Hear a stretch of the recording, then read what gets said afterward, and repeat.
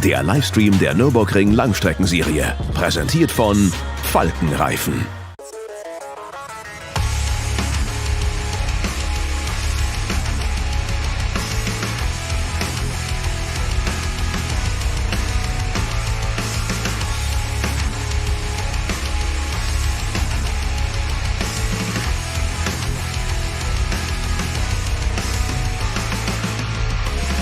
A very warm welcome, everybody, to the Radio Show Limited Network and to RS1 for the latest coverage of the Nurburgring Landstrecke Series. This is the penultimate round of the championship and the 53rd edition, no less, of the ADAC Barbarossa Prize. Delighted that you can be with us for all of the build-up. And remember, the race starts on the next hour, depending on where you are around Europe or around the UK. Remember that it is a midday start, beautiful blue sky above the racetrack, and that's actually in stark contrast to the weather that presented everybody heading to the Nürburgring part of Germany a little earlier on today, because it was incredibly foggy. But the castle is easily picked out in the distance, and thankfully in the lower portions of the Nordschleife, which is where the wetter, the mistier weather tends to gather, even that has started to clear now as well. It's less to do with visibility from a driver's perspective,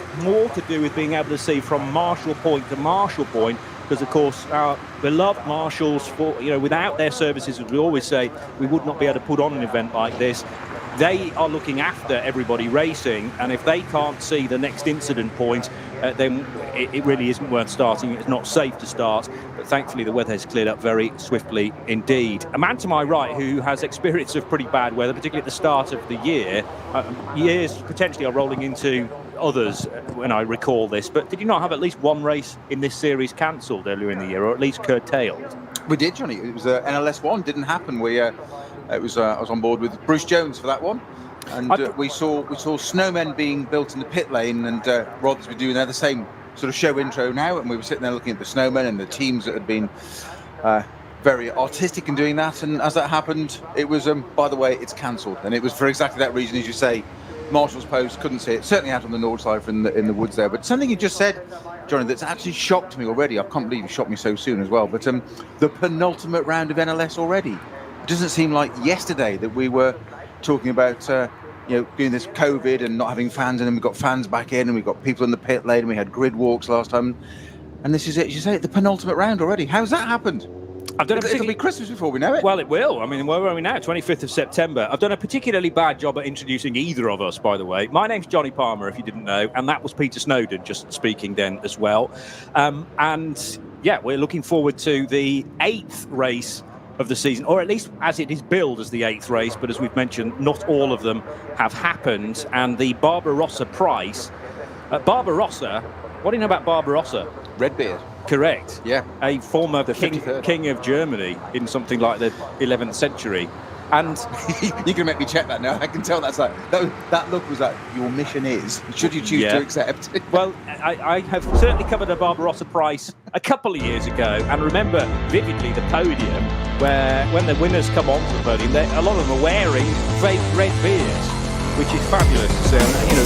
The Nurburgring Langstrecke Series podiums are always identified per event, because they are put on by lots of different organising bodies and completely separate from the Nurburgring 24 hours, for instance, completely separate from the 6-hour qualifying race, and therefore 9 different organising bodies get to put on the race. Highlights of this morning's qualifying, with a difficulty for the 633 car. I'm going to rephrase that actually. I think these are highlights of possibly the previous race, Snowy, which happened on the 11th of September. Yes, it is. That's a bit of Kevin Estre doing his pass on the grass almost around the outside on the Dottinger up to Tiergarten. Is the trademark pass, as it were. So the KUS, the KUS sponsored Porsche in the Grello colours from Manthey Racing, the yellow and the green, round the outside of a couple of Audis, the BMW from Valkenhorst. Car ID is going to be a little bit off for me, at least for the first few laps of this race, just purely because, as you say, this has been Bruce Jones and Snowy's domain through much of the year. But BMW heading across the line, being lapped, I reckon, by Kevin Estre, down towards the first corner. It's not the same circuit either that runs for the 24 hours, so the Mercedes Arena section is in use. This time you turn right and you loop all the way around rather than taking the quick right-left hook, which is in use during the 24-hour race. But you don't go all the way down to the Dunlop curve at the bottom of the hill and to the hairpin bend there. Instead, you take the cut through that the trucks use as well on their big meeting in July normally. So the shorter version of the Grand Prix circuit. 30 car, which has qualified well today. The Fricadelli Racing Porsche with the green door mirrors. We'll talk about qualifying in a moment or two, but not before we've heard about Frederick I. Barbarossa. Indeed, Frederick I, King of Germany, elected in 1152. And so slightly out. So you went far out. 12th century, in fact. Yeah, I think I said the 11th. I think we'll allow that, because that's 1152, 12th century. I think at the start of the show, it isn't meant to be a history lesson. It's meant to be the Nordschleife. So I think that's a pretty good effort, actually, John. I always think we're still in the 20th century now, because it starts with the 20. You have to make a slight adjustment. I was looking at your clothes and thought exactly the same. But that's the first points of the show awarded to you, JP. 21, which is the century we're in, is the car from Aston Martin, which is grabbing all sorts of headlines this week. There is finally a GT3 Vantage back on the grid for the first time in something like 3 years, I think. It is 2018, last time I was out, yeah. And two drivers that are obviously still on the books at Aston Martin, even though there is no factory initiative right now, certainly not at the World Endurance Championship level. But drivers well recognised at driving Aston Martins in recent years. Maxime Martin and a certain Nicky Team, who was qualifying it earlier on. So certainly Aston have not lost any of their crucial contacts, because that car is going to go incredibly well, you sense, Peter? I would sense so, yes. I mean, obviously there's reliability and all the other issues that come into there. The multi-layers we talk about of NLS, and then the multi-classes as well, of course. Never mind the weather possibility of this. But all things being equal, you'd be absolutely stunned if that number 21 Aston Martin wasn't up at the pointy end, wouldn't you? It's going to be there. Certainly with that strong driver lineup. GT3, the sort of new, nice to see them out again. Of course, Aston Martin have withdrawn from sports car racing officially. They're focusing on the brand in Formula One, very much there with Lawrence Stroll, new factory, etc., etc. They've just signed the two current Formula One drivers for the following season. Very much what they're looking at in that element. And to get Aston Martin back to the front of us. Well, I say the front of Formula One. They never were really back when they developed the DBR4 back in 1959. It was a front-engined Grand Prix car. We saw a couple out at Goodwood in the UK, the Goodwood Revival last weekend. Nice to see one out, but it was a car that was developed too late. So it's good to see Aston Martin doing Formula One and promoting the brand there. But in terms of sports car racing, we've withdrawn factory support there, but they are still supporting customers. Yeah, I was going to say. That's what's really key about this is, though, it's nice to see a non-customer, of their own car, factory car back in there, in the Aston Racing Green. Notice they've changed the colour to just like the Formula One cars. Yes. Like that. Along with, did you notice, I don't know if it's still on the week or not, but you could have now, you can buy a Recreation DB5 now. Really? Yes, you can't run it on the road. Right. It's not road legal because it's based on 1965 rules. Fair enough. But if you may remember, you're probably too young for this, Johnny, but in the UK you had Corgi and Dinky toys, model cars. Yeah. Kid. I don't remember them when they were first out. The way it's presented now, of course, I do. The way it's presented is now you get a full-size DB5 in a Corgi box. It's a full, so it arrives in that, you get it in the box. They're 2.75 million a piece, 25 of them made, pre-sold a lot, funnily enough. And you can go out and buy a replica DB5 with, I believe it has machine guns and stuff, etc., etc. I believe they're not armed. Let's hope not. I don't think you could sell that probably to the general public. No. What customers choose to go and do, I don't know. I'm trusting that the. You sense there might be slightly better options in weaponry, in fairness. Well, yes, I'm just sensing, hoping that the 21 car of Nicky Team and Maxime Martin isn't armed. They can't get things. When they press the flasher button on the lights, it does flash the lights and nothing more sinister. It takes out a couple of Porsches out front, Mario Kart style. Of course, ties in with the weekend of the new Bond film, No Time to Die, released this weekend. So yes. Big Aston Martin weekend. Very clever. Of course, in the Corgi and Dinky times, there are collectors who bought them when they were first out and never took them out of the boxes, and they're still in the original packaging. So are we going to get that with a full-size one? I hope not, because they are built to be driven at the end of the day. Some interesting quotes, though, from David King, and I'm indebted to Sportscar 365 for these quotes. Despite our various successes at the Nurburgring, for one reason or another, Aston Martin has never had a sustained presence in the top class of NLS or at the 24 hours of the Nurburgring. The time is right for change now that we have a world-class GT3 contender in the Vantage. So we'll be going there this weekend. They're here today with the intent to show that the car is capable for potential customers and partners, and of course to try and notch up another win for the Vantage GT3. So you've mentioned about the customer program still very much being a going concern for Aston Martin. This is an attempt to say, hey, everybody else on the grid, we've been away for a little while, but you will see how well, fingers crossed, this car goes, and you very, very much an option to get a Vantage for next year's running in the NLS. Absolutely. And these things change. There's a change of focus. When Aston Martin came back in mid-noughties and brought a car here, it was the AM Vantage, the road car. Yeah. And they brought it here, and it was just before Aston Martin Lagonda was sold to the consortium with Dave Richards when he had it at ProDrive. And ProDrive had the deal to build the racing Aston Martins, so Aston Martin factory built their own car, brought it here, took a road car, famously and affectionately known as Kermit because of its colour, brought it here, put the safety equipment on it, brought it to the Nurburgring 24 hours, and I think it won its class, and very high up the order. Somebody will tell us exactly where it was, I'm sure we can look it up, but it as a road car, it impressed. So they decided to build a GT4 compliant race car. Yeah. And the initial ones, I remember this because we had one and ran it, was called the N24 after the Nurburgring 24. That then evolved into the GT4 car.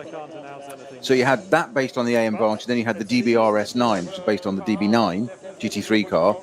So Aston sort of shifted, they focused on GT4 quite a lot for the custom and the amateur lineup.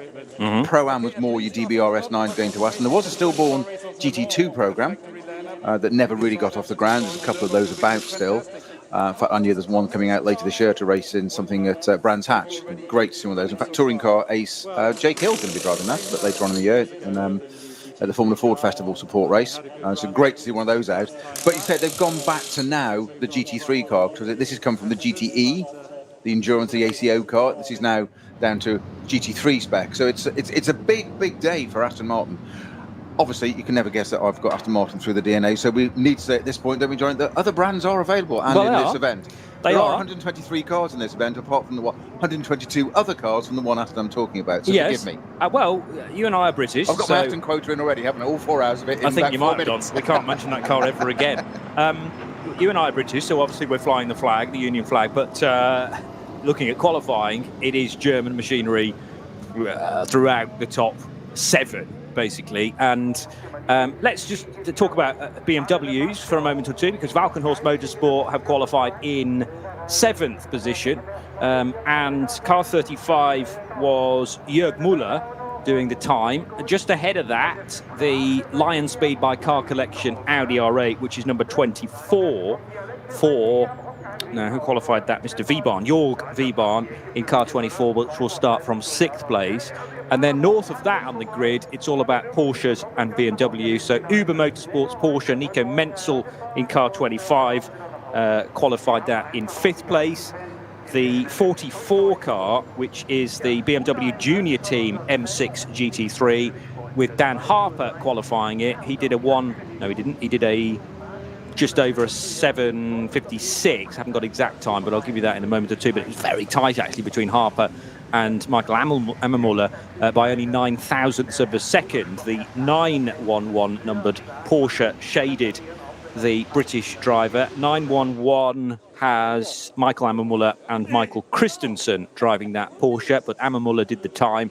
David Pittard put the 34 Falcon Horse Motorsport BMW on the front row, car number 34, and that was actually 3.4 seconds off the time set by Julian Andlauer in his Porsche. So he must have got a bit of a break courtesy of traffic there. A 7:53.542 is mightily impressive from the Frenchman in car number 30. He shares that with Klaus Abelin, the Fricadelli Racing Team Porsche in the red and white colours with the green door mirrors. And Julian Andlauer is 3.4 seconds clear of the field. I mean, that is quite some statements, Noe. It is, but it's a 4-hour race, and it's the Nordschleife. I mean, 3.5 seconds by most people's standards, or any normal racing or motorsport, is significant. In tighter formula like Formula One, that would be extraordinary. It just wouldn't happen. You'd think something very strange had happened.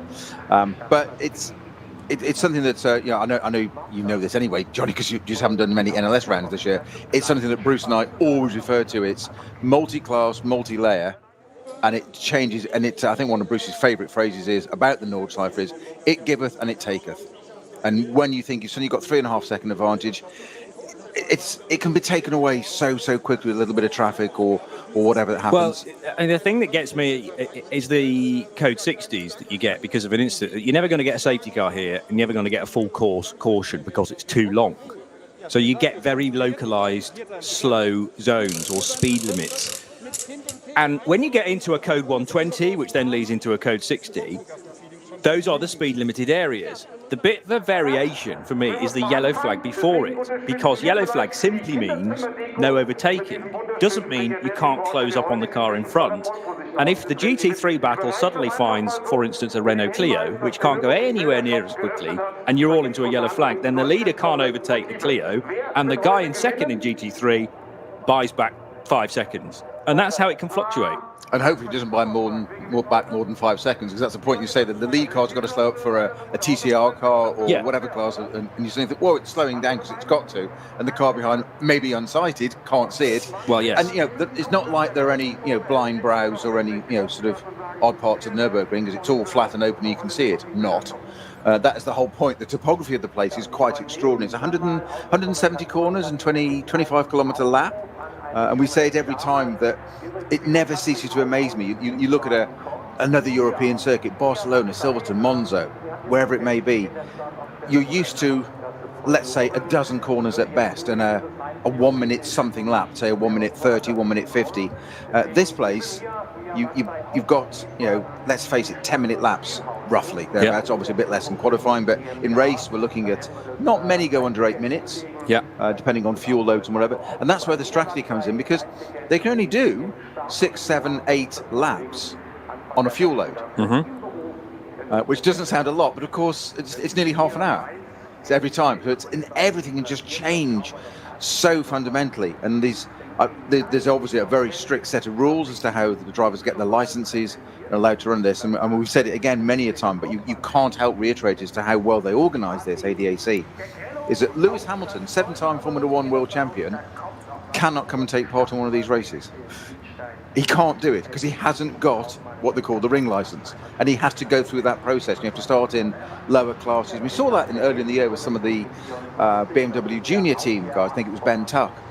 They popped him into an M2. He's normally in an M6. They popped him in an M2 because different things were moving around. But it was great experience. And if you think about that, it wasn't just great race experience. It gave him experience of being in a different speed category class. I'm not going to say a lesser class, I don't mean it derogatory, but a different speed, to have an understanding what it's like having GT3 cars, SB9 as we call them here, around him. And it gives you a greater understanding. And it's just more data, more information that's going to help in these things. And it's 123 cars take part in this race, Johnny. 19 in the top GT3 SB9 category.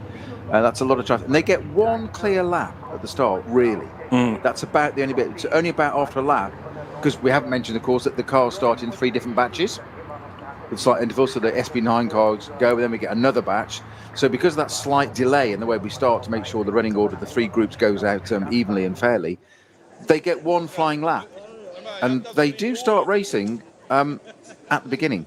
You'd think it was a 4-hour race and all that mentality, psychology of sitting there that it's qualifying. We don't need to worry about being on front row of the grid. Well, nobody tells this lot when it gets down to turn 1, turn 2, turn 3 into the arena part of the circuit on the Grand Prix circuit, because there's lots of runoff there. So they've got much more advantage, much more opportunity on that opening lap to do something before they go through the newly named at the last round, NLS 7, Sabine Schmidt's curve, where it comes off the arena circuit onto the Nordschleife, which is actually one of the narrowest parts of the circuit. And it really is a pinch point and a hairpin round over a brow. It's very bumpy, and it is a very physical warning of you are now about to start the daunting Nordschleife. And it is nothing like the F1 FIA licensed circuit you've just driven. It is totally different. And it's that first bit off through Hats and back is an absolute roller coaster. And obviously, we'll get to expand more on that during the 4 hours we've got of racing. But it's 2 circuits in one. There's the little Grand Prix circuit. They held the German Grand Prix here last year, for heaven's sake. So it's a full F1 level circuit. And then you got that bit, the Nordschleife, the green hell. I hadn't realised that this is the race, the first race, where the fans are allowed back, in fact. So for the first time in a year and a half, all spectators. Now, you had to be either vaccinated, presumably double vaccinated, or single if you're using, was it the Johnson & Johnson one that is available as just a single Other dose? brands are available. Well, yes, but not if you want a single dose, interestingly. You can have been tested, so I suppose bring along a PCR test and that'll get you in, or recovered, because there is a theory that if you've had it once, then you won't get it for a period of time afterwards. So if you can show evidence of that, then you're in. And therefore, the crowds have literally flooded out not literally, but they've flooded the pit lane, kind of swamping the cars there and able to see the full metal racing up close for the first time for a year and a half. So it is a joy to witness all of these fans that have been desperate, I'm sure, to get onto the asphalt and enjoy this race build-up. They've regained access to the paddock, including the pit and the grid walk, as I've mentioned. Grandstands at turn 3 and 4 are open, so that would be Mercedes Arena sort of area, and overlooking that run into the braking area for the cut-through. And it also gives you exclusive parking permits for Hats and back and for the Brunchen and Flansgarden section. So we're going to have spectators elsewhere around the circuit, not just on the start line. And for me, I mean, as I say, I've not covered any of the first 7 NLS races prior to this, but naturally, Snowy, we're going to get more atmosphere because all of a sudden there's a crowd watching. Yeah, it's fantastic. And we've worked extremely well. And the ADAC last year, they really gave motorsport, I would say, perhaps even Formula One to an extent, and I don't think it's an exaggeration, but they gave us a template how to go racing again on the biggest, most awesome circuit in the world. And they devised a system where we called it jokingly the shopping mall, where they came into the pit lane and they went through the first garages, turned right and went down the back, and we called it a shopping mall. Some of the GT3 cars, for social distancing, what they did with the SB9 GT3 cars, they went into the first into the first bit there, round into what we call the shopping mall, through a roundabout, a carousel, back into the pit lane again, and then refueled there. Other cars were fueled and serviced in the paddock, so they had measured out socially distancing acceptable spaces for each team, so the crew could set out and about, obviously with masks and stuff on, whatever. But they really gave us a blueprint of, do you know what? It is different, but we can do this. Yes. We've got the space, so let's use it accordingly. And it was brilliant to see. Unfortunately, the one thing it was lacking was, say, spectators, the public, and that means the atmosphere. And you can't beat that. And it was, the pit lane became, a little bit soulless. Cars came in, they had their work, it was very functional, out they went again. But it got us racing, and that was the thing. And it was really, really good to see. So much better now, sights of the pit lane now pre-race, pit walk time, and you say the public allowed to mingle in and go around and see the cars. And again, very different to many other formulas where you can't get any access, you can't see the cars, you can't see the drivers. In this, you can. You can go and see them, whether it's a TCR Golf that you like, or the famous Foxtail, the Opel Manta, that I'm not sure it's on the entry list today or not. I haven't seen it yet, but I'm sure it'll be around there somewhere. The ring taxis, whatever, and the top GT3 cars. But you can get in there and get amongst them and be part of this. And it's so good to see spectators back at motorsport events and here at the Nordschleife. My only regret is, with slight sadness, is that it's the penultimate race already. Yes. I want another 10 of these now. Just keep going. It's just brilliant. I just want to keep talking about it. So do the fans, of course, and they're going to have to wait until March next year for round 1 of the 2022 season. Another returnee, and a very interesting one for me, because I hadn't realised it'd been so long, at least to the SP9 category, so therefore to GT3, is Black Falcon. And I've been away for 2 years, pretty much, but entering in the SP Pro category, car number 19, the Black Falcon Team Identica Porsche 911 GT3R for Noah Nagelsdijk, Florian Naumann and Hendrik von Danwitz, who did the qualifying time. Now, it's a little bit away from the top 10, but that doesn't matter because Black Falcon have such great pedigree here through the years, particularly at the 24 hours, and then therefore the VLN races, as they were then, leading into the 24-hour races where everyone's trying to get their license ticks, they're trying to get their qualifying laps in, they're trying to get a number of races done so that they are eligible to take the position on the grid come the 24 hours. But Black Falcon have won the 24 hours in the past, but have been away from the GT3 part of it for a little while. So making its debut with the Porsche 911 GT3R this weekend. And the SP9 car will have the three drivers that I've mentioned. So Nagelsdijk, Naumann, von Danwitz. And I understand that they had a decent 6-hour race. Or was that actually planned? No, they were planned, I think, to come out for that race and then didn't take part. But Black Falcon with good form in SP7 as well. We will talk about that in a moment or two and also run through the grid as well, or at least the front part of it, Snowy. Just good to see that Black Falcon car back for the last 2 rounds as well, not just a one-off. It is here for the last 2 rounds, which is great to see. Yes, so that that trio of drivers have switched from SP7, in fact, to the new category. And the defending champions just rounding the Grand Prix lap, I notice, as well. So the grid walk continues. And actually, we have got a moment or two to chat about Black Falcon for a little bit longer. So, I mean, people like Bernd Schneider have driven for Black Falcon in the past. I'm thinking about Manuel Metzger and Adam Christodoulou. You know, there are some big names in recent days that Black Falcon have used for their drivers. It's interesting that they've very much targeted youth, though, for these three, and you sense that Sean Edwards a few years ago as well. Well, yeah, very much part of it. In the SLS days. The SLS, I can say with the butterfly doors or the gull wing car. That's right. Butterfly doors if you're in America, gull wing in Europe apparently is the difference.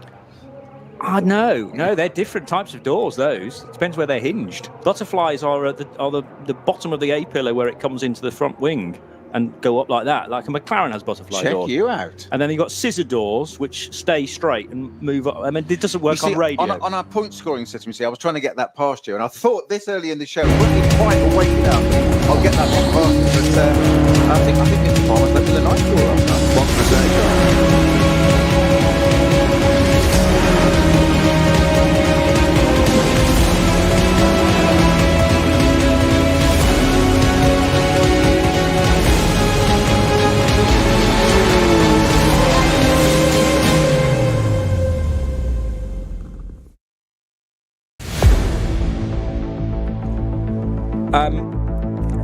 Yes, we were talking about the difference of... I'm going to move on from doors because it's not a very interesting topic, frankly.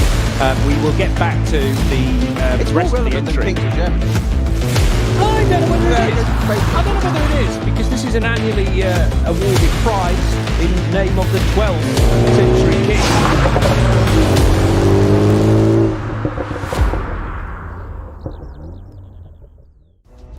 Zwei Familien.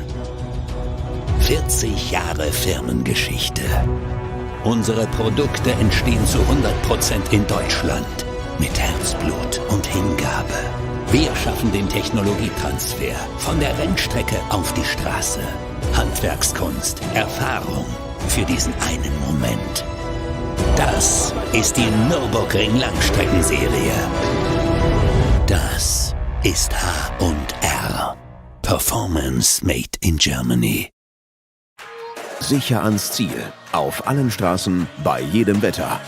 Mit den zuverlässigen Sommerreifen von Falcon. Jetzt Falcon-Reifen kaufen und Tankgutschein sichern. Weitere Informationen auf tankgutschein.falkenreifen.de. Falcon-Reifen.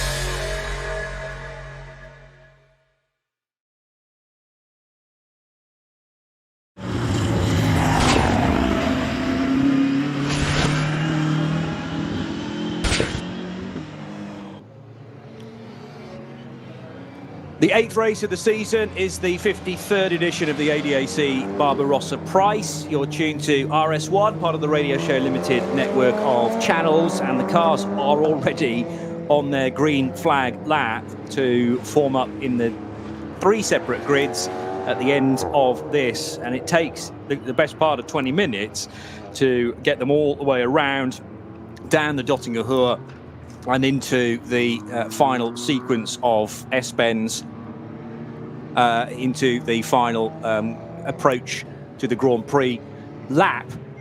So we'll give everyone obviously the chance to assess the conditions, because this morning has been rather concertinaed with a delay to qualifying and then a quick turnaround off the back of the qualifying session straight into now race build-up.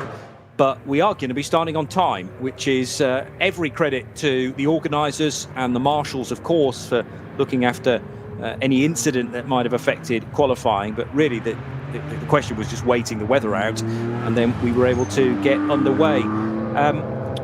Lots of interest as far as starting drivers are concerned, whether you use your qualifying driver in this first segment, because the GT3 cars, well, generally you're looking at 4 stints because they can comfortably do an hour, but sometimes there is the option for GT3 cars to come in after only 5 or 6 laps. You're going to be hard pushed to do 8 on the opening stint because the fuel is required even at slow speed for this rolling lap. So first stint might be 7 laps, and then you can do it on 8 laps after that. I've been looking at the race distances completed so far, actually, and I realised that the one exception was the last time out, which was a 6-hour race, so you can kind of forget the 40 laps that were completed. But race 2 of the year, when race 1 didn't happen, I'll remind you, race 2 ran to 29 laps. The 3rd race on the 1st of May was 28. The 4th race was 28. And the 5th race in July was 28. But interestingly, then the very next day, which was round 6, so you had a double header on the 10th and the 11th of July. That was a lap longer. And it really depends on where the race leader is compared to where the finish line is and where the checkered flag, because the checkered flag will wait for the race leader, unlike the finish in the Nurburgring 24 hours, where they just stick the checkered flag out and it picks up whoever comes across the line next, and those positions start to be locked in from that point. These races are run slightly more conventionally, as that's interesting. Some cars that have done a Grand Prix lap are now turning right after the connecting loop and actually using part of the ring ride section, or when you pay for a tourist lap, the connecting road between the end of the Nordschleife and the Hatzenbach run is used, and some of the cars are going in the opposite direction now to get back to the grid, Snowy. Yeah, they're just following up the grid. I mentioned, I think it was 45 minute delay. It's actually a 30-minute delay, so our race will start at 12:30 Central European time, 11:30 UK, and those cars are going to the grid now. So I think that's why they're using that little bit there. The now should be in Schmidt's curve, turning, I think that's the batch 2 cars around, the GT3 cars, SB9s, making their way round, and just to save time. Normally they tend to do a whole bit of the Nordschleife to go all the way around. Well, the weather's dry, the circuit hasn't really changed that much because of qualifying, because it was so much sooner. Yes. So they can afford not to do the whole Nordschleife and get the schedule a little bit back up into speed, no pun intended. So a 30-minute delay, 12:30 is our race start. Round 8 of 9. Quite extraordinary that we're at that point already. 123 cars we mentioned, Johnny, which is... unbelievably, that's quite a low number for NLS. 140, 150. I can remember back in the day when I did the 24-hour here, I think it was 240 cars started it. Easily. In those days, it's not the done thing these days, but it certainly kept you busy, put it that way, for the next 24 hours. So my apologies, we're not starting on time. We're starting 30 minutes after the scheduled midday starts, local. Very intrigued by the Uwe Altzen and Marco Holzer Porsche 911 GT3 Cup car. The 51 is in the camouflage livery, and that looks like it is a new shape Porsche Cup car. Some of the domestic championships have that available already. Some, like the British Championship, do not yet, and the new car will be offered to customers from 2022. But I certainly know that the Benelux Championship has the new car, and also the German Championship has the brand new Cup car as well. So I'm not quite sure why that's running in camouflage colours, because it's available now to customers. Yeah, talking of cars that will be available to customers in 2022, we haven't mentioned the new BMW M4 GT3 car, which is running in the SPX category. Had its debut finally at the last round and finished on track on the road, a very creditable 5th position. With Augusto Farfus and Philipp Eng at the wheel. But Bruce and I noticed as it came into the pit lane, it seemed to roll to a halt.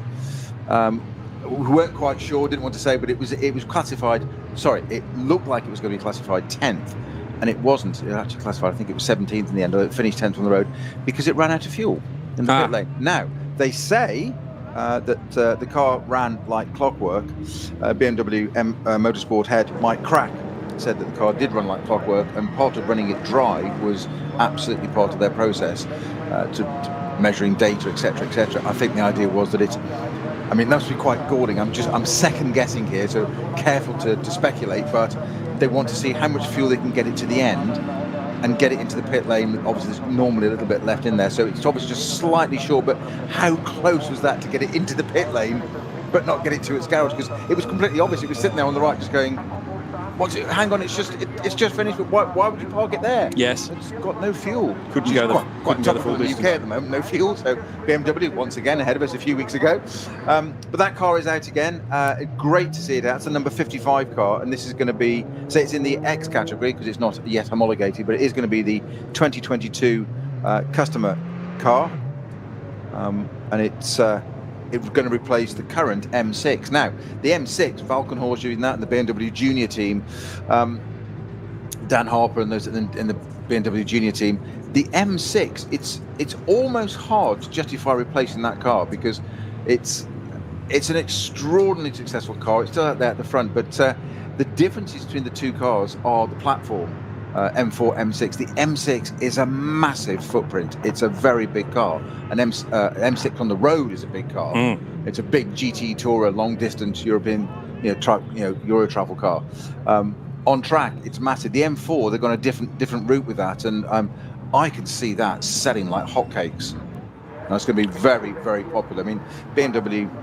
I say most of the German brands don't tend to get it wrong, do they? BMW, Porsche, BMW, Audi, Mercedes. They all make pretty efficient GT3 cars, and others, and road cars for that matter.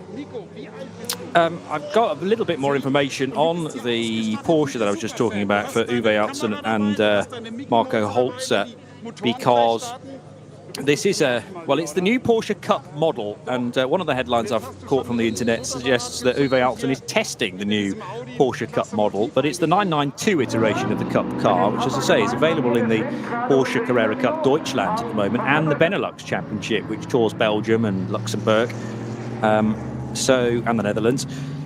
Anyway, Uwe Altzen, fantastic to have one of the most successful drivers in recent years behind the wheel of this Porsche. 13 overall victories, 44 class wins, and he'll be putting the new model through its paces in an endurance race with Marco Holzer.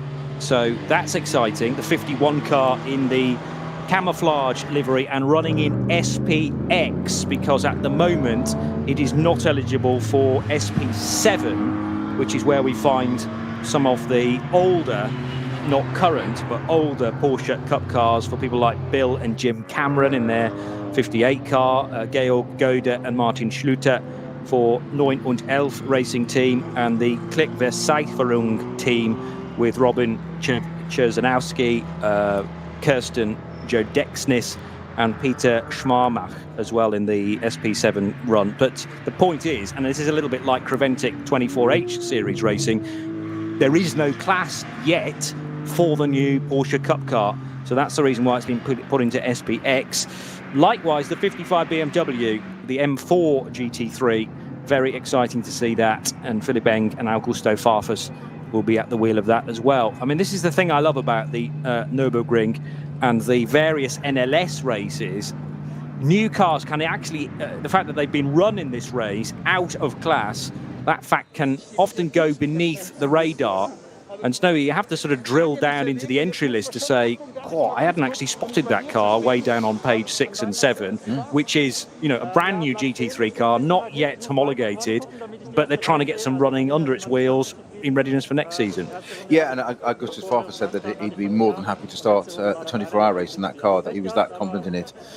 So let's see what it did there. I mean, it got up into the order. It was comfortably inside the top 10. I think it was 5th or 7th thereabouts in the 6-hour race we had the last round. So it did. I know it wasn't classified 10th, it was something, but it did finish. There was a reason for that, but it did really finish 10th. So that's where its benchmark is. It's in the top 10. It's in the pointy end. That car coming to the grid now. Very, very distinctive new shaped grille on these BMWs. Very deep grille on it. And I think Bruce and I commented last time that you'd be hard pressed to have a more intimidating grille than the Mercedes GT3 car. Yes. Behind you in your mirrors, that big black grille, like a mouth, almost like a lion roaring coming up behind you. BMW managed to take it one that there's a totally different technique, and again, it's art, it's their brand, it's the kidney grille, but it's there, and it's two big kidney grills like, we're here. They're black with a white background. It's like, we're here, and it's like, oh, that'll be the new BMW then. Yeah, striking. Very striking is the word. So the 6-hour race that was held 2 weeks ago on the 11th of September was won by a Manthey Racing Porsche. We were talking about Kevin Estre scything his way through traffic, as we recall various moments of that a couple of minutes ago. He shared the 911 Porsche with Lars Kern, who is very much a track specialist here, testing all sorts of machinery around the Nordschleife, and Michael Christensen. So Christensen and Estre, the former WEC teammates, partnering up again for Manthey Racing, and they won by just under 20 seconds, which is not a great deal of time when you consider they've been racing for 6 hours, and the natural concertina effect sometimes when you're going through caution areas. But it was a true fight between two different brands, because the BMW junior team, by the looks of things, ran them very close, of Dan Harper, Max Hesse and Neil Verhagen. They certainly did, but it was the Frenchman Estre that cemented that on the first lap. I said they get that opportunity on that first lap, but they get the clear lap, and they don't hang around. They don't go, oh, it's 4 hours, we'll take it steady off to you, Claude. Or 6 hours. 6 hours in that case, yes. They got on with it, and Estre went from, I think he was 6th on the grid up to 2nd place. Yes, he was 6th, with behind Matteo Drudi in the Audi R8. And the other great starter was David Pittard, who went from, I think he went from about 17th, and that car had a bit of an issue in, yes, because that qualifying was cut short, that was right, so some of the cars didn't have a very good qualifying time, not representative lap times in the 6 hour, it was cut short. And Pittard went from 17th to 2nd and got caught up on the Dottinger Hoa at the end of the first lap. Unfortunately, just tagged one of the cars, I think it was a Porsche in front, and didn't do any damage to the Porsche, but it did a little bit of damage to the BMW, where it then unfortunately faded for the rest of the race, and they just never quite recovered. They had to pit for a puncture and a few things. It just never quite got itself back into its rhythm. But no such problems for David Pittard this time in the number 34 Falkenhorst BMW. I think he's possibly starting it. Ben Tuck and Christian Krones with him. It's a pro lineup in that car, unsurprising. This is still the outgoing M6 GT3 version. Yes. And we have referred to him in the past as Pitbull Pittard, that he doesn't mind getting his elbows out, certainly on that first lap, but nor does Kevin Estre. Hence the phrase, pass on the grass. It's for a genuine reason. Yeah. I think it was 2 or 3 rounds ago. He went for the lead on the Dottinger Hoa, going up to the Tiergarten at the end of the first lap, and there wasn't room. Totally legit. The leading car was placed it appropriately, and Kevin just went, well, I'll have 2 wheels on the grass and go by. And it was just like, okay, it's fairly distinct being Grello, that car, you can't really miss it. And it was like, you've got to understand that parts of this circuit, Hatzenbach, etc., down there, but certainly the Dottinger Hoa, it's the fastest part of the circuit. It drops down, rises up into Tiergarten, which is incredibly fast. It's like a roller coaster landing sort of on a plateau. But the runoff area, it isn't a runoff area. It's a ribbon of green at the top. I think they call it grass. Yes. But it's so, I'm not sure. It's so narrow. So to be putting 2 wheels onto that, and I mean, I don't just mean a little bit of tyre kicking up dust. We're talking 2 full wheels on to overtake for the lead at the end of the first lap of a 4-hour race.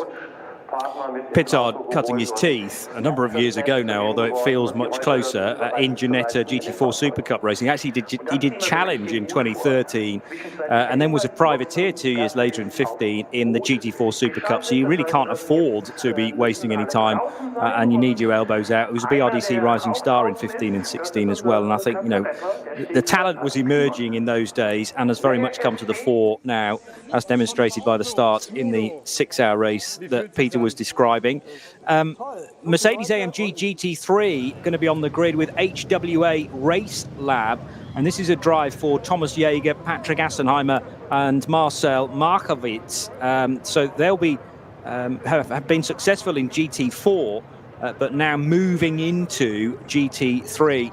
And Luco Sandro Treps, who normally drives for the Land Motorsport Audi R8 LMS crew in ADAC GT Masters, also moving into GT3 as well. So some interesting changes, and generally these last 2 races in the season can be used, if you're not in a championship battle, they can be used as sort of an audition process for an opportunity in the new year. So that's the reason why I see a bit of chopping and changing of drivers moving up the classes, perhaps from a lower GT category to the top division, because that's drivers and customers working out whether that is the route that they want to go in the new year. But it's also factory teams taking these last couple of races as an opportunity to work out who they want to take on board as their next batch of junior drivers, effectively. And we want it to be as less of a conveyor belt as possible, with people falling off the other end. These drivers are looking ideally for a 10, 15, 20 year career, but it's always important, I think, Snowy, to be focusing on the youth and the talent coming in, because if you get them nice and early and tied up to your manufacturer, you can then cling on to them for several years too. Well, say, look at the BMW Junior team. Yeah, those guys, they're teenagers. I think one's 20 already, and that's about it. Yes, and they're on the way through, and they will be keeping an eye on that M4. Of course, so thinking, fancy a bit of that. Thank you very much. Can you just put a bit more fuel in it next time, though? I jest, but obviously BMW know what they're doing on that front. But that's the point. Where there's so many opportunities, and there's a race here that we talk about all the time that's not part of NLS, which is the 24-hour. Yeah, but it is. It isn't officially, but it is very much part of it. It's the same track. Exactly, but it's the one that everybody wants to win. And you've won an NLS round, you've won 2 or 3 NLS rounds. You're not going to be champion in NLS because that's a different category. We've seen that car, we saw the champion going around the BMW 3 Series going around. That's a different category there for the VLN Cup. But a lot of this is, we do see certain teams coming out for this, and they'll do the 6-hour, we call it the qualification race for the N24. It isn't a qualification, it doesn't set a grid or anything like that, but it is the race that people use to say, we're going to win the big one. They all want to win the big one. There's Le Mans, yes, but here people want to win this, the 24-hour race here. I had one this year, of course, and lots of foreshortened weather later in the year, different times for things, bits of rain. Unfortunately, we had some shortened versions. It'd be great. Hopefully next year, they say we're getting much more back to normal. It'd be absolutely fantastic to have a full 24-hour race around here, and that is just awesome. And the idea of driving around the Nordschleife in the dark, brilliant. 10 minutes to go, Johnny. To the formation lap, yes, but 26 minutes to go before we are racing. This is RS1, part of the Radio Show Limited network of channels. It's Peter Snowden and Johnny Palmer bringing you coverage of the 8th race of the season in the Nurburgring Langstrecke Series. And by all means, get in touch at RSL_studio on Twitter for questions and queries about this race today, some of which we may be able to answer. Others might take a bit of a team effort as part of the collective, but hopefully we'll get to some resolution by the end of the afternoon, because this race was scheduled to run through till 4 o'clock local time. It's actually going to be 4:30 now by the time that the checkered flag is thinking about coming out. It might wait a couple of extra minutes, of course, for the leader to emerge out of the final sequence of corners. Car Collection bringing a couple of cars to the start of this race for the first time this year, I understand. Now, Car Collection are well recognised in other GT3 competition, like the 24H series, of course, but Nico Muller along with Patrick Cole and Patrick Niederhauser, will be in the number 23 car. That's the Pro lineup. And then there is a Pro-Am for Patrick Kolb again, Jörg Wiebahn, who set the qualifying time, Milan Doncha, and a man that Peter Snowden always enjoys giving the full name to, because he's down on my entry list as Lorenzo Rocca, but I'm missing the crucial middle name there. De Torrepadula. De Torrepadula. Yes. Torrepadula. I'm going to leave that one Lorenzo to you. Rocca de Torrepadula. See, I can do... Bruce would be so proud of me. I think he would. I think he would. I can do Intrafufasak. Vutakorn Intrafufasak, You get a I think free is for his that, can't you? full name. You probably can. But the Intrafufasaks are great drivers, particularly Junior, who is in single-seaters at the moment. But I don't think either of the Thai drivers have quite raced here at the Nurburgring yet. But I wouldn't necessarily say that that's out of the equation in future years, particularly for the 24 hours. Grid being cleared. Okay. And the Reggie, I said a few minutes ago, 10 minutes ago, you're quite right. You said 10 minutes to the formation lap, 26 minutes to the race. We've already established this is a very long circuit and that lap times are 10 minutes, 9 minutes, a bit less sometimes. Let's not set the bar at the moment, but you get the idea.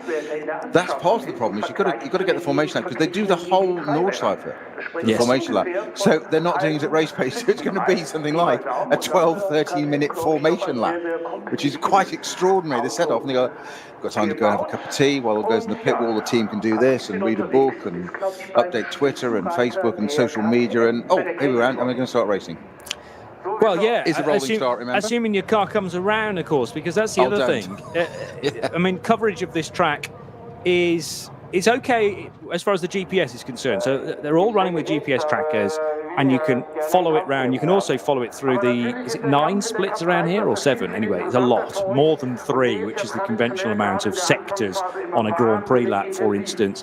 So you're kind of calling it through there as well. But unlike the television coverage that the N24 gets with the chopper and the local cameras, you're really throwing your car out into the wilderness and just hoping that it comes back. And that's the case for the race as well.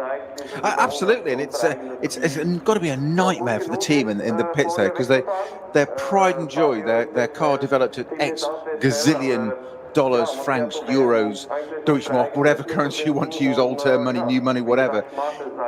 You do the worst thing possible. You give it to a driver. And send it out into the woods and hope to go every 10 minutes, roughly, you hope it comes back again in the same shape it's just gone past. Yes. They always say the most easily changed components in a racing car is the driver, or the loose nut behind the wheel, but it's true. It is. That's what they are. But I often feel for that it's that rhythm, as you say, for the teams here. Normally the cars come by every less than 2 minutes, roughly 1.5 to 2 minutes, roughly. So there's a rhythm. It's metronomic. It's still, and if it's a big meeting, you can watch the screen in your garage and go, we're fine, we're still in the race, he's having a good battle, but at least all the panels are still straight. Whereas this, particularly if you had an incident in qualifying, you fix the car in the interval between quali and the race, and then you're throwing it out for the formation lap. That's where the test, you're testing the water there, because have we done everything we needed to do in a very hurried time, or all of the screws and the bolts back in the right positions? It's when you've got that box of bits left over and there's 3 or 4 5. Yeah, where did that go again? Well, they came off. They must go back somewhere, and just hide it. Don't tell the driver. It's fine. Can't be that important. Exactly. Yeah. Battle for the championship certainly is intensifying as well. Daniel Blickel, which is a very satisfying name to say, Tim Shearbath and Max Kronberg from WNS Motorsport, winning 4 times in their Cup 3 Porsche 718 Cayman. And that trio just, I love the points in the NLS. Their championship lead is 0.17 of a point.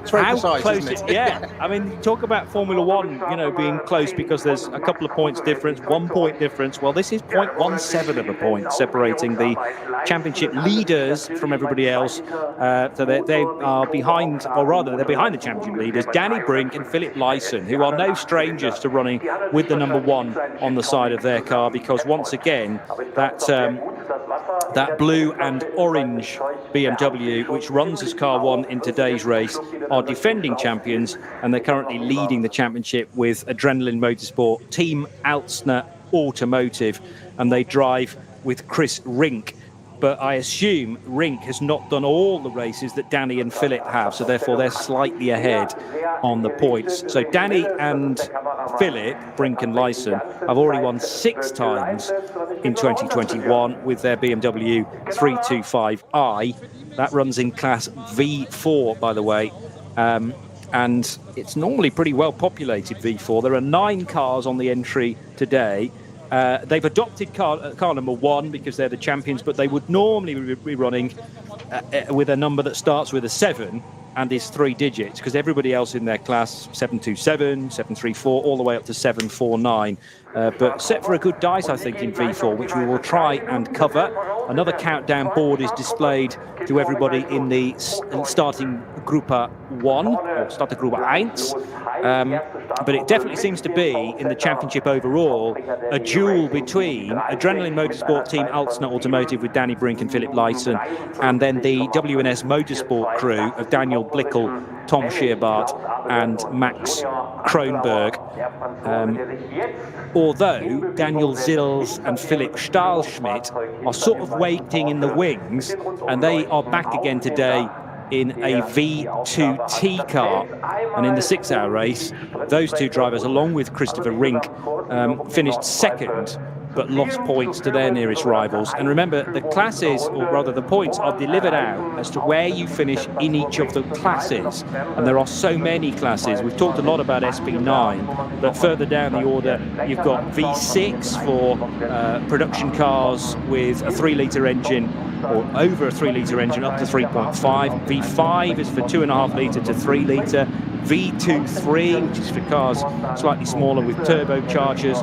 H2, which is for cars that are essentially Renault Clios, 4 Clios in H2. There's an all BMW class for the M240i's. And there must be 20 odd different classes, and you get your points depending on where you finish within each class. So even if you might be 101st overall, you might still have won your class. The cars are now on their green flag lap, so this is a chance to get familiarised again with the racetrack. The conditions, as Snowy was mentioning, haven't actually changed from qualifying, so less of an issue there. But an indication on the times. Now that's interesting, because a 7:53.5, I mentioned it was about a 3.5 second gap between the first 2 times, but it's not. It's actually much, much closer than that. And the number 5 car will be starting alongside the number 30 machine. So a slight adjustment. I wonder whether there may have been some confusion as to some deleted times, maybe. But it does look like the front row is a Porsche from Fricadelli Racing, alongside, in actual fact, the 5 Phoenix Racing Audi, yes, of Vincent Kolb and Frank Stippler. And it's much tighter, tenths of seconds between the qualifying times from the front 2 cars.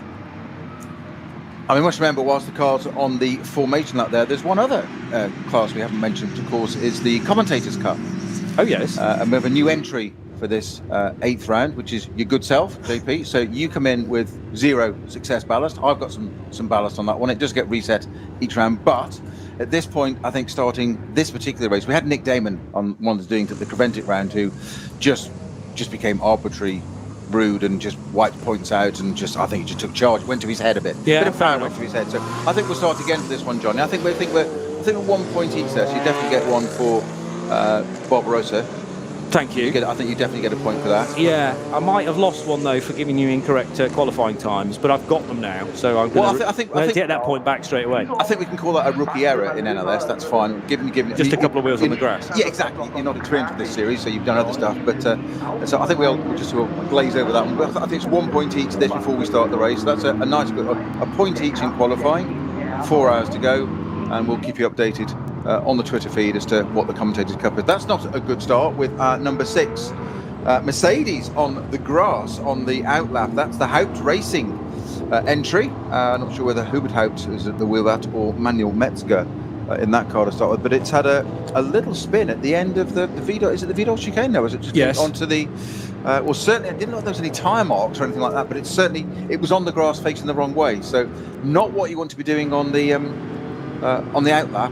That said, if you're going to do it anywhere, do it on the Grand Prix circuit where there's plenty of runoff. Well, that's true. 2 corners later would have been Sabine Schmidt's curve, and we've already identified that. There is no runoff there. There is literally no runoff. It's a barrier. And if ever there were, I think a pinch point is a complete undersell of what that corner is now.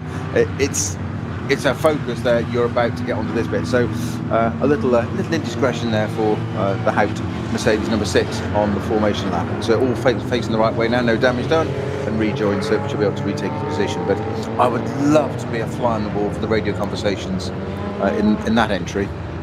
It's Hubert Haupt, Manuel Metzger, Patrick Assenheimer. They qualified in 10th in SP Pro, well, overall, and a little higher, therefore, in SP Pro, because there are 2 Pro-Am cars ahead of that machine, one of which is the pole-sitting car. That's actually Pro-Am, but Julian Andlauer is so fast, he's outpaced everybody, but the actual difference in time between the 753.5 and the 753.7 is a massive 0.198 of a second, so 0.2 of a second, not the 3.5 that I was suggesting earlier on. Your point about being able to resume position should be just about valid. What I don't know is if you fall to the back of your starting group, does that mean you can't then retake your position? But he wasn't anywhere close to doing that, so should be fine. I have to say that's quite a delicate thing to be doing, though, on the Nordschleife itself, because you talked about how narrow the track is. When you're trying to pick up places to get back to 10th, you want to make sure that the guys that you're overtaking know that you're there and know what you're doing, because the chance of some contact is very, very high indeed. The second batch of cars, no, the third batch of cars, will be headed by the BMW M2 CS racing machines, topped by 875, which is the FK Performance Motorsport M2 for Mark Ehret, Moritz Oberheim and Nico Otto. I wonder whether I can give you... No, not easily. I can give you the qualifying driver for that, but the time was an 8:47.152 nevertheless. And second in Cup 5 will be a little further down for the 870 Adrenaline Motorsport Team Altsner automotive car for Francesco Merlini, Yannick Fubrich and David Griesner. But the front end of the first group will have Julian Andlauer and Klaus Abelin in the Fricadelli Racing Team. We can give you starting drivers just as soon as they begin their first run to the first corner, basically. But the starting drivers aren't being triggered on our timing system quite yet, which is a little annoying, but there we are. We can live with it for the formation lap. Phoenix Racing is qualifying in second, as I say, 0.2 of a second shy of Julian Andlauer's time. That will have been Frank Stippler, and he shares that car with Vincent Kolb. That's an SP9 Pro car. Then the BMW Junior team of Daniel Harper, Max Hesse, Neil Verhagen in their M6 GT3. Car 44 did a 754.7. Fourth place, the 35 Falkenhorst Motorsport BMW, a 756.9 for Jörg Müller, sharing with Dennis Fetzer and Thomas Neubauer. Another Falkenhorst Motorsport BMW, number 34, did a 757.0 for Christian Krognes, David Pittard, Ben Tuck. 25 is a Pro-Am car for Achim Tyson and Nico Menzel. Their Uber Motorsport Porsche starts 6th. Then the first of the Car Collection Motorsport Audis, the Lion Speed by Car Collection, number 23, Patrick Kolb, Nico Müller, Patrick Niederhauser. 8th place for the Aston Martin, number 21, the Aston Martin Vantage GT3, and a first factory appearance in the top class for 3 years. And it's Niki Team and Maxime Martin driving that. Manthey Racing's Porsche for Michael Ammermuller and Michael Christensen, 911. That car won the 6 hours 2 weeks ago and starts 9th, so they might be a bit disappointed by the qualifying time there, 757.557. And in 10th position will be the Haupt Racing Team Bilstein Mercedes that had the slight spin at the Vidal chicane a moment or two ago. Hubert Haupt, Manuel Metzger and Patrick Assenheimer to start from 10th position, Snowy. Yeah, just looking at the rules there, thank you to Time Certain Clock. It's always very helpful with things. He's checking the rules out for us on the Twitter feed. Thank you, RSL @_studio. you have until a certain part of the lap to marshal's post on the formation lap to get back to your position, i.e. the grid needs to be formed up and set in that particular batch, whether it be 1, 2 or 3 at a certain point. Where that exact post is, I will tell you in a moment. So if you talk amongst yourselves, it's marshal post 198, i.e. the Dottinger Hoe, as I thought it would be. Right. Yeah, so basically, I think 198 is the beginning of the Dottinger Hoe. So if you're not back in position by there, you have to maintain where you are, because that's when they want everything on the Dottinger Hoe. Largely because if you think about it, we described it before, it's probably the straightest part of the Nordschleife. Yes. But it's also where they do the last bit of heavy weaving to get the heat into the tyres and the brakes, etc., before they go. So you don't want people coming through in that order there. So basically, by the time you get to the Dottinger Hoe, marshal post 198, beginning there, the cars are ready to start the race. That's the sequence. There should be no changes then. So you've got to get on with it and get it done by then. But I'm sure that'll be done. But thank you, Time Certain Clock, for clarifying that for us. It saved us looking at it, and you can do things like read a rule book. I mean, fancy trying to ask a racing driver to read a rule book. Yeah, you're fighting a losing battle there. I think you've got more chance of getting fuel in the UK. That's a very good point. Yeah, Time Certain Clock, thank you for all of the tweetage. Keep it coming, because there's bound to be stuff that we've missed. As the cars in the first starting group are they're beyond the Vauxhall now, I reckon, and heading into one of the lower portions of the track, uphill at Bergwerk and towards Kesselchen. So about halfway round-ish. Yep. You're spot on. With the carousel a couple of corners away. So they'll go through Kesselchen, they'll go through the left-hand kink, so it's more of a kink actually, there's that definite braking area, and turning through Klostertal, and then heavily on the brakes. It is at race speed, for sure. Yeah. That Kesselchen bit is just it's squeaky fast, if you know what I mean. Yeah, but I mean, do you think in a GT3 car you actually do hit the brake at Klostertal? Or are you so reliant on, or so confident in the aero, that you can just be there flat? Maybe a lift. I would suggest it's possibly a left foot blend. Okay, just to balance the car. Just to balance. Just keep the weight on the nose, and just a confidence blend. Yeah. Possibly not a lift, because that costs time, but just keep that nose down, because it is mighty quick up that bit. Kesselchen's easily flat. Klostertal, I'm not sure about that. I thought you were going to say Kesselchen's easy then. No, it's not easily flat. I was going to say, okay, that's a brave statement. The one thing that you've got in your favour is it's uphill, so you've already got some resistance. You know, there's no way you can go as fast as you might be able to through, where's it go really bonkers? Brunchen and Flansgarten. I mean, Flansgarten's ridiculous. Have you ever sat in the office seat of a GT3 car? No. No, I'm quite happy in my... arranged during the winter, I can tell. I'm quite happy in my commentary box seat, thank you, watching everybody else make mistakes, and I can pick them up on them then. Me included. I wouldn't have done watching me making mistakes, yes. No mistakes from me, apart from the fact that I got all the times wrong from qualifying, but we've forgotten about that. See, I wasn't going to mention that again. I'd moved on for your benefit, your professionalism. I'd just moved on from that, but I don't think there's any. This is just noise in my ears now from you. I can't compute. SPX, not many cars in that, as mentioned, 2 in fact, and the Philipp Eng and Augusto Farfus BMW will start from 12th position, the BMW M4 GT3. The Manthey Racing Porsche 911 GT3 Cup car for Uwe Altzen and Marco Holzer in the camouflage livery, car 51, will start from 20th position. And I'm looking for then class leaders in the first group. Cup X. Not sure whether we get Cup X in the first start group or the second start group, but on overall times, the Teichmann Racing KTM Crossbow qualified in 18th position, which is a spectacular effort from Daniel Bohr, Reinhard Koffler and Timo Mulisch. So their Cup X 910 car, 18th fastest from the 920, also a Teichmann Racing entered KTM for Hendrik Still, Konstantin Scholl and Jeroen Bleekemolen in the 920. That's going to go well once the Dutchman takes over, and you sense that maybe Jeroen will be installed for the final stint and a bit, quite possibly. I'm interested that Janine Schaffner in the number 9 car entered as a solo driver. So there is no Moritz Krantz, according to the information from qualifying this morning. So Janine in for a very busy afternoon, doing all of the driving. I suppose that takes some confusion away in that you don't have to worry about driver changes. But there is, and drive time, no, won't come into it because it's only a 4-hour race. So the Get Speed Mercedes, driven entirely by the American. SP5, SP6, SP7, has that all now become basically one class? Because I noticed that Snow, you might be able to help me out with this. SP5 plus SP6 plus SP7, are they just now lumping all of those classes into one division? Because that's how it's listed on my screen. I believe you are correct in that, yes. Yep.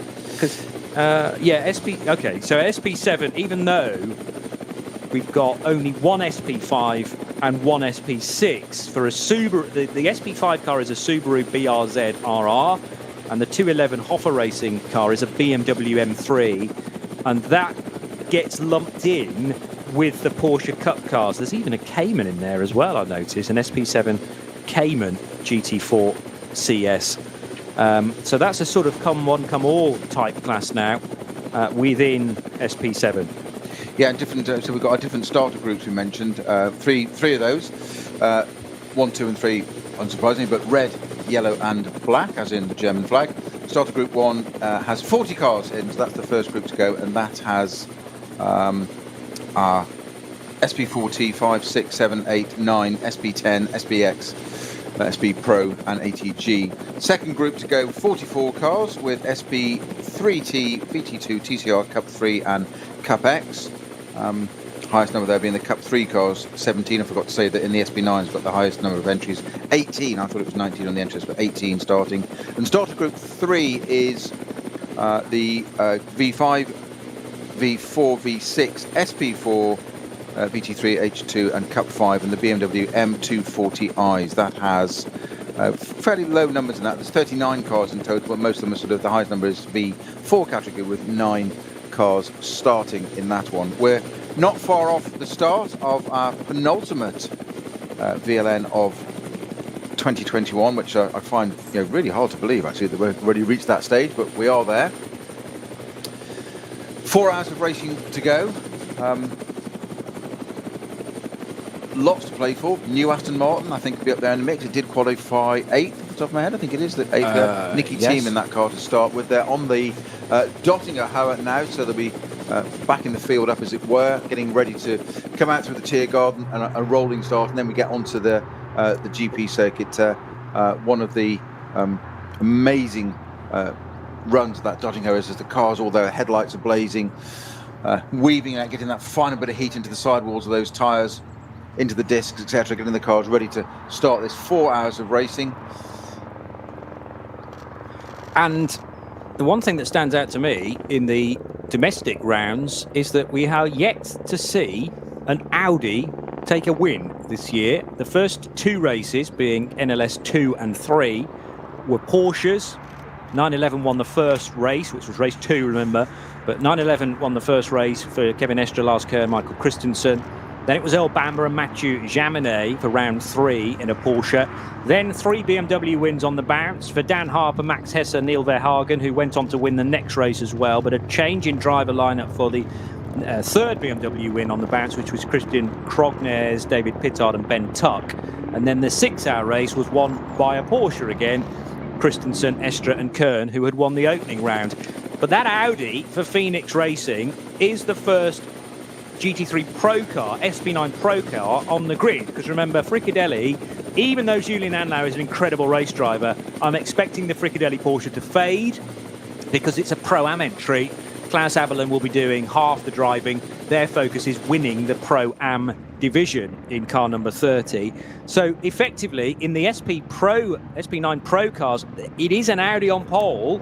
And this is a great chance for Phoenix Racing to put things right. Pole position-wise, we have had an Audi out front when Patrick Kolb and Patrick Niederhauser put their Audi R8 on pole position for NLS 4.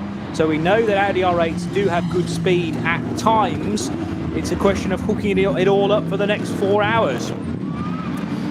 A mere 4 hours, we said casually. Yes. Exactly, and there is so much for these drivers to encounter through the course of the next 240 minutes, probably 3 pit stops, unless something fairly chaotic kicks off. When will the first runners make their stop?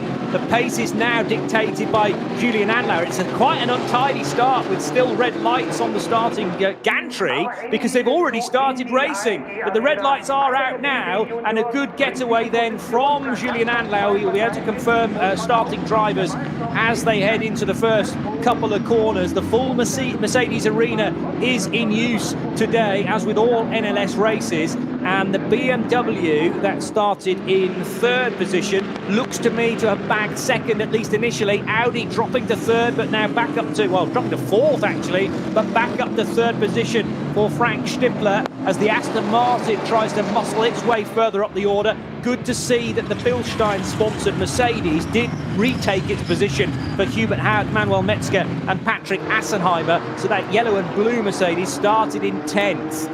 But the leader is Julian Andlauer for Fricadelli Racing from, in second position, a BMW, and I think it's the 44 Junior team car, with in third spot Frank Stippler for Phoenix in the all-blue number 5 Audi. Snowy. Yeah, an extraordinary start there. We didn't think the Fricadelli Porsche would hold. I know you said it might well fade, but I didn't think it would even. I thought the Audi was the big loser there. I think it is indeed. Maybe it was pit stop, but I think you're right. It could be the BMW Junior team, the car that started P3 back into second place already. And that's the Daniel Harper, Max Hesse and Neil Verhagen car, which has had some stunning runs earlier in the season. In the outgoing M6, for heaven's sake. Let's remember that the new M4 is behind this at the moment. The outgoing M6, it's not going down without a fight, is it? No. Well, the balance of performance will be helping it, of course, because that is marginally adjusted through the course of the year. Even though it's an older car, it's definitely given a good platform in order to fight newer cars like the Porsche 911 GT3. So starting Group 2, now arriving into the chicane at the end of the lap into Tiergarten, and those cars are about to get started officially. KTM's at the front of the field. The two Teichmann Racing entered KTM crossbows in their own class, remember, and they qualified quite a way apart. I was surprised by the difference in times for the two, essentially track day cars. I think one of them had an issue in qualifying. It was parked at the side of the track during qualifying. Well, 9.10 should have the inside line, gets the slightly better getaway with 9.20 up alongside. And then the load of Porsche Caymans as well, turning right too. Everybody safely through the first couple of corners.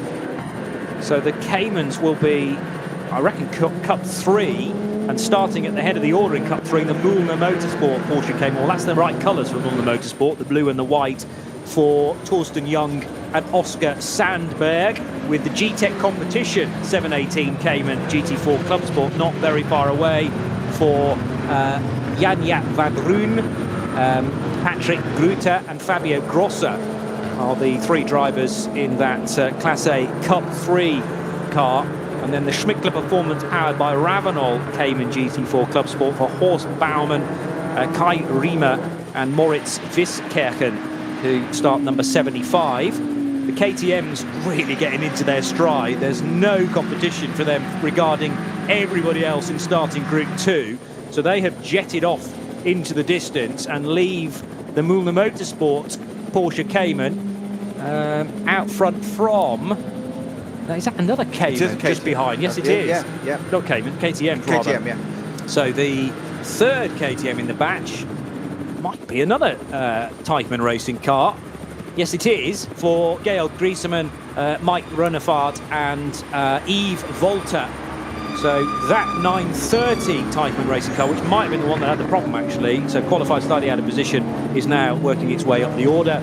As starting Group 3 now arrives at Tiergarten, still trying to keep a close eye on what's going on, of course, at the head of the order. I don't think many people are going to be able to get past Julian Andlauer, considering his qualifying pace on this opening lap. And Frank Stippler had already lost a position down to third in the Phoenix Racing Audi with the BMW Junior team. We think plugging the gap between the two front row starters, as now principally a BMW 240i Benefit gets going in the starting Group 3. So quite a number of 240i's qualifying at the sharp end. 6 of them at the front. Yeah. 6:52 best qualifier for Jake Dennis. and Nicholas Cruton, with Michael Schrei, Michael Fisher and Marcus Fisher trying to hang on to the coattails in car number 700. But I always enjoy what was the M235i battle, and probably 2 years ago became the 240i's, but it's just as close, Snowy, and these cars can stay as close as this 9 times out of 10 for the full 4 hours. So they're charging their way now into the right-hander. You're looking up Jake Dennis. Well, I know him as a DTM driver for Aston Martin, for our Motorsport, Bathurst, etc. Exactly. Again, proving that though, driving a different category car, go and learn the Nordschleife. It's all data. It's all information there in the bank. He's a gold-rated driver. He's 26 years old as well, so he could almost be in a junior team, couldn't he? Sickening. Annoying. And Nicholas Cruton is a bit of a talent as well. Nicholas is in the Michelin Road to Le Mans, the Le Mans Cup, I'm pretty sure. Certainly part of ELMS weekends. Or is he? No, I think he's actually in LMP3 in the European Le Mans series, and doing very well in the championship. So that's an interesting couple of drivers to get on board your BMW 240i. Not surprising to see that qualifying so well, and currently leading the field as the Adrenaline Motorsport liveried BMW, car number 1, who are defending champions and very close to taking another title, heads through onto the Hats and Back, and there is a course vehicle, a circuit vehicle, being called already in the direction of Hats and Back, and that is not normal procedure unless there has been some sort of incident. So we'll try and get you more word on that, unless, of course... Another one appearing as well, coming up to the Vidal chicane. Another one, the Audi Q SUVs coming over at a fair pace. We'll just see where that goes to, but not quite sure what's caused that. Just this gap we're saying, these starting groups 1, 2 and 3. The race started 4.5 minutes ago before the third group started their race. So the GT3 cars are 4.5 minutes down the road, virtually half a lap through already. We say that's what we mean about getting their lap in while they can. So the 30 car leads the way from the number 34 BMW. So you were quite right that it is the Falcon Horse Motorsport car, and quite possibly David Pittard with another one of his electric starts, getting away really well.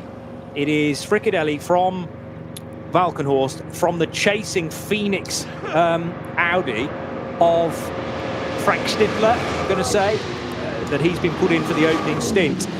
So we've got one of each of the 3 big manufacturers represented in this race in the top 3 already. Porsche from BMW, from Audi, as the Aston Martin is just nerfed out of a position to fight into Tiergarten by the BMW that is part of the junior team, I'm going to say. Try and catch the number. That is that car that started so well on the grid, car 44, but has lost time on this opening lap for whatever reason, running now in 5th position as they cross the line, Snowy. Well, Pittard done one of his ordinary, normal laps. It's de rigueur, almost what he does. So I think I'll get a point towards the commentator's cut for that one. Very good. Get him in the bag early. You're not disagreeing. I'm stunned. No, it's fine. I did that to see how you disagree, but you didn't. I'm not sure about this. I think our executive producer, Kerry Cobb, will have a final say on that, as to whether we're allowed these points on. But it's 2-1 so far. That's quite impressive. The Aston Martin running in 6th. You say it's up 2 places already. Did start 8th, so it's up in 6th place now. So that's a nice start. Or was that the 2? I'm looking at something else. I think it's 6th. I'm sure it was 6th. 6th place for 21, am I right? Have I credited 2 places there? You may have done. I'm I'm counting them through now on our tracker. If it is, that'll be my Aston bias kicking in without me realising. It's behind the 44 car, which has not started too well and is in 5th. So yes, it is in 6th place. Yes, it has made 2 places then. Yeah, gained 2 from the starting grid, indeed. You're not supposed to have favourites, Snowy. I said bias, I didn't say favourite. Yeah, but you went, that's a good start. Well, 8th to 6th. Do that again. Be in the top 4. Well, it's the brand I've raced the most, and my apologies. It's in the DNA. I think I might have to take a point away for that. Oh, here we go. It's starting already. Yeah. So they're on to the Hats and Back again, and Julian Anlauer is not for catching, as suspected. The 23 car pursuing the Aston Martin onto Hats and Back. and giving it no reason or no way of kind of letting up. There's just chucked into the face now of the Lion Speed by Car Collection Audi R8. You can hear the screaming 5.2 litre V10 that is in the middle of this car in the background. So being stressed to within an inch of its life. But these engines now are so well built and so well designed that they can comfortably do 24 hours, let alone 4. This is a mere walk in the park for these cars as they head now onto the really fast stuff through Flutplatz, Schwedenkreuz, and down towards Arenberg, which is a definite hard stop. The right-hander, so tricky to get right. Well, there's plenty of overtaking opportunity, though, into that part of the circuit. This time, though, the 23 Car Collection Audi isn't quite close enough. On its tail is the number 6 Mercedes, I reckon, which had its moment on the formation lap. So that's tucked in behind car 27. Heading down into the foxhole with maybe a little bit of ground made up that time by the number 34 BMW with David Pittard, we think, at the wheel. And there's now been an incident, though, early on in the lap. We were sort of preempting this, to be honest, when that course vehicle was called, or it looked like it was called after starting Group 3 went through, because there is now a code 120 on the left-hand kink onto the Hatzenbach. So after the road bridge, the 2 left-handers, one to take you off the Grand Prix circuit and one to get you onto the Hatzenbach properly. And the 120 is in place for that second turn with a green flag immediately after it. That's the car 180, the Team VSL Rennsport M4 with Stefan Bayer, Helke Eichenberg and Torsten Kratz. Not quite sure who started that, which one of the 3, but it's a number 180 car there. Anglo-Belgian and French entry. I think it's just stopped. Maybe. Rather than actually gone off, or when it's no barrier repairs and whatever. It is our first code of the race already. It's just a matter of minutes in. It is a 120 at the moment, so not a full 160, just a 120. Yeah, I mean, it's fairly slow speed anyway. So, and as you say, with the car likely off the road, then as long as everyone is heeding the warnings on the approach, probably doesn't need to be much slower than a 120, and that's down to marshal discretion and, of course, command from race control as well.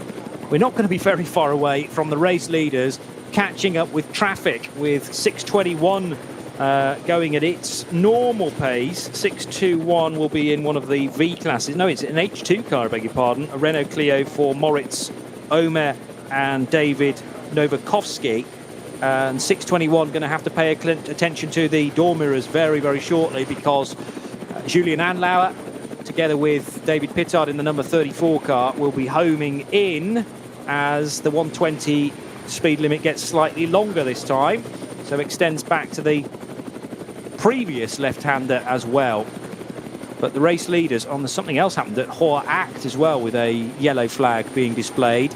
And that is the area of the track where the leaders are heading to very shortly. Might be an opportunity, perhaps, for the 34 BMW to close up a bit of time for Falkenhorst Motorsport. Only marginally. And if anything, looks like the Phoenix Racing Audi, number 5, is just losing a little bit of ground here in the early stages.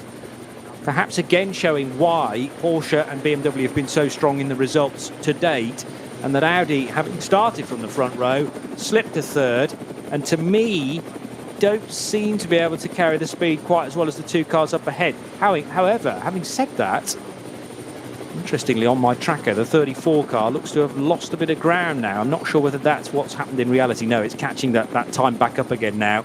So maybe just a slight error with the GPS. It is still there in second position for car 34, the Falkenhorst Motorsport BMW, and very much in touch with Julian Andlauer. And when you think about, as I was mentioning, the Fricadelli Racing Porsche is a Pro-Am entry because Klaus Aberlin is bronze rated. So once Klaus gets on board, he won't be able to produce the same sort of times as Julian Andlauer. And let's face it, not a lot of people can. He is, by so many measurements, the class of a lot of entry lists, Julian Andlauer, and I wasn't surprised to see his name at the sharp end after qualifying today. So that car is naturally going to fade just as soon as Aberlin does some driving, and that will leave the 34 BMW out front, which is a full pro lineup. Yeah, I mean, it's no disgrace not to match those times, to say the very least. I know you mentioned that the balance of performance would be helping that outgoing M6 BMW, but it is still mighty that it's right up there still. And of course, the junior car. We're not quite sure why that one dropped down the orders, but those M6s there, you kind of expect the new car to come along and it's an evolution, and it's just move the benchmark along. I remember years ago when the 550 Ferrari came out and it did its first race, and we all just looked at it and just went, it's Ferrari o'clock, as in that's the car to have. And that was the 550. The 575 moved it up again. Same with this, the M6, they use a different platform, the M4. You expect the M4 to come out and just blitz it. Well, it hasn't quite yet. And the M6 it's still saying, do you know what? I'm not quite ready to be retired yet. And it's where else can we race these cars afterwards? And wouldn't it be great to see those cars out in different series and rather than just retired and put it to one side? But fantastic job. Audi's just never thought I'd say this, but just haven't quite hooked it all up in a race this year yet. And that's, I think it's just one of those things. It's almost the perfect storm. It just hasn't happened. Really surprising. Normally Audi right up there. You say front row, just right under third. But good to see the Fricadelli Porsche right out at the front, the local car. The meatball Porsche, number 30, leading. Yeah, and Julian Andlauer doing a real strikingly good job at the front of the order with the green detailing. So green rear-wing end plates, door mirrors, highlights around the lights as well, with running in second position the BMW from Falcon Horse Motorsport. And I just wonder whether other times just starting to favour the BMW a little bit. Very impressive to be matching Julian Andlauer's opening run, at least, as now they head up the hill towards the Vidal chicane, where that moment for the number 6 Mercedes happened. And Hubert Haupt and Manuel Metzger, joined by a third driver this weekend. There was a difficult moment to witness a couple of seconds ago when there was a Renault Clio that got completely swamped by a Ferrari and an unidentified GT car down the left-hand side, but it got swallowed up with the car left and right of it. Thankfully, the Clio just continued on minding its own business, breathe in and hope that all of the loud noises left and right fade or end in a moment or two. And thankfully, there was no contact there. So it is David Pittard as confirmed. We can now bring you starting drivers, which is a bit of information we were ferreting around for a little while there. Frank Stippler, as predicted, in the number 5 Phoenix Racing Audi, running in third. Nico Menzel running in fourth position in the number 25 car for Philipp Neufer and Achim Tyson. They will be joining the Uber Motorsport Porsche a little bit later on in that Pro-Am entry, but Nico Menzel, the qualifying driver, doing the opening stint. And then it is the 44 car which loses 3 places from where it qualified, of Neil Verhagen, with Dan Harper and Max Hesse still to come there, but that's an all-pro lineup as well. Maxime Martin wasting no time at all in overtaking a couple of cars on the opening lap, and the Aston Martin Vantage GT3, car 21, so qualified 8th, now running 6th, ahead of the number 23 of Car Collection, or Lion Speed by Car Collection to give it its full name. Car 23 was started by Patrick Niederhauser. Then it's Manuel Metzger who had the spin in the number 6 Haupt Racing Team Bilstein Mercedes. In 9th position is the 35 car for Thomas Neubauer, and then in 10th place it is the Pro-Am entry for car 39, driven by Mr. Shimkowiak, with Amar Muller, Treps moving up to GT3 from GT4, and Philipp Eng in the 55 SPX car 11th, 12th and 13th. Can't be too far away from welcoming the starting group number 1 cars back to the end of their second lap, but they are very much in traffic now on this second run through Exmoulas. They're about halfway around lap 3 now. And yeah, good getaway from Andlauer, but the key thing is that David Pittard is keeping the Frenchman very much honest, Snowy. And actually, it was a better lap last time around for David Pittard. That was the first of the flying laps, a 7:54.1 for Andlauer, a 7:53.2 for Pittard. So my sensation on the visual side of things was that the BMW closed up a touch, and that's proven on the timing screen as well. It certainly is. We were saying about these lap times. I mean, they're doing, sub 8 minutes already. What are we talking? It's a 7:54 for our leading car. Fastest lap of the race says 7:53.2 already for the second place car. That's the Pittard. I said he was Pitbull Pittard, didn't I, at the start of this? He has a bit of a habit of this. Getting that Falcon horse number 34 entry, the M6, the outgoing M6, and it's fastest lap of the race so far. By comparison, it's contemporary. The replacement car is in with Thomas Eng at the wheel, is running in 13th at the moment, and that's it's an 8:02. But that'll have more weight on it, won't it? Absolutely. I mean, and it's an experimental car. It's not sorted yet. This is about data collection and proving it works. Because it'll be higher than that at the end. I'm almost certain of that. There's my first prediction of the day. I mean, Falcon Horse Motorsport are a customer team to BMW, aren't they? They're paying BMW for the cars to say, right, we will drum up our, the sponsorship and the money from the family, Falcon Horse family, to go racing. And BMW don't want to upset them, and other customers too. They've got the junior team, of course, which have strong ties to the factory team. But when you turn up with a brand new car, which isn't even legal yet in terms of competition, the last thing you want to be doing is then outpacing the current car with the new machine when they're just really here for testing. So that's the reason why the SPX car might flirt with the lower order of the top 10, but shouldn't go any quicker than that. And that's no reflection on the two drivers that they've chosen, because Philippe Eng and Augusto Farfus are BMW through and through.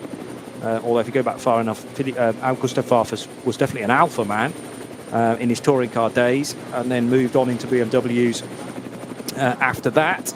The 55 car then is the new M4, and is that the better of the two SPX cars? Yes, because the Porsche that is being driven by Uwe Altzen and Marco Holzer, a brand new 911 GT3 Cup car, the 992 iteration, car 51, is running in 22nd place right now.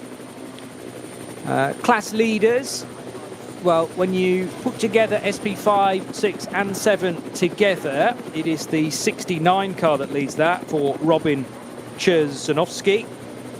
He'll be joined by Kirsten Jodexnis and Peter Schmarmach later on in the race. And in second position in that class is the Peter Bonk and Marco van Ramshorst car. But it is Bonk currently driving that, and second in class, 26th overall. Very busy at the Kleiner Carousel with the yellow and blue Bilstein sponsored Mercedes trying to get through some slower traffic, and the Audi ahead is that the 35 car collection Audi? No, it's because that's a Falcon Horse BMW, so I'm struggling to identify the Audi that is just right in front of it. It'll be the 23 Lion Speed by Car Collection Motorsport Audi for Patrick Niederhauser.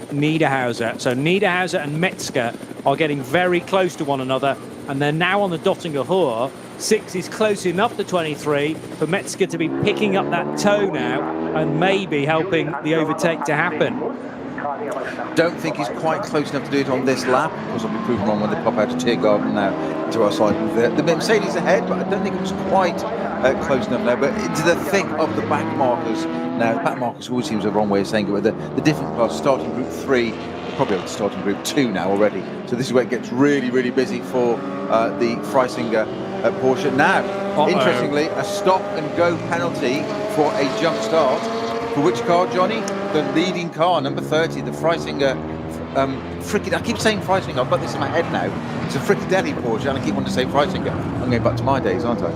Is that points away? I'll say it now, I'll just take the points away now. If you hadn't drawn attention to it, I wouldn't have even considered. But, I mean, I did comment on that at the time. I wondered what Julian Andlauer was quite up to, because he was already racing coming out of Tiergarten, even though the lights on the gantry were red. And you've got to maintain... Oh, nearly the 23 has its nose cut off there, and that will enable the number 6 Mercedes of Metzger to get through. Was that the Audi or not? No, that was the Ferrari. It's a... Well, Sure. no, it's a car that's on a similar pace. Is there a Nissan in this race that maybe the Mercedes was catching? You know, it's a BMW. It's a BMW. I've just seen it now from the lower angle. Tricky to tell the cars apart from the helicopter shot, I have to say, with all the sponsorship on the top. But it is an M6 BMW, so quite possibly the 39 that was trying to get through. Yeah, but it was the Racing 139 Ferrari 488 that slowed all that process up and got caught around the back markers, and that allowed the Mercedes just to get in the way, to caught the BMW out. They're now together, and that Ferrari struggling with rear grip there, going onto the Nordschleife, going out through the double left of Sabine Schmetzger. The Mercedes all over the back of them. Whether that was just getting the power down too soon, he can't surely have had rear tyre issues already at this stage of the race. We're not even 30 minutes in. We're 27 minutes into the race. I'll be very surprised if that Patch 1 Ferrari has got issues. That was a car that shone a little bit last year, but again, it's just faded. This is the 39 car Am-Liner for 488 GT3 car. It's the previous generation car. Christian Kohlhaas, I believe, is at the wheel of that car at the moment, I believe. They've had a look at the starts for the other two groups, and certainly I've just seen a message for starting Group 3, which requires no further action. But the start of starting Group 1 was questionable for me, because you're supposed to maintain the speed set by the pace car, hence its name. And even though you're the pole sitter, you don't just go. You have to wait for the red lights to be extinguished before, and that's the signal for the start of the race, before you can then start going at race speed. And for me, Andlauer, who should have been level with, or allowing Frank Stippler to be level with him, did not. He just shot off like the proverbial rat up a drainpipe and disappeared into the distance. So has been pinged for that, I'm afraid to say. And a car that I thought was going to fade anyway, because it's in the Pro-Am category, is definitely going to be taken out of the equation now. And that will leave David Pittard out front with a sizable lead, actually, over Frank Stippler in the number 5 Audi and Nico Menzel in car 25. But talking to David Pittard, it's team car. Thomas Neubauer is in the pit already in the number 35 Valkenhorst BMW. That's already in the pit, and that's not scheduled. So I don't know what's happened, why that car has had to pit. We'll keep an eye out and get some updates on that one for us. But it's out again. Obviously, no driver change at this point. It's lapping at a good time. Pittard is still the fastest lap of the race so far. 7:53.2 for number 34 David Pittard. Unsurprisingly set on his first lap. 3 laps completed, all the way down to 35th place. Is now completed 3 laps equally. The battle between this Ferrari and Mercedes is intriguing me, Johnny. This is the number 39 car, and bit of a squeeze for the 911 Porsche. Had to get between 2 Clios there, and there's a BMW. The M4 is tucked in behind as well. New car, yeah, brand new car. To add now. They don't want to add any dents to that quite yet, but that's a tough place to be squeezing through. They're down at the lowest point of the circuit, aren't they? At I think it's round at Exmuller, actually. No, it was over Adenauer Bridge and into Adenauer Falls. That was just down there, I'm sure. Okay. Why am I feeling? Yeah, okay. Well, it's the run down the hill to the lower portion of the circuit. So they're maybe at Versifen, and now stretching their legs into the fast bit. They've just gone through Bergwerk, and they're now heading up through Kesselchen with the BMW M4 staying onto the coattails of Michael Ammermuller's 911 Grello livery Porsche. But that was the last thing that everybody wanted in that battle, to have to squeeze through a couple of slower hatchbacks. And don't get me wrong, the guys in the H2 class driving those Renault Clios are racing them on their door handles. They could not really be going much faster, but it really did slow down the SP9 battle. Well, Grello now being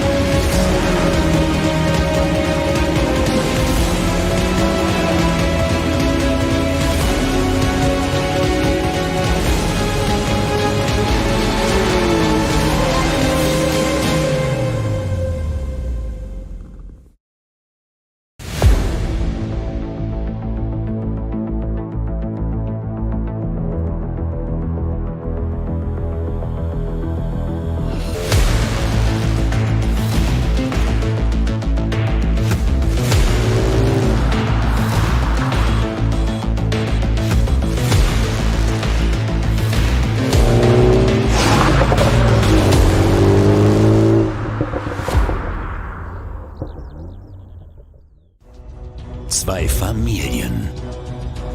40 Jahre Firmengeschichte. Unsere Produkte entstehen zu 100% in Deutschland. Mit Herzblut und Hingabe. Wir schaffen den Technologietransfer von der Rennstrecke auf die Straße. Handwerkskunst, Erfahrung für diesen einen Moment. Das ist die Nurburgring Langstreckenserie. Das ist H&R. Performance made in Germany. Sicher ans Ziel. Auf allen Straßen, bei jedem Wetter. Mit den zuverlässigen Sommerreifen von Falcon. Jetzt Falcon-Reifen kaufen und Tankgutschein sichern. Weitere Informationen auf tankgutschein.falkenreifen.de. Falcon-Reifen.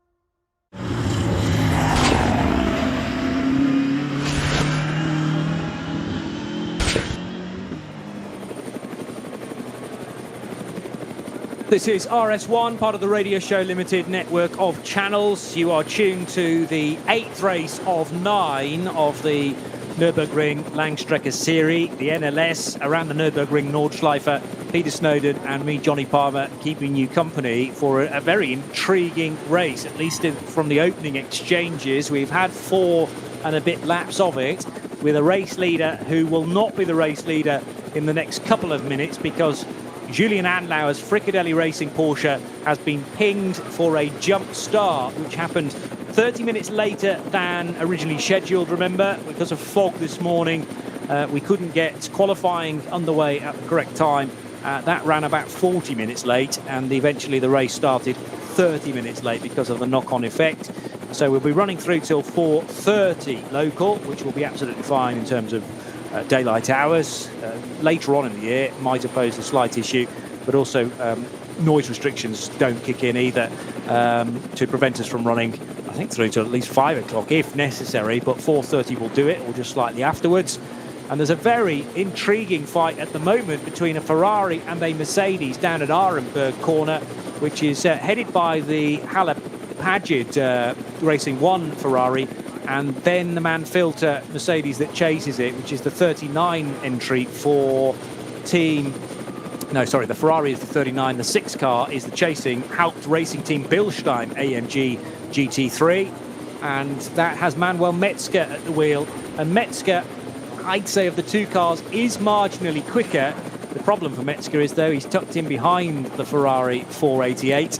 with no way through currently. These cars very differently designed. The Mercedes with the big lump out front, which is the 6.2 litre V8, normally aspirated. Ferrari these days, the 488, running as a turbocharged car with a 3.9 litre V8, making a very different noise, and that sits right behind the firewall from the driver's cockpit. So differently designed cars, very different types of performance on the road, but brought beautifully together courtesy of balance of performance.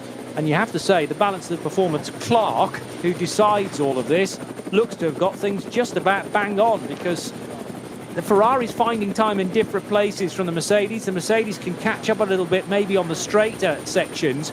We were concerned, Peter Snowden, about the Ferrari's rear tyres maybe, but that looks to have settled down now, and the car is a lot less wayward.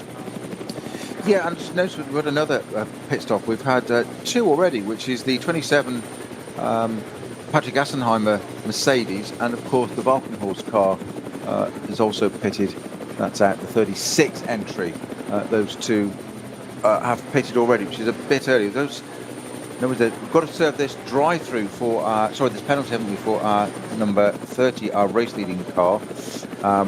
Was it a time added at the end, or was it a stop-go?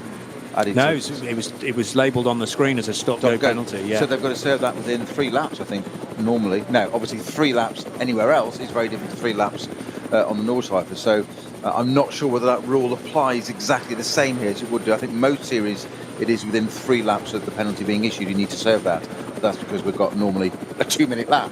3 laps here could be nearly half an hour. So yeah, you could do it in the right way. So we'll do it to your advantage. So the leading car, you say Andlauer, you did mention it, and you called it absolutely spot on, Johnny, that it just looked like he was going with red lights on still, and he had got that. So unfortunately the officials haven't seen it. This battle though for the Ferrari stroke Mercedes honours still rages. This is for 8th place between 39 and 6. Manuel Metzger keeps catching, but he keeps getting caught out by traffic, and we've said this time and time again. We said it earlier, didn't we, that the Nordschleife, it giveth and it taketh, and there's a little bit of traffic. We've got so many classes here, and you suddenly come upon a Clio, and as you say, driving it on its door handle, I think was your phrase.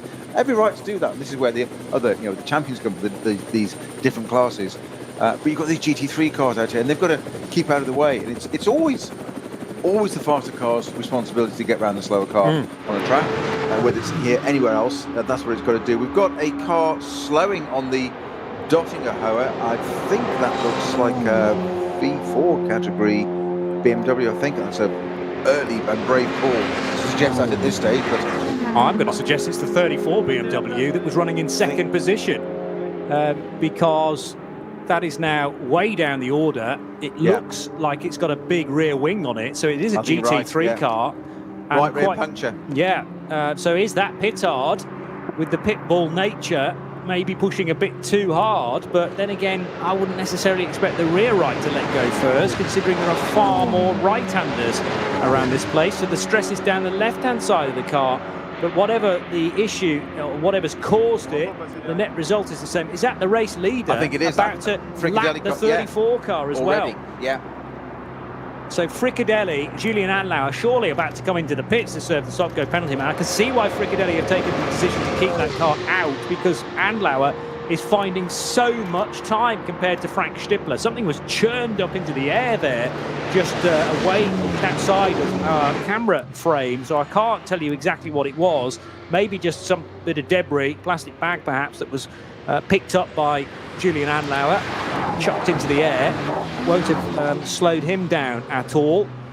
And the car driven by Julian Andlauer now comes into the pits. Now Snowy says this is quite early at the end of lap 5 to be making a scheduled pit stop. This for me is more likely to be the stop-go that is going to be served. And remember, you cannot do a pit stop at the same time. So pitting at the end of lap 5, it depends when they wanted to pit the Porsche. Because the other thing is, of course, if you're not allowed to do a standard pit stop, you've got to wait another 25 kilometres before you come in and do a proper fuel stop. It's not like a normal Grand Prix track. And Andlauer's already back out again. That was way too fast for a scheduled pit stop, so that was definitely the stop-go.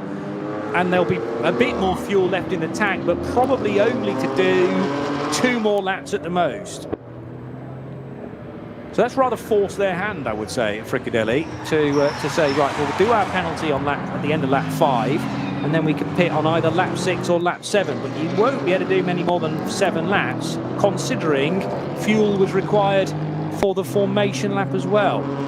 Manuel Metzger bringing the number 6 Mercedes into the pits as well. That was the one that was having the titanic battle with the 39 Ferrari, blue octane car that stayed out there. So that's battle's seat for the moment. And also 24 into the pits, which is Patrick Cole at the wheel of the Audi R8. You might be wondering why these cars aren't going all the way into their potential fuel window, because, as I say, the GT3 tank will give you 8 laps in a normal race stint. But that's because as the 34 car arrives on the scene, this is the car that was running in second with David Pittard at the wheel after a really good getaway. And fuel is going in first of all. Then they will pay close attention to the tyres, but they cannot do... I was about to say you cannot do the two together, but I'm getting my ACO rules mixed up with Nurburgring. It's only because the wheel gun wasn't offered to the wheel straight away. But maybe they were making sure that all the equipment was in the right place. That tyre is torn to bits, Snowy. Yeah, it looks like a complete tyre failure, as opposed to any body contact or anything else. There's nothing peripheral to it. There's a lot of tyre rubber on the bodywork, but that's because of that tyre flailing. It looks like an inner wall has failed on that. I believe there's a driver change as well. This is the 34 car we're talking about, the pro entry from Valkenhorst Motorsport that had David Pittard at the wheel, so I think there's going to be a driver change. I'm sure I witnessed Pittard get out of that car, our British driver, and it's going to be either obviously Ben Tuck, another British driver, or our Norwegian Christian Krohns that will take over the wheel of that. Our race leader has indeed served its penalty for a jump start. Stippler it is that's in second place currently in the number 5 Phoenix Racing Audi. Good to see Audi's back up there. Metzger out, the number 6 entry back out again. Manuel Metzger pitted early and has stayed in Mercedes. Rejoined, he's back out on track. Kolb it is that's still in the pits. He came in, he's currently 12th. This is our 24 entry, which is the line speed by Car Collection R8. And I'm hoping, of course, it's going to hand over to Lorenzo Rocca de Toro Patrick. Yes, purely because you enjoy saying his name so much. More to the point that I can say his name. Well, yeah, that's right. He's taken a whole winter of practicing that, as I tell you. Very good. Well, all of it has been worthwhile. How those winter nights fly by in the Snowden household. I was about to say that the advantage of pitting earlier is that your stop in the pit can be shorter, because they're all done to minimum reference pit stop times. And if you come in after only, let's say, 4 laps, your pit stop can be half the length compared to coming in at 8 laps. So as long as you can do all the work within the required time, you buy back a bit of time because of that. The problem is the next pit stop will have to be probably after 8 laps, and then you'll lose a bit more time. And then when you get towards the end, the final 70 minutes, if your pit stop is within the final 70 minutes, which everybody will be, then the minimum reference time is referenced to how much of the race there is still to go, rather than the stint you've just completed. So the pendulum swings to completely the reverse. Therefore, if you need to stop with, let's say, a lap to go, I mean, that stop can be lightning fast if necessary. And these rules are all cleverly planned out to make the race as close as possible by the organisers. So those that have pitted after just 5 laps will have been able to do a quicker pit stop than those that pit after 7. And we'll keep you in tune with where we are on the strategy. But Julian Anlauer, we must remember, of course, has now done a pit stop, but it was not for fuel. So he'll end up with, at the end of the race, with an extra stop. Sure, and just to clarify that, it was the pit stop there, the penalty. Was it a stop and go or a 10-second stationary as well? I think it was just stop and go. I think it was stop and go. I think it was stop and go, yes. 10 seconds would be very draconian for a jump start. Yeah, I just wanted to clarify. Yeah, I'm sure it was just a stop and go. Somebody will put me right on the collective at RSL_studio if you think it was 10 seconds, but I have a memory of it being just a simple stop-go penalty. And to be honest, Anlauer reappeared back on the track too quickly for it to have been for a kind of prolonged stop and go. Two BMWs, nose to tail, which started from starting group 3. So this, I reckon, is the scrap at the head of the order in the 240i division, with the 700 Martin Fischer driven car and 653, which has Set Sass at the wheel. Now, interesting, 653 Set Sass not on my entry list. So I have to beaver away now to get you full details on driver Set Sass, who has been brought in relatively late on. But having a good dice nevertheless. It's Sindra Set Sass driving with Menzel Rodriguez, not his real name because it's in inverted commas, and likewise for Shell Jakub. So pseudonym names for those two, but Sindra Set Sass is the name the Norwegian was given at birth. 653 being the BMW that qualified in 3rd position in 240i and is now running in 2nd. I was mentioning a little earlier, Snowy, that these BMW 240i battles tend to live all the way through the race pretty much. It's one of those categories that you really struggle to get a big lead.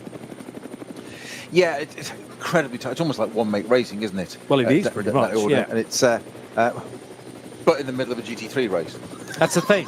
On the Nordschleife. I mean, I've often said before that, this race is a bit like combining, let's say, a British GT meeting and all of the support categories all in one race. Just lob them all in. It's a very good way of putting it. Yes, a whole race card in one go. Just have it there, yeah. It's a very good description, that.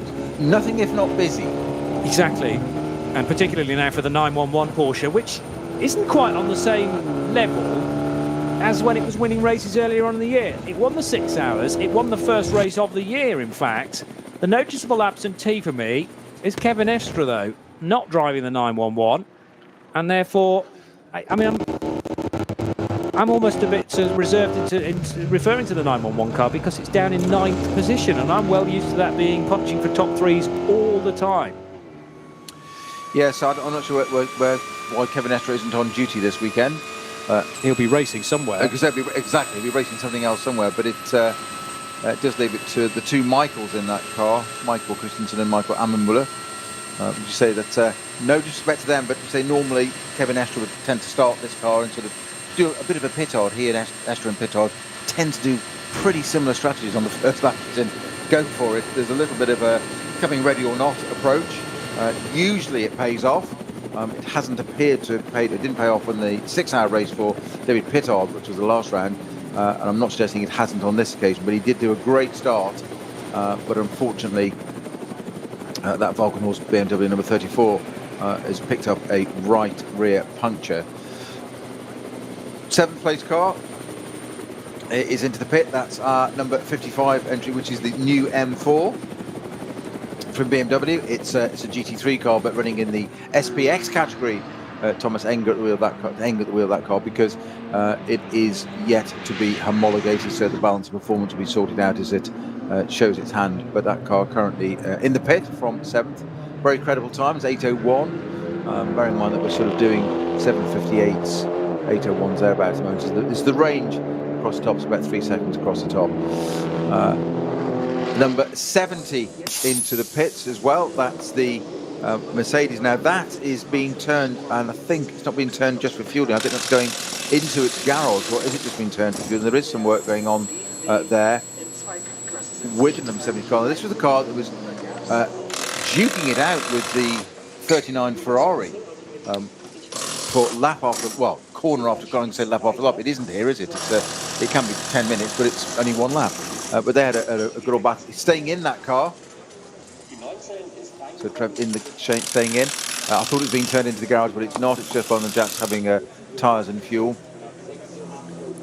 Taking their time. Obviously, fresh slicks to go out onto that. I'm still intrigued as to why the 34 Falcon horse BMW picked up a puncture. It can just be, I guess it can just be a carcass failure, but it's not normal at this level. Tyres tend to survive well here. And as you said, it's an odd tyre to to go a right rear, even around here. Picked up some debris, I think, is the likelihood. Potentially, yeah. We didn't mention that there are very much different tyre manufacturers in this race, and that BMW is on Yokohama's, whereas, for instance, the Bilstein liveried Mercedes, I reckon's on Michelin's by the look of the stickers on the front and the rear of the car. Yes, confirmed the French rubber for Mercedes number 6. There's also been in the past some Goodyear shod tyres as well. If you don't know much about Luca Sandro Treffs, or Lucy Treffs as he's more familiarly known, he's only 19, from Hustenrot in Germany, so born in 2002, which just boggles my mind. Is that even possible to be born after the year 2000? Lippert Motorsports champion previously in the GT4 European Championship. That was 2 years ago in 19, and he's also run with Allied Racing in the GT4 equivalent category, which is SP10 here, as part of the Nurburgring 24 Hours. So Lucy Treffs moving from GT4 to GT3 for the first time this weekend, and was doing battle a moment or two ago with a certain Michael Ammermuller, who has lots more experience, lots more championships under his belt, but it doesn't seem to matter once the helmet goes on, and the Focus is very much doing well in this opening stint. They were on a level playing field, Porsche versus Mercedes. Frank Stippler now leads the motor race. In second position, I think, is still Julian Andlauer by calling them through the splits. And Stippler has not pitted. Andlauer, in a sense, has not pitted, for fuel at least, yet. But the car has come down pit lane for its stop-and-go penalty. And interestingly, in the final column of iTiming, there is not a pit stop labelled yet, so that's actually going to help us out, because we will know when Andlauer has made his official fuel stop in a moment or two's time. There's no separating the two KTM crossbows from Teichmann Racing with, well, from a long way off, it looks like they're in identical liveries. Much closer, and there's significant differences, actually, not least from the rear, with a big Dayglow strip on the 920 on the back of the car, and that is absent on the 910. So different versions of the Teichmann livery, and the KTM class is led by 930 from the 920 car, and that is, sorry, 910 from the 920 car, and that is pretty much the order that they qualified in. So that's Reinhard Koffler, I reckon, in the 910, being chased by Scholl, heading through the cut through now. Yeah, so Reinhard Koffler sharing with Daniel Boer and Timo Mührlich. Within second position, it is Konstantin Scholl, with Hendrik still to come. And Hendrik in previous times has driven Ferraris, I remember, with the Wochenspiegel Team Monschau team. So making a move to KTM, which is interesting. Now having to do battle around the outside of an H2 Renault Clio. So using the slightly more unconventional line off the Grand Prix circuit and onto the hats and back. It is hard work to change tyres on some of these cars, including the Treble 4, Snowy. Yeah, with the use of a standard hydraulic jack, as you'd find in your home or Halfords or ordinary garage. Never mind air jacks, just get the jack on there. And it's only just going under, because of course it's a race car, so it's fairly low. But the Triple 4, it's a Cayman, isn't it? That's into the pits. Yes, it is. The Adrenaline Motorsport team Altsner automotive car for 3 Korns. So the Korn family, represented by Ulrich, Tobias and Daniel, who hail from Buchholz, and they are running in the V5 category. This is the adrenaline car, yeah? Yes. Yeah, and such is the nature of these cars being road-based. They can't use air tools as that. They can have an electric-powered or battery-powered drill, but they've still got to use the 5 studs. It's not a centre lock wheel on it, so they're having to use 5 studs. So you've got to undo the 5 nuts, take the wheel off, put the wheel back on again, having used an ordinary DIY, if you like, obviously a proper one, a trolley jack, either side of the car. You say it just slows the whole process down, but it keeps the car much more production based. It's a car that you can relate to on the road. It hasn't got this fancy air jack setting you've got on an SB9 category car that you plug it in and all 4 jacks come down and fire it up in the air. Yeah. And an air drill taking it all off, and the windy guns, as they're known, taking them off. But they're here with stuff that you'd have in your garage at home. I've only got the one trolley jack, mind. Yeah, It didn't look as smart as that one, did it? Mine's a bit older than that. Okay, well, I mean, they're obviously well rehearsed, those pit stops, even though it's less user-friendly equipment, I suppose you could say. But everything has to run to a budget, clearly, and a lot of these teams, are running all of the NLSs through the year, so you have to sort of scrimp and save, find some backing, find some sponsorship in order to do that, and it is nothing compared to the powerhouses like Phoenix Racing, like the BMW Junior team, for instance, like Aston Martin Racing, fresh from the factory. But it is fantastic that this race caters for all different wage sizes and also race abilities as well, race experience, I suppose you could say. Come one, come all. Here comes the race leader after only 6 laps. Is it 6? No, it's 7 just completed, won't it? Yes, well, that's as far as you can go. And Julian Andlau has come in as well in the Fricadelli Racing Porsche. So he stopped a little while, the previous lap. I think we've got everybody into the pit. We've got 1, 2, 3, 4, 5. It has to be, I think. 5th place car is number 21, is the Aston Martin of Martin. Indeed.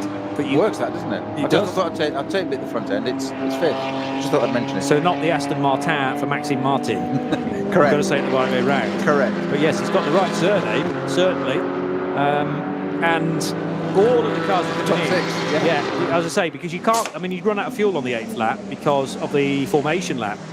They'll be doing 8 laps from this point on, but at 7 is the only possible distance this early on in the race. Fuel going into the top of the nose for the Avalon sponsored Fricadelli Racing Team Porsche, and also in is now interestingly Vincent Kolb is labelled all of a sudden as the driver.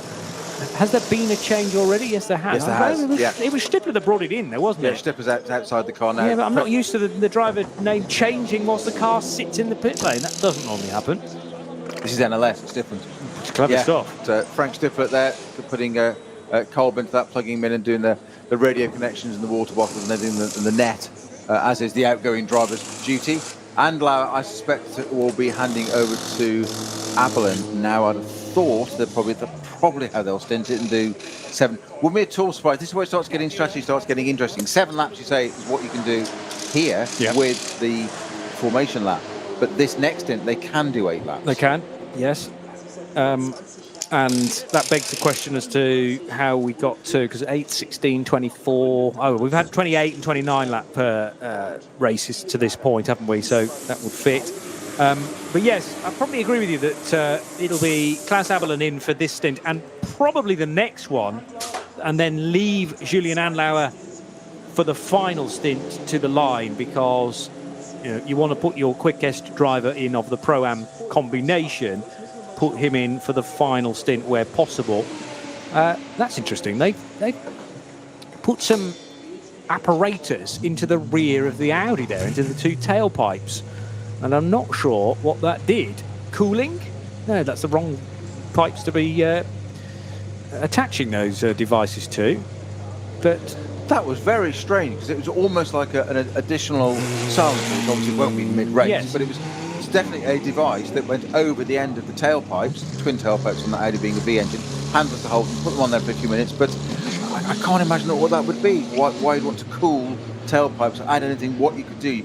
It's an exhaust. Yes. It's an exit. Why would you want to add anything into it? Is it sucking any unburnt fuel from the system maybe to make it nice and clean for the next run? I've never seen that before. Somebody will know at RSL_studio. As the Audi stopped, one guy's job during the pit stop was to literally plug some apparatus into each of the tailpipes, sit there for a while during the duration of the pit stop, and then just before the car was released, he unplugged them, took them away again. Nicky Team in the number 21 Aston Martin, straight out behind the number 44. That's the junior entry, is it not? 44 car. And yet again, Nicky Team showing his class, works Aston Martin driver. Go out, fresh tyres, settle in. Now it's Nicky Team who does it his own way. He's giving that BMW grief immediately on the Grand Prix circuit. One of the other Mercedes, this is a GT3 car. That's the number 27. Just gone past as well, so I think that's a lap down at the moment, or sorry, a lap ahead, because these 2 cars have just pitted. But Nicky Team will be very keen to get this new GT3 Aston Martin up and ahead of the junior BMW. which of course in turn will be very keen to make sure it doesn't come by. So that was Neil Verhagen in the junior BMW to start with, and he has handed over to Harper. Dan Harper now at the wheel of the number 44 BMW. Yeah, so Vincent Cole now driving the 5. Andlauer stays at the wheel of the 30, and it is the 25 car in third position of Achim Tyson. But Tyson, must have stopped, because you can't get much further unless you do 7 laps. So the Uber Motorsport Porsche, a bit of a winner here, but that might be just down to where it came into the pits and where the start line is, where the timing loop is in the pit lane, to offer a slightly jumbled up order. You'll get that confirmed just as soon as they head through sector 2. It looks like Julian Andlauer stayed at the wheel of the leading Fricadelli car, which I am quite surprised at. I've double taped to read that. So really has stayed at the wheel of that?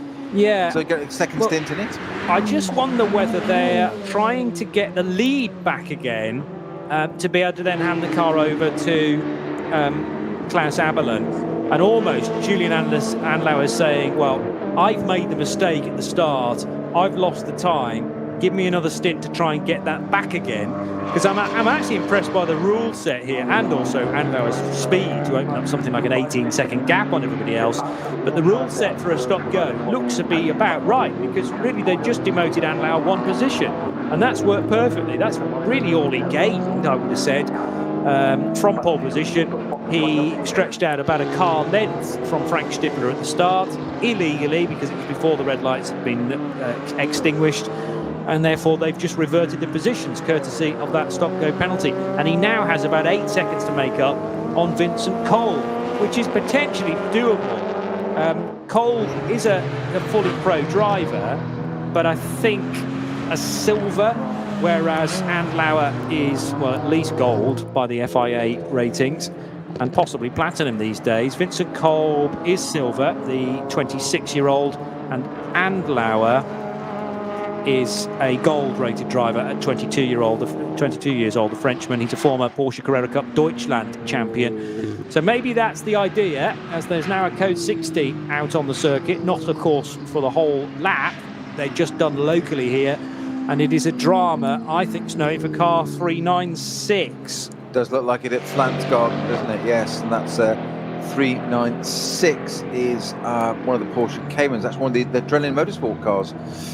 Johnny Lutz Ruhl, Christian Bullersbach, Danny Brink, and Andreas Schettler. That's the 396 car, which is driven by Adrenaline Motorsport. I'm trying to find who's driving it. 396 it's leading its class, actually, leading V6 with Lutz Ruhl driving it. So the first driver listed on the entry. And yes, it was leading. V6 is not that populated as a class.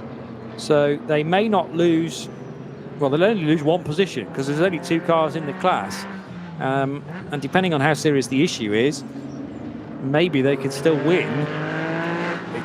I just wonder whether that problem is fixable on site or whether at Flansgarten, that's a very fast part of the circuit.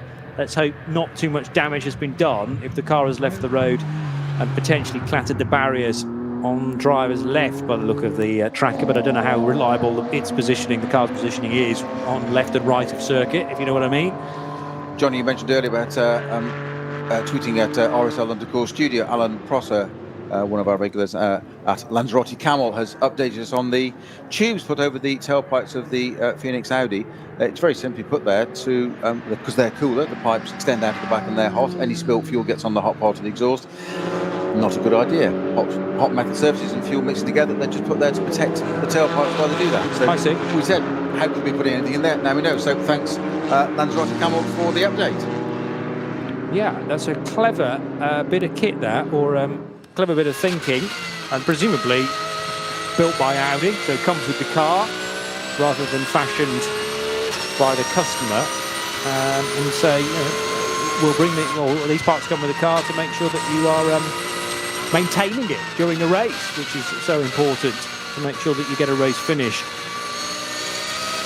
So Code 60 still out at Flansgarten to deal with the Porsche Cayman 396, former class leader in V6. Now a pit stop for what was timed as the race leader, which is the Ferrari. And I can say the Ferrari because there's only one in the race, the 488 GT3 from Hella Pagid Racing 1. And Jules Shimkoviak has brought that car in, number 39, for its pit stop, which will leave Vincent Kolb as the race leader from Julian Andlauer. And then the 25 car, which has driving it Achim Tyson with Nico Menzel still to come. BMW will cross the start-finish line and not come into the pit lane. That is the M240. No, it's a lower class, isn't it? Maybe a 325i V4 car. But there will be a Porsche Cayman that peels off into the pits for another, or the first of its stops. And the race leader in relation to the Code 60 has just gone through it, in fact. So Phoenix Racing's number 5 out front from the chasing 30 car. But I fancy Julian Andlauer he definitely is, finding time on Vincent Kolb. And that's got to be the target for me, for Fricadelli Racing, to get back to the race lead at the point that Julian Andlauer hands the car over to Klaus Aberlin. He's really not very far away. The 5 and the 30 practically nose to tail now, heading down the Dottinger Hohe. And we'll get an indication of just how close they are in a moment or two. Well over the hour mark now, by the way, 2 hours and 52 minutes still to go as BMW 252 heads through the Michael Schumacher S. Well, I say a Ferrari into the pits. The 34 Valkenhorst car is way off the running at the moment. Then we had that puncture with it earlier. I'm not sure if it hasn't retired. Can't see it on our screen anywhere at the moment, Johnny, unless I'm completely misreading it, my apologies. Mispronouncing, misreading. Quite possibly so. Has there been a lead change? Yes, there has. Julian Andlauer's got ahead of Vincent Kolb. Well, I told you it was going to be close. And Andlauer, despite a stop-go penalty, gets back to the summit. Incredible driving from the 22-year-old Frenchman. And Andlauer tippy-toeing his way into the third portion of the Mercedes arena, now leading the number 5 car then of Vincent Kolb. They changed the drivers, remember, during the stop. Now, across the line that time around, 2 pit stoppers.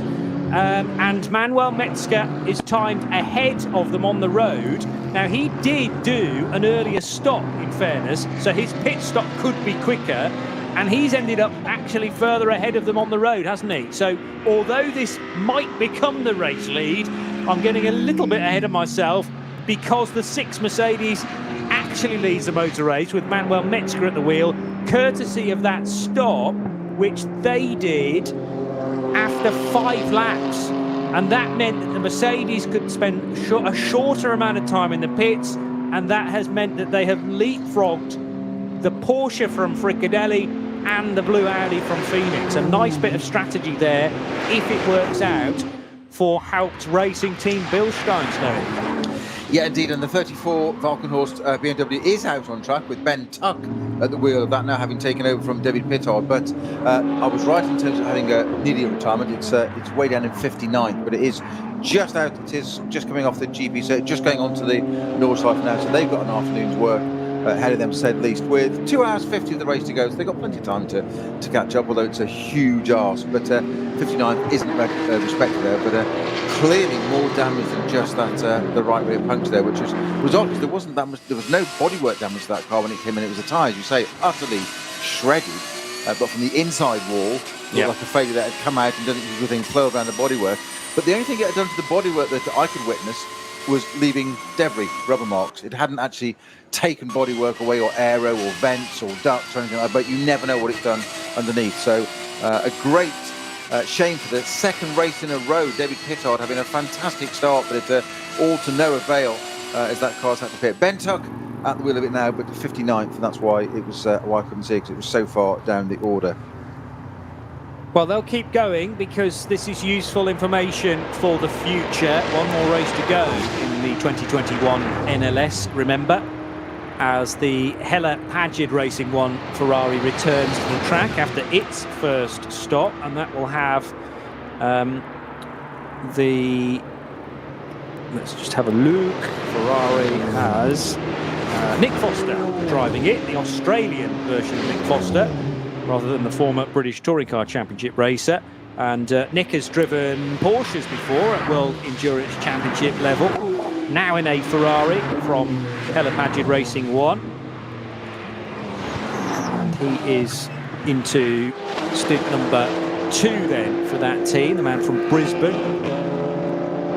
Meanwhile, what about this dice at the head of the order? Because all of a sudden, Haupt Racing are back in the running, I would say, after it looked very, very bleak for Manuel Metzger, spinning on the green flag lap at the Vidal chicane. And that car is now up to, well, the lead of the race. Now, admittedly, it's not going to have quite as much fuel as those cars chasing it. But the car has basically been given track position in favour of the amount of fuel they put into it. It will have to pit, I think, 3 laps before those chasing.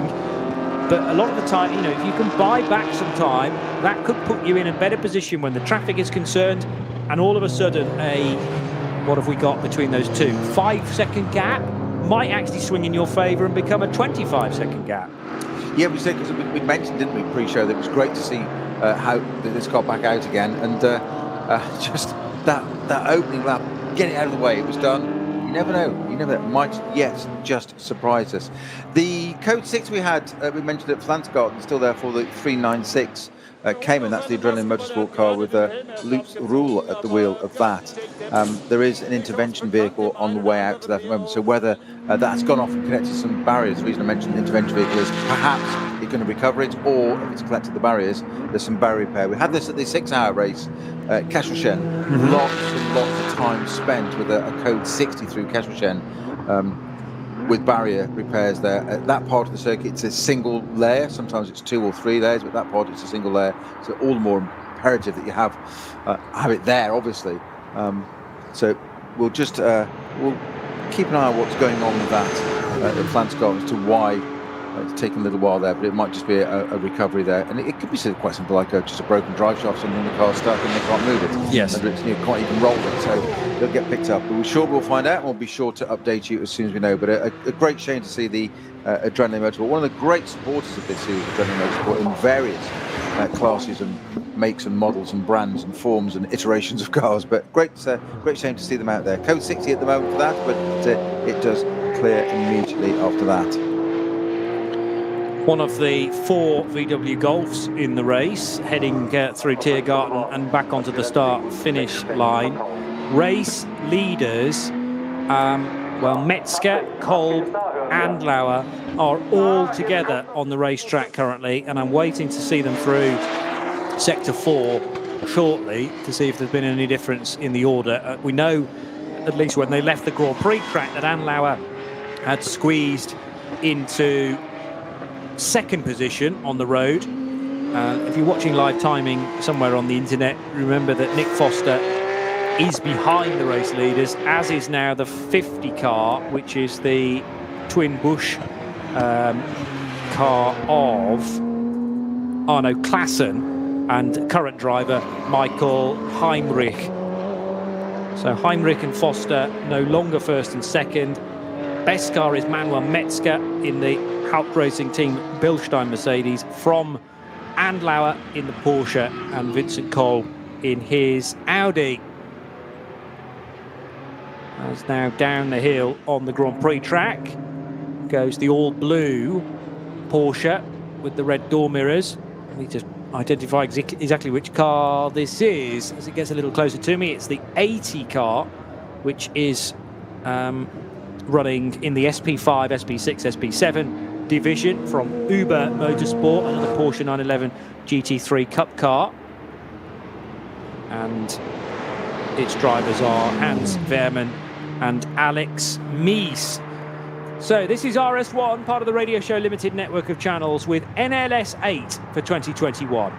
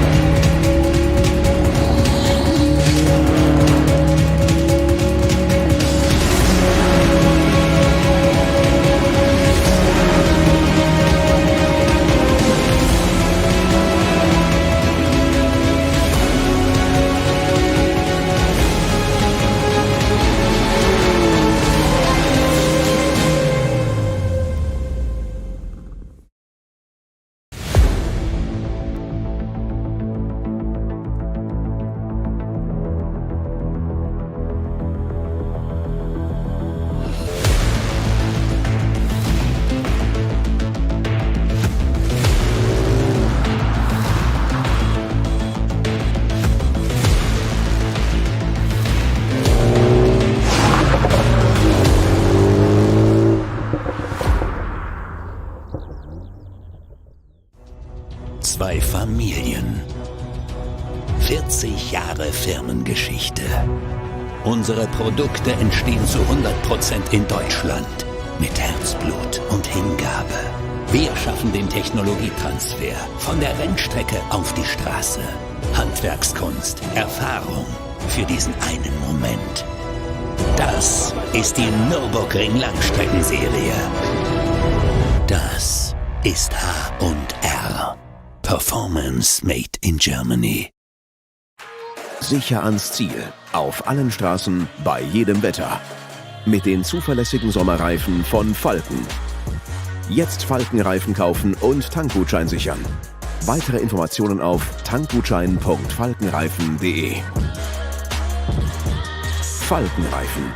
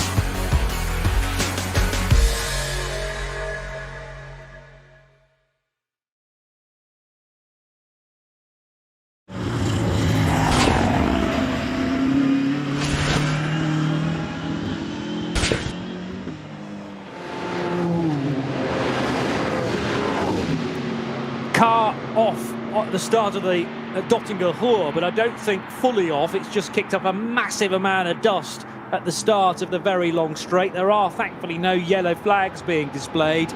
But here, as part of the Radio Show Limited network, it's live coverage of NLS 8 from the Nurburgring Nordschleife, with a couple of local yellows just briefly shown at Marshall Post 44 and 45, so fairly early on in the lap, but they have subsequently cleared. At Jaguar corner, interestingly, I've not heard that one before, but Jaguar is labelled the scene for MP Marshall Post 44 and 45. The Dottinger Hoor is now clear of incident as well. And what we're being treated to here, Peter Snowden, is an incredible fight at the head of the order from a recovering Julian Anlauer after he was a naughty boy at the start of the race and jumped the start. But he now leads the race, I think. If not, he's probably overlapping Manuel Metzger's Mercedes. Those two could not be any closer on this, the 10th lap. Well, you were spot on with Anlauer staying in that car. We thought there was going to be a driver change and put Klaus Abelin in, but as you said, he'd served the penalty. I've been the naughty boy, I'll take it, and he's got us back today. So basically it's all negated now, it's all worked out, they are where they are, it's all legit, there's no penalty to serve, there's nothing in the bank to worry about, it's all there, and that's job done. So the Fricadella car, I got it right. Very good. I know, I'm getting good at this, isn't it? Just with your coaching, it's helping, thanks ever so much. The fact that you've written it down in letters 4 foot high in front of me does help. Yeah. You'll have to remember that tattoo can be removed, by the way, exactly. Later in the day. It's only henna. Correct. Was that another team? Might be. Let's not get into that. No, but have you ever had a fricadelle, by the way, for lunch at the Nurburgring? Because as soon as you taste one of those things, you will not forget their name ever again. It's good stuff. It's very good stuff. I was beaten by a Freisinger at Spa, genuinely once. That's why That is Freisinger absolutely genuine. That's why Freisinger is so forefront in your mind. Absolutely. Well, it was because it was an NGT car that beat us in the 24-hour in an NGT category in the days when GT1 cars should have been winning. But he's not bitter, folks. 2003. No, it's just one of those sort of things that it can be done. It was quite an eye opener. Yes. Not at all bitter. It was like wow. And it was quite a lineup in that car as well. Was that a bit like Nick Tandy in his GT Porsche winning Petit Le Mans, which really should be being won by prototypes, Yes. but because it rained, the GT car was so much better with its mechanical grip. Yeah, it was exactly that, and I think you're probably dead right there. That's why that alternative name to Fricadella is always in my mind. I always get the two together, and it's Porsche. It's like, it did what? Yeah. In an NGT car in the rain. Yeah. One of those days that you couldn't quite believe would happen, but eventually did. Now, the Mercedes is still listed, interestingly, ahead. But that's on the distances at the start of the lap, and things have changed at least once or twice since then. The two leaders are somewhere in Sector 4, and I'm waiting for those cars to complete Sector 4, which is quite a long part of the lap, actually, with then the short run to the line being only 45 odd seconds. But let's just go back to the tracker. Again, the 30 car is ahead on my tracker. They're about to complete Sector 4. And which time are we going to get? First of all, it's Andlauer ahead of Metzger. And by about a second, I reckon, as they head down the Dottinger Hohe. So the Porsche now should start to gain a bit of ground on the Mercedes now that it's got track position. What I mean is extend its lead into the next stint. Confirmation that the red and white Porsche with the Fricadelli and Avalanche sponsorship is in front of the Bilstein-sponsored Mercedes. So rear-engined and very much rear-engined in the GT3 Porsche, remember, unlike the WEC car where they put the engine these days in the middle. A mid-engine Porsche, which never sounds right. It is hanging over the rear axle for Julian Andlauer compared to the front-engine Mercedes with a much bigger lump, 6.2-litre V8 compared to the flat 6 for the 4-litre flat 6 in the Porsche.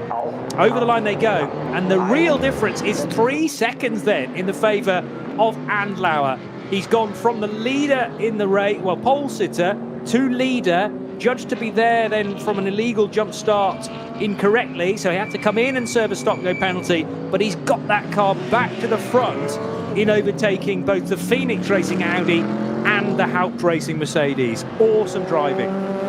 You said, didn't you, before the race on sort of pre-show and the build-up, Johnny, that he's of a certain quality, of a certain level, unquestionable, incontestable. However, he's just proven it again. You said that, no disrespect to Klaus Appleton not being able to match Andlauer's time, it was no discredit, but he's just showing it there. As you say, I think you're absolutely right on that strategy thing of, I'm going to stay in it, I've made the mistake, I'll pay the price. Let me reverse that to the team, get off the naughty step and get back into the right point. The team manager, well, you did that, so, pay it back. But now doing it with such a plumb, 0.6 of a second behind as they crossed the line last time. I know a lap here is so much longer, however, it was 0.6 of a second behind. You said he just managed to grab the lead onto the on the GP circuit and now put it out at, as you say, 3 seconds now. So superb job cementing there. It will be interesting to see. We're 10 laps into the race, so we said that they could do 7 laps on the first, so he's 3 laps into his stint.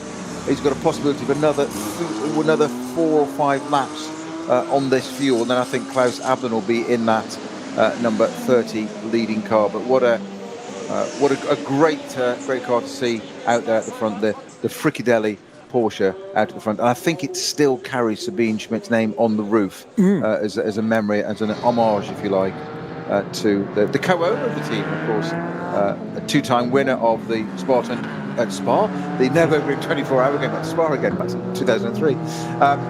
But the 2-time winner of the 24-hour here, and of course, in the days, a VLN champion as well, in her own right. That's right. So, and born, lived just down the road, the team based just down the road. So very fitting if they could. They haven't quite had the luck this year, but you still can't discount an Audi at any point on these circuits. On the circuit, when I say the circuit, the NLS. And somebody I would say that to keep an eye on as well is young. I'm going to say young because he's in the junior team. Young Dan Harper in the number 44 BMW M6. They've had some outstanding performances across the season in this NLS series of 2021. Currently in 4th position. I know I've had a little bit of help, but a little bit lower. So the Falcon horse cars have not had the fall of the dice, if you like, this way, this particular race. Yet they will come back up the order, but they're going to be lucky to getting into the top 20, aren't they? To be honest, both the cars. We've got Nurburgring 35 car is in the top 15 already, but the 34 car that dropped down had that puncture. That's still a long way down.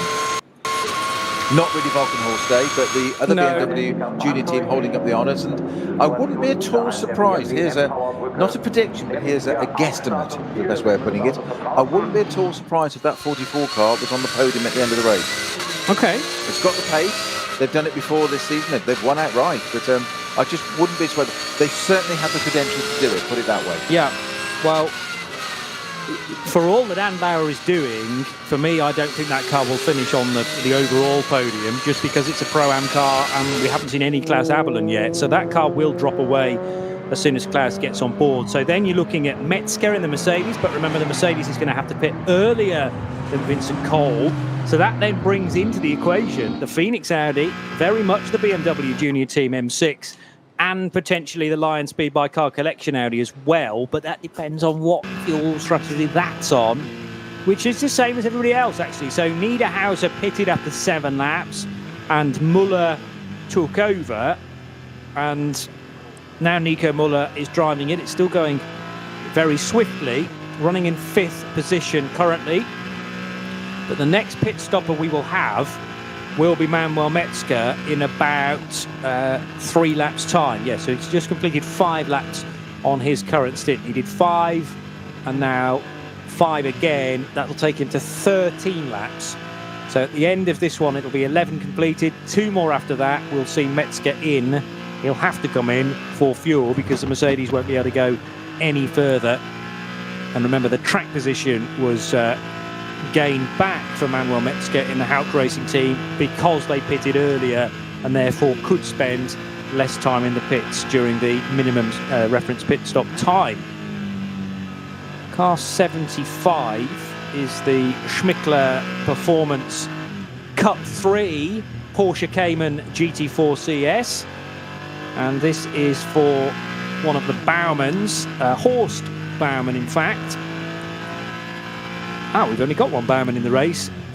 We have had in the past Austrian driver Dominik Baumann and a few other members of his family, I think. But Horst Baumann joined by Kai Riemer and Moritz Wieskirchen in their Cup 3 Porsche Cayman. Cup 3 is all about Porsche Caymans, by the way, only eligible for that type of car. But a variety of different, Porsche 718 Cayman GT4 CSs to give it its full name.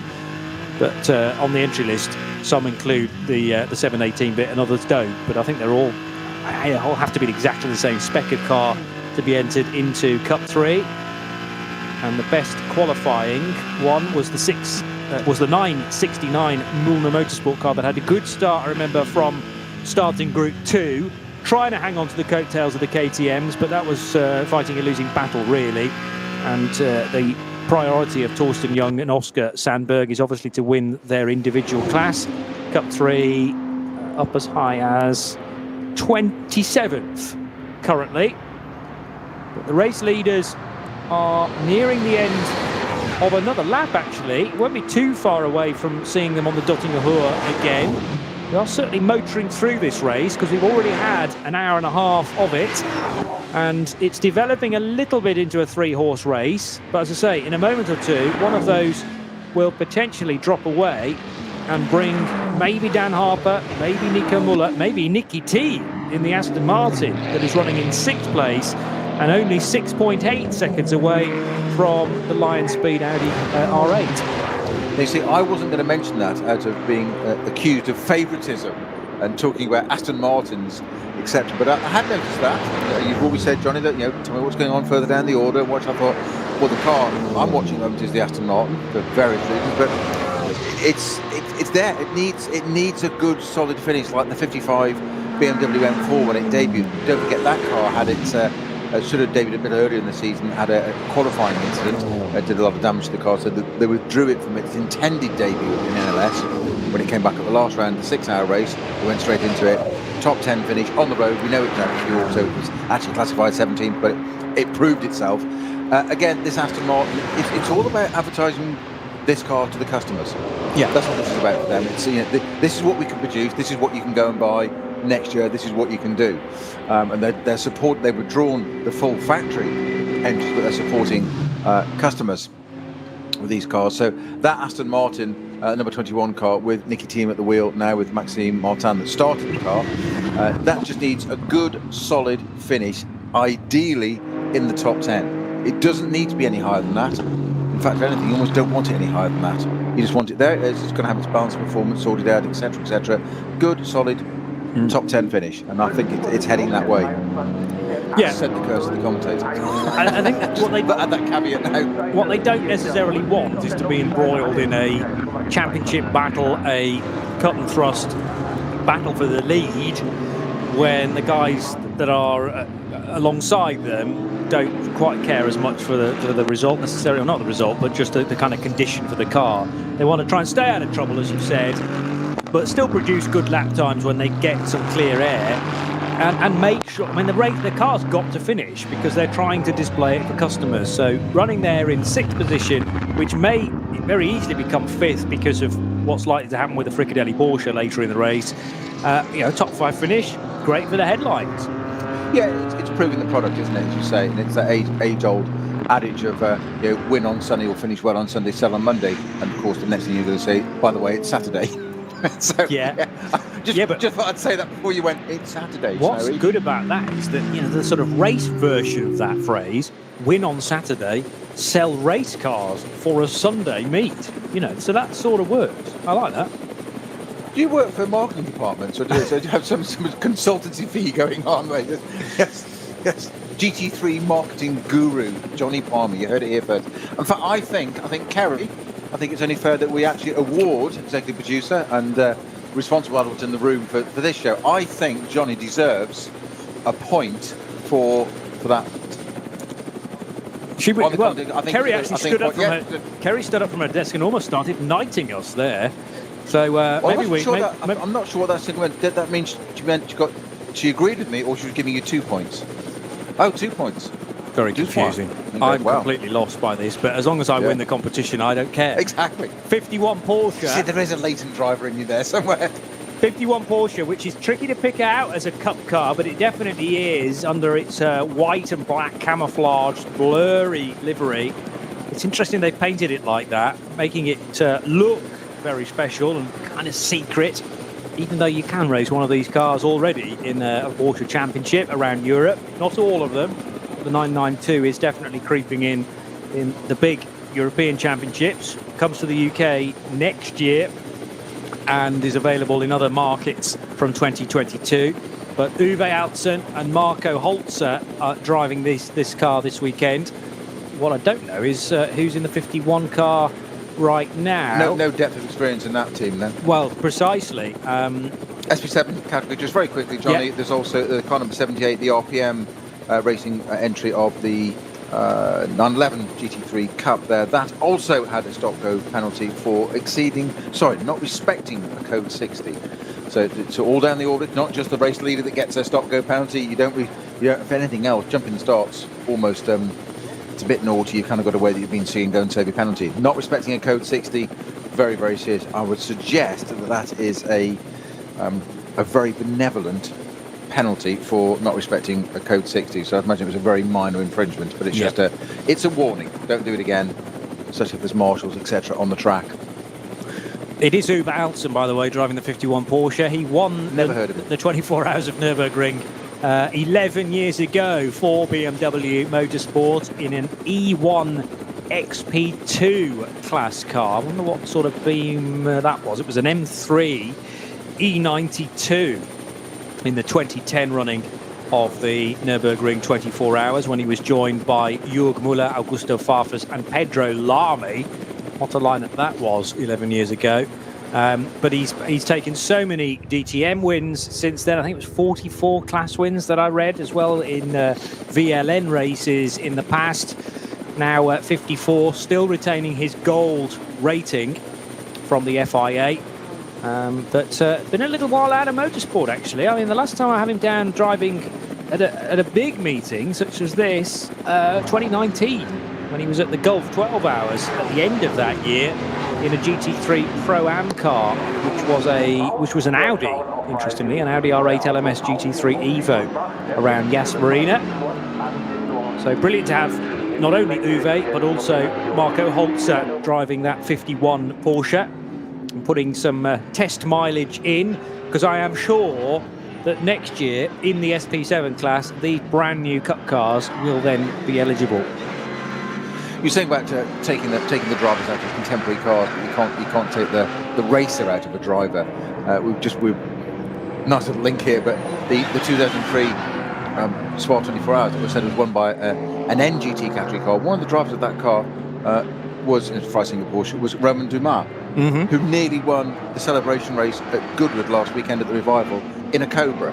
He's still up there at the front. In fact, if it wasn't for, would you believe, a short pit stop, they had to serve a 21-second penalty, they'd have won it. Wow. But all those years on, it's still up there in a Cobra. I mean, just like a Porsche, isn't it? Not. You couldn't get more diverse, could you? No. You say you can't take them out of it. And if you've seen any of the footage of that, it was quite extraordinary watching somebody of that caliber from the day. I'm talking nearly 20 years ago, 2003, 18 years ago. Winning 24-hour races and things like that, and obviously everything else he did. But to watch them in historic cars, and Jensen Button's out there and others, Darren Turner, who happened to go and win the race as well. Aston driver. Yeah, thank you very much. I have a weekend off from driving Astons, and I'll go and drive a Cobra at Goodwood because it's so similar. Probably about as much power, but a fraction of the grip, I would suggest. I mean, I remember talking to Sam Bird when he first started driving.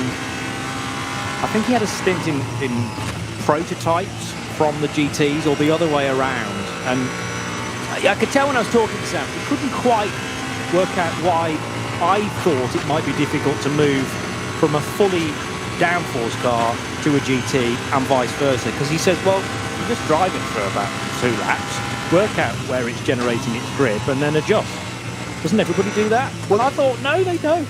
But it is a different mind, it's a different approach. And if you remember, last year, just coming up when we did, you and I did the Elms race around at Monza, and we had a chat with Edward Bradley in an LMP3 car. Yeah. But a week later, he was driving the family's 1920s Aston Martin, and I said exactly the same question to him of, how do you adjust from one to the other within a week and whatever and so and so, and the answer was absolutely illuminating to me. He said driving the LMP3 car helped drive the 1920s Aston. Okay. Because you had to be so precise in the LMP and disciplined, that was something you could carry over to a car that was nearly 100 years old because it was so way. But if you brought the disciplined approach, it helped him drive it. Yes. And it was just an extraordinary insight into it. As you said, I just sat there and thought, there must be worlds apart. I thought, no, but the modern car helps the older car. It's quite extraordinary. Yeah. And he said also, he went on a little bit to say that the older car, in terms of sympathy and whatever, mechanical sympathy components, not most of it's 100 years old, but he said, drive lines, etc., they don't like doing standing starts because the gearboxes and back axles are so old. So they learn to drive them differently. But it could also transpose that to the modern car of just be that little bit more sympathetic because you had an understanding because you have that experience. It's not just a phrase, you had to go and do it. So, all levels of racing, always good to do. Yeah, I remember this chat. It was sort of in the mid-2010s when he first got signed by AF Corsa for Le Mans in 2014. Sam Bird I'm talking about now, but he'd come from single-seaters, so GP2, Formula Renault 3.5, and a little bit of prototype racing as well. And then I thought, well, that's a significant shift. Not that he wouldn't be capable of it, but slower cars and cars that are reliant far more on mechanical grip. But these guys are almost superhuman in the fact that they really don't take very long at all to reacclimatise and then be happy in their new office space. And Julian Andlauer, who's very much a GT specialist, still leading the race And I reckon at the end of this next loop around the Nordschleife, he will have less company, actually, and therefore a bit less pressure or less of a distraction in the door mirrors, because Manuel Metzger is due for a pit stop at the end of this lap, and that is because the 6 Mercedes pitted way earlier than everybody else, pretty much, in order to jump some of the traffic, and it worked to a T, but it does mean that that car's going to now have to pit 3 laps earlier than, or 2 laps earlier than the majority of the top 10. Just before we get to that, Johnny, we've had a full course green for quite a sustained period now, but we have just returned to a code 60, and it's at Flantsgarten again, and you're not going to believe this, but it's for an Adrenaline Motorsport car again, but a different one. This is the 650 entry from the BMW M240i Racing Cup class.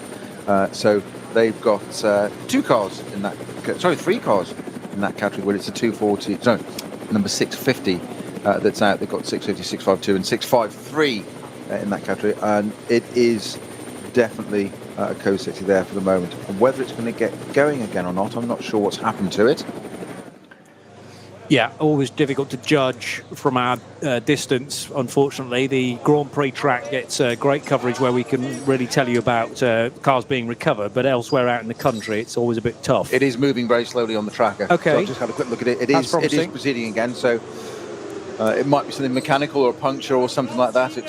But it's obviously not going to have a code 60 all the way around, but presumably that's just at Schwalbenschwanz now. It's you don't really want a slow car at that point, so there'll be yellow flags as that 650 Adrenaline M240i makes its way back to the pits, and as soon as we get an update on what's caused that car to travel quite so slowly, but it is still moving, it's still in the race, which will be much to the pleasure of Adrenaline. It might be dropped down the order a bit, but it's at least they can do something with it and get it back to the pits.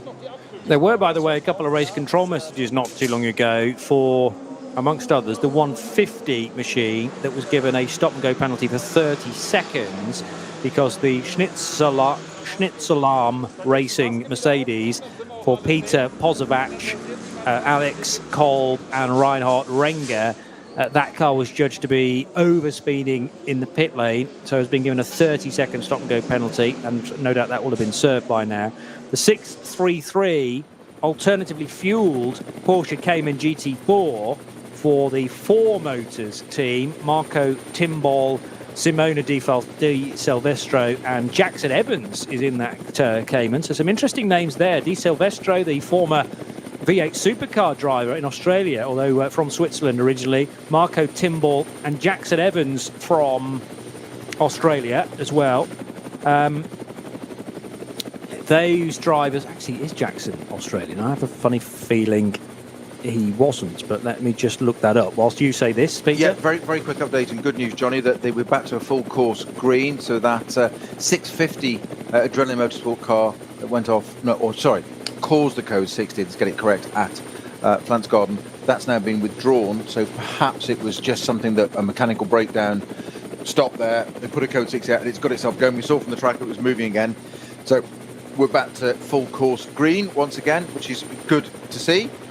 I'm pleased I looked that up, otherwise I would have had the 5 million or so people that live in New Zealand hunting me down on Twitter, because Jackson Evans is definitely a Kiwi, but the naughty people that put this entry list together at the Nurburgring and for the NLS, they do it by licences. So Jackson is running on an Australian licence and is therefore labelled an Australian, which is sacrilege when you come from the North or the South Island of New Zealand. So Jackson Evans in the 633 car. That was a very roundabout point to get to the fact that that car's also been given a stop-and-go penalty. And you know how long for? Because of not respecting code 60 speeds, it's been given a 270-second penalty. So that is over 4 minutes. Is that 4.5 minutes? I think it is. Yeah. So, yeah, significant delay there for the 633. And also, the 78 car has been given a stop-and-go penalty of 150 seconds, also for not respecting the code 60 speeds. This is probably a sliding scale, depending on how fast you've gone through that area. And I can't find car 78. Let's just have a look. There it is, the SP5, SP6, SP7 entered car, actually in SP7, for RPM Racing, the Porsche 911 GT3 Cup, for Tracy Crone, and Niklas Jonsson. So I haven't seen the RPM Racing Porsche, but surely that is got to be running in Krone Racing Green, as Tracy's cars have always done at places at Le Mans, like Le Mans, and in the World Endurance Championship as well. So great to have the American and the Swedish drivers, Tracy Krone and Niklas Jonsson, represented on the grid too.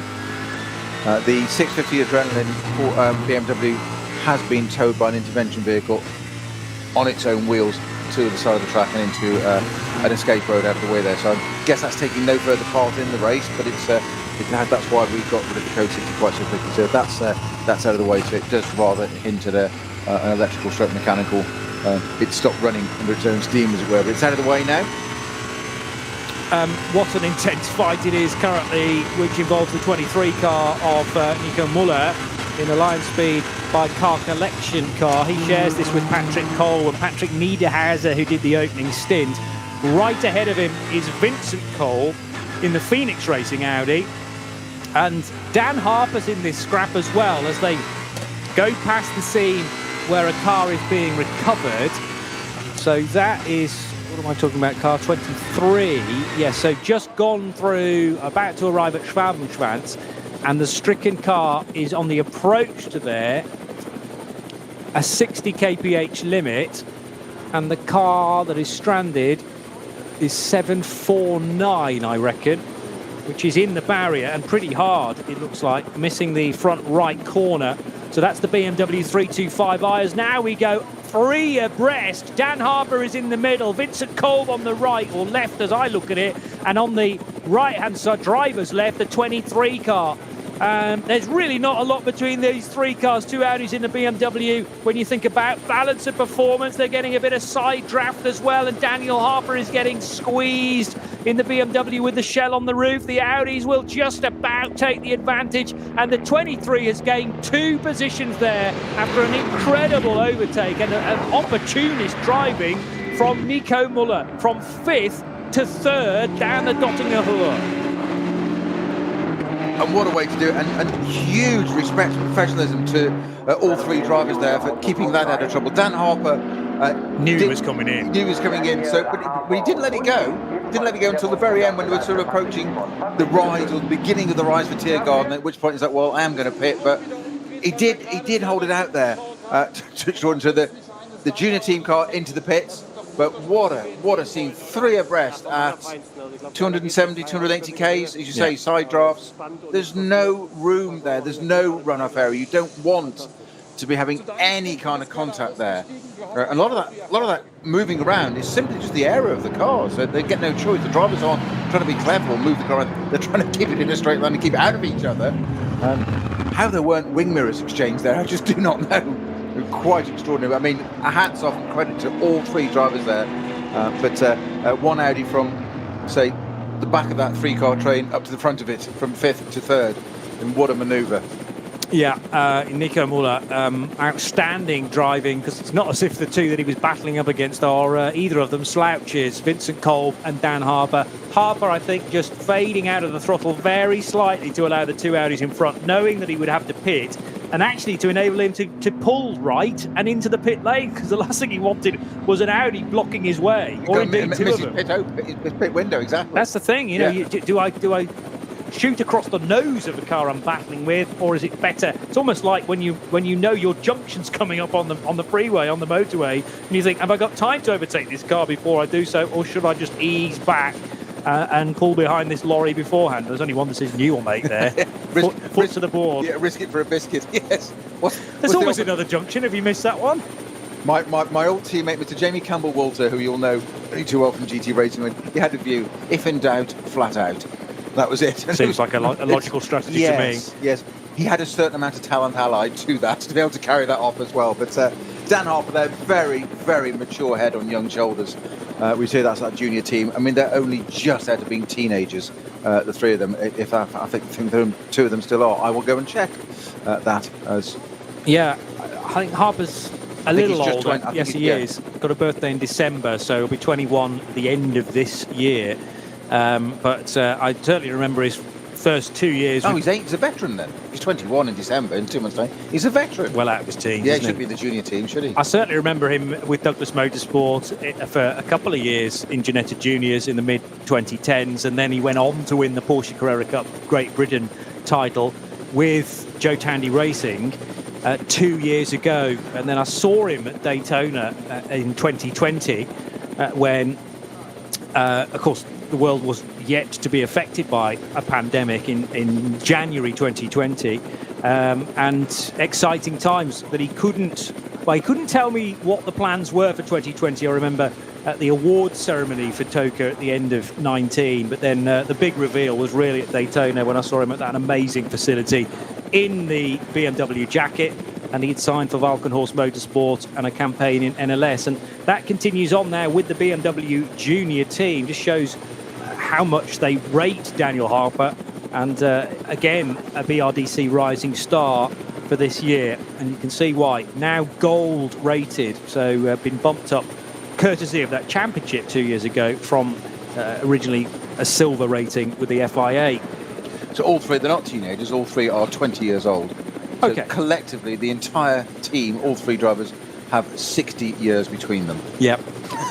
Across three drivers. And you can discount at least 8 years, I would imagine, of the early part of their lives. So they've not been racing very long. I mean, Harper actually started with those Ginetta runs. I don't know whether he did any karting prior to that, but he's only 5 years into his racing career. So cars. between them, they've got maybe 30 years racing experience between all three of them. Yeah, and they're doing things like that on the Dottinghoe. I know. It's, no, But it's I would say 120, but between nearly 300 clicks down there. Yeah, yeah. Thank you very much. And not only have you got one side of the brain effectively dealing with the car control, making sure that it is not buffeting around too much, not porpoising, and not running into the side of an Audi left and right. But you've also got to think, oh no, this is my in lap. So where do I need to put the car on the road so that my route into the pit lane is not obstructed? Probably dealing with 1 or 2 settings on the steering wheel as well if you're an outgoing driver. Yeah, there is just so much to compute along with controlling the car and doing the racing. You said that's the point. It's so easy to get as a driver. This is what I'd absolute credit to Dan Harper there. Okay, he's the eldest of the three there. He's going to be heavens above. He's going to be 21 in a couple of months' time. Gosh. It's hard to imagine that, isn't it? But as you say, isn't it, not getting wrapped up in the moment. You say having that race, you've got an Audi either side, and the other, not the guy that got to the end of the front of there, they swap places because of drafting down there. All three of those cars at some point had led that little trio, yes, coming onto the Dottinghoe and through it, and because of the ebb and flow, that's what happened. But you said that he knows he's got to pit, not get wrapped up in the moment and just say position himself in the wrong place and get out of the throttle because he's still got to get into the pits. He's still thinking, I can't get across into the pit entrance. Not ideal. Yeah. Indeed. Yeah, and it's about having to think about where the car needs to be in a couple of corners time. So you're not even dealing with everything in the moment. You're having to think so far ahead. And also, that was an in-lap and very much an in-lap for Daniel Harper in that he got out of the car and has handed over to his 20-year-old German teammate Max Hesse, himself a former champion, although not in Porsche Carrera Cup, actually in TCR Germany when he won that title with Hyundai Team Engstler after 4 wins and 9 podiums through the course of the season. Since then, moved away from TCR and into GT3 racing in NLS. First of all, well, by the looks of things, some action with a Cup 5 Falcon Horse BMW and in an SP8T car when he ran the M4 GT4 SP8T car. Now, I hate to say it, Falcon Horse today still isn't going that well for them. One of their M2 CS racing entries, car 889 in the Cup 5 category, is sadly facing the wrong way on the Hatzenbach, which is why we have a code 60 in that area. So you're going to just come off the Grand Prix circuit, go through Jabin Smith's curve, the double left-hander, onto the Hatzenbach, and then very, very quickly you've got a BMW facing the wrong way, unfortunately. So that's the only M2 category cars there. Sorry, M2 model, Cup 5 category, Falcon Horse Motorsport entry. Michelle and Mike Halder drive the SP3T Seat Cupra. Now it's on my entry list as a Seat Cupra, and I just want to see whether I can catch the badge on the front of these cars, because I think that is an older version. Cupra is its own brand these days, the sportier side of Seat, a bit like Abarth to Fiat, or there are other car companies that have done that as well. Lexus to what's Lexus? Nissan? Toyota, thank you. Lexus being the luxury brand, and Cupra being the sportier end of Seat. But I think these are straight Seat Cupras, two of them running pretty close to one another and up towards the hats and back. So 307 is, well, one of the Halders. I can't get much further than that, but it's either Michelle or Mike. My timing screen doesn't differentiate between the two. Very close indeed for the Mercedes that was earlier driven by Lucy Treps, and that's the 70 car, isn't it? Yes. Now may have Dirk Muller at the wheel. It's using one of the Porsches to draft along the Dottinger Hoor.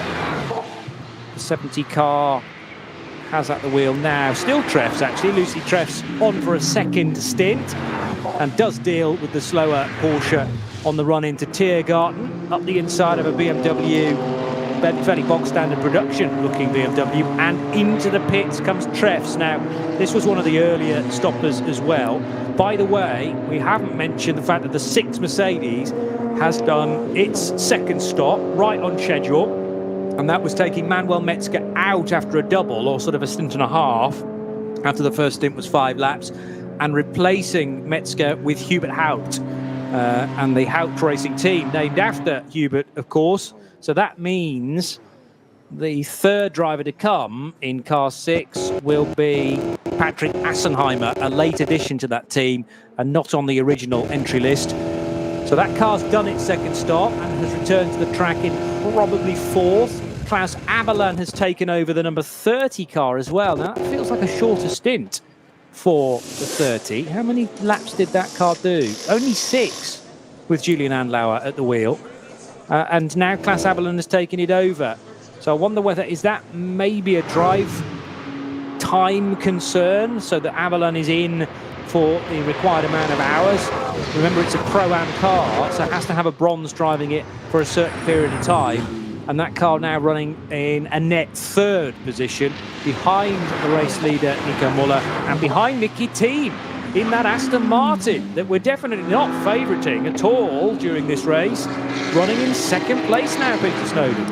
Indeed, but more actually also breaking news were the number 23 car, which is Lion Speed by Car Collection Motorsports with its full team, the Nico Muller Audi, is travelling very, very slowly around the circuit, and I believe they've had a collision with a different category car, 747. I do not mean a Boeing of that type, but it is car number 747, and that is currently at Hatzenbach, so the beginning of the Nordschleife. So not good for the Lion Speed car. That's a 23 entry with Nico Muller at the wheel. 747 being the 325i BMW from the V4 category of TM Racing, with Richard or Flip Grezek on board. Yeah, so huge dramas there for, well, the race leader in this phase of the race, and after a spectacular overtake, 2 in 1 down the Dottinger Hoor, it's all going a little wrong now for Lion Speed by Car Collection. Side by side as the number 6 Mercedes that rejoined not too long ago with Frank Stippler, who is on an outlap, and Stippler's tyres may not be up to temperature as he's forcing the 6 car off the road there, making sure that the 6 did not have the inside line of the cut through, but Stippler's on the back foot because he's just been released from the pits, whereas the number 6 car of Hubert Haupt is on nice warm Michelin tyres, and they are going hard at it here on this lap around half of the Grand Prix circuit. Stippler deliberately positioning his Audi so that the Mercedes can't take advantage. That was on the verge, for me, Snowy, of being a little bit naughty from Frank Stippler. I don't think it was intentional, but it was. I would certainly agree. It was very, very, very close. He didn't just shut the door. That was pull up the drawbridge, bolt it, double lock it, London bar, everything, wasn't it? Double glaze the lot, changed the whole thing. That was, and it wasn't just a question of putting it on the grass. He had to really avoid that issue. But I'm not sure it was quite deliberate by Frank Stubb. It's not normally his style, to be fair. Agreed. No, that's agreed. And I suppose. Oh, now the mistake is he's off the road, and there's a problem there for the 6.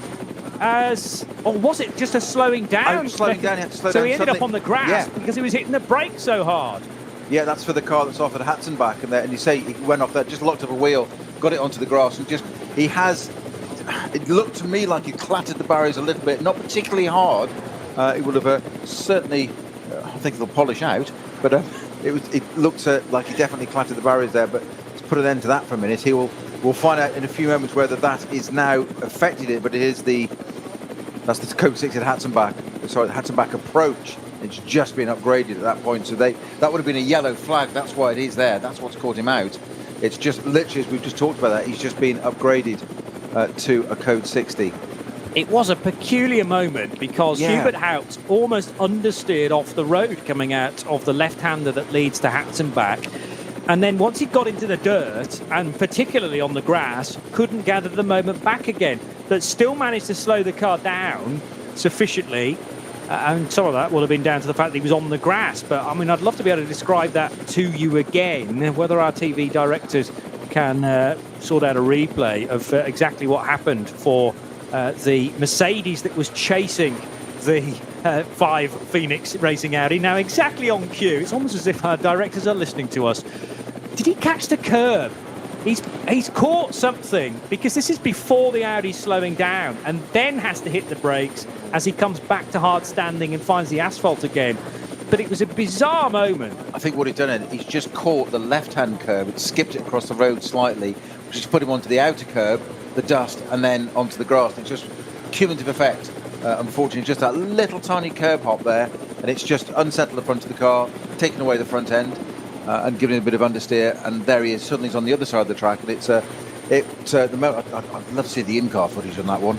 That'd be something great to describe, because I think there'd be a fair amount of steered angle going in, shall we say, input. Certainly so. And now that there is a worry about how hard the car hit the barrier, whether the wheel was turned at the time, so that has that... It wasn't. No, I don't think it was. I think it's pretty parallel to it. I'm not 100% sure, but it hasn't gone in obliquely and hit the front end. They say done a toe link. It's hit it sideways. If you know you're going to end up in the barrier, you're better off putting the wheel straight, and slapping it. Exactly, so that the punishment's taken by the bodywork and not then bending a steering arm or a toe link, as you say. So I'm assured. I've never had any experience of this, but I understand that's what drivers do. No, because you don't drive into walls. That's why. You're so good. So not only are you going to be a marketing consultant, you can be my agent now. There's a whole new world opening up here. There really is. Oh, this is an afternoon of opportunity. Johnny Palmer, international man of motorsport. I can't remember the first thing I said about it. Take another point. It was Aston Martin. Have my points. There you go. They're all yours. No, I couldn't possibly. No. I'm not a very good agent. Well, maybe I am a very good agent if I take all your points and all your cash, more importantly. Anyway. I've got more points. Put it that way. So that was I did have a real worrying moment for the 6, but let's assume Hubert Haupt has got away with that. I just remember back to Raffaele Marciello a couple of years ago at the Nurburgring 24 Hours, when during one of his stints he had some contact with the car, and then it wasn't until the next driver took over, Maxi Gertz took over that car, and then the steering issue manifested about an hour later, actually, and it was all because of some contact that had happened in the previous stint with the previous driver. So let's hope that the 6 car can make it to the finish, and Hubert Haupt will take very good care of that now to for the remaining, less than 2 hours, because there's an hour and 54 minutes still to go on the clock, and this is very much engaging as an NLS race, the penultimate event of the year, with the Aston Martin of Nicky T now at the second place. Potential dramas, though, for the number 23 car of Nico Muller that we're still trying to get to the bottom of. Actually, sector times on this lap rather, are pretty good.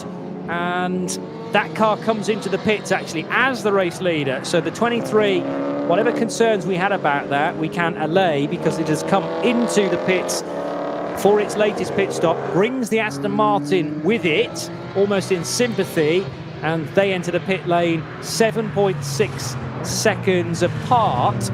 Muller and team in. Frank Stippler might be able to go a little further on the pit stop. Has just done one, of course. That was an outlet, wasn't it? So the Stippler car will retake the race lead, potentially, if the Muller and the team stops go to the full length, which of course they have to do. What I'm referring to there is how many laps have been completed. It's 8 for both. So these will be quite long stops for the 23 and the 21, and could potentially therefore put the 5 car back into the lead of the race. Very busy on Hatzenbach. Possibly, yes, there's the repair work, isn't it, that's taking place. No, it's further around the lap. So might be in the vicinity of... Is there still a drama on Hatzenbach? Yes, there is. There is. I was going to look it up there. Where's the 39 Ferrari? Because that's just what I was going to do. I was going to do that for you, Johnny. That's the easy one to pick out. The only so it's Ferrari just going in up into Schwalbenschwanz now. So that would have been on the approach to that, which would have given us... it wasn't quite ringing true for me that was Hatzenbach, so it was much further around the lap into the Schwalbenschwanz, the Swallow's Tail. So it was actually more between on the exit of Pflanzgarten, running up to Schwalbenschwanz. They say there was it looked like an M4 that suddenly had to slow down, and they all nearly constantly ended up and caught one another again. The BMW at the front of that. They're now onto the Dottinger Höhe. Of course, the Schwalbenschwanz leading at double fast left, very fast left onto the Dottinger Höhe. Again, that concertina effect. You've got a code 60. You're very conscious no matter what class you're in. You've got to obey the rules. You've got to respect it. We've seen that. We've seen stop-go penalties earlier, which is pretty kind, benevolent for disrespecting a code 60. Yes. But that's it. So I thought, well, who's going to pit? Actually, they haven't. They stayed out there. The BMW and Mercedes. These the GT. What category cars these? They're not GT3s. They're not 3s. They look like 4s. Certainly Mercedes does, with the smaller rear wing on the back. And the Focus is SP10. So it's 181 and 165. 181 is the Falcon Horse Motorsport M4. 165 is the Schnitzelraum. Sorry, Schnitzelraum Racing GT4 Mercedes. And Marek just taking position. Marek Bachmann in the 165 does take the position. Nice little move off the Mercedes arena. Left-handers there, and as they reach the right-hander, the flick back to the Grand Prix circuit. 165 Marek Bachmann making the place on the 181 BMW that is being driven by Jonathan Miller. Well, Jonathan Miller there just had an absolute handful of oversteer coming out of there. The Mercedes had got the job done. I think he kept out of the way of it. I don't think he was expecting the Mercedes to pull off that manoeuvre completely fairly and neatly up the inside. He had to go a little bit wide with that runoff area, and he got it all sideways. And you could see armfuls of lock on them. It's been about 20 degrees of opposite lock on, which is... the man should have been driving a car at Goodwood. Yes. You don't want to be doing that on slick-shod cars. It's not. It's entertaining, but it's not ideal. It's not the fastest, and you're going to wear through your tyres rather more readily. Exactly right. So John Miller and Chandler Hull, the two Americans driving the Falcon Horse Motorsport prepared BMW M4, now down to second place and having been overtaken by that 165 Mercedes in SP10. And they get to Hatzenbach and it closes up again. We get code 60. The BMW suddenly just has to brake in it. What I thought was then going to concertina that gap up there, John. I thought he was going to get the opportunity on the Mercedes, and he didn't, because in fact he caught him out. He had to slow down so much. He didn't quite lock up. There wasn't a trace of smoke there, but he had to put it up not fair and square. He had to turn it left to avoid the Mercedes. Unfortunately, as they got clear of that zone, Mercedes could get back on the power and pull away, and he's now put a couple of back markers between them. And I think we've now got a potentially... that's Max Hesse. Yeah, I was just going to say. That's Hesse in the behind. BMW, the junior team BMW. Past a flatbed, which is recovering a stricken car. But all they're displaying is white flags. You don't need to go any slower. You just need to be aware that it's there. Slow-moving vehicle on track. That's all the white flag means. But as you say, I wouldn't want to be in that instant vehicle with those cars going round. No. But also, I think, trailer height compared to where the windscreen is. Go. Move on. No, I know, but these are all things taken into account, folks, because this is a very safe way of going racing, because the driver briefings are so informative and stipulate absolutely everything. They're very strict, but all the drivers are fully aware of what goes on in a race like this. The circuit license process is the big bit. That's it. You can't. The driver briefings are absolutely right. They are, but that's just reinforcing what you've gone through to get here. We've said it before. We said it earlier in the show. Lewis Hamilton, 7-time Formula One world champion, cannot come and take part in this race. He said, tell you what, give me a Mercedes, good bit of brand awareness. I'll go and drive an AMG GT3 car around there, and Toto will just say no. Now, Toto will probably say no for different reasons. He's not in the contract and blah, blah, blah. But Lewis Hamilton cannot jump into a Mercedes and go and do this race. He's a 7-time Formula One world champion. Like, sorry, I'm not qualified. Yeah. I'd love to have that conversation, or be a journalist in the room when that happened. I know.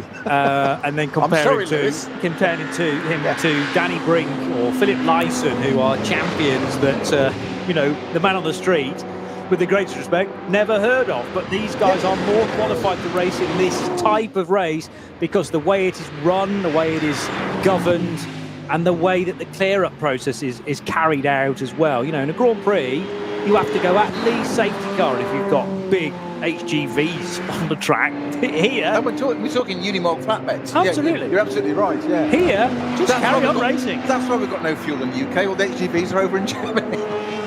Picking up all the road race cars. So we'll get I think we've cracked it. Okay, all right, Kerry, we get fuel tomorrow. It's fine.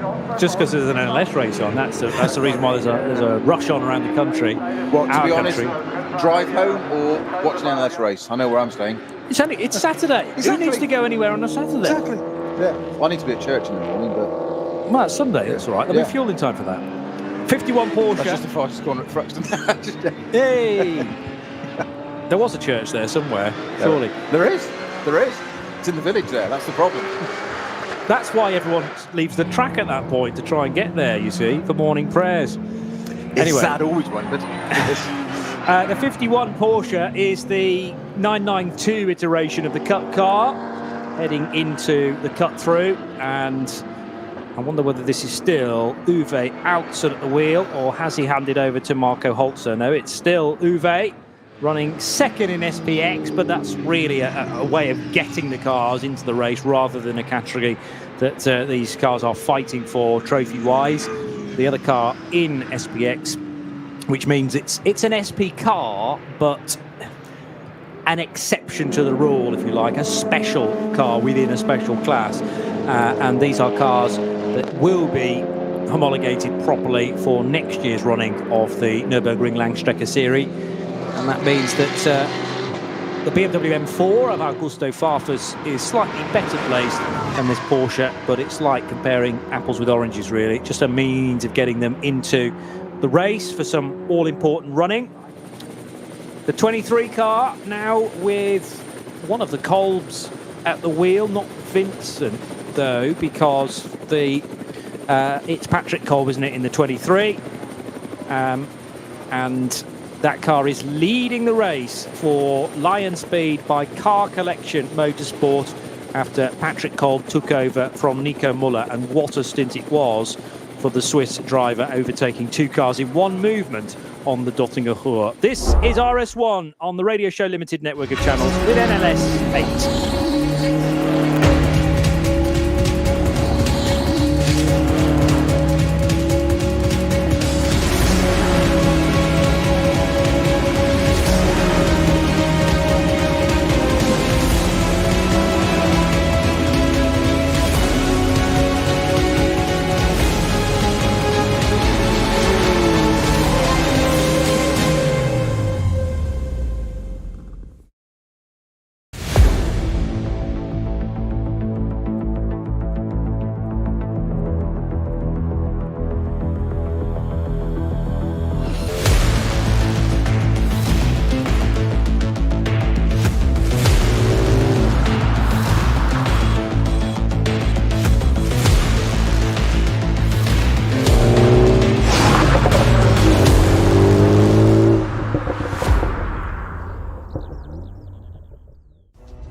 Zwei Familien, 40 30 Jahre Firmengeschichte.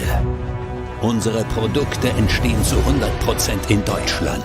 Mit Herzblut und Hingabe. Wir schaffen den Technologietransfer von der Rennstrecke auf die Straße. Handwerkskunst, Erfahrung für diesen einen Moment. Das ist die Nurburgring Langstreckenserie. Das ist H&R. Performance made in Germany. Sicher ans Ziel. Auf allen Straßen, bei jedem Wetter. Mit den zuverlässigen Sommerreifen von Falcon. Jetzt Falcon-Reifen kaufen und Tankgutschein sichern. Weitere Informationen auf tankgutschein.falkenreifen.de. Falcon-Reifen.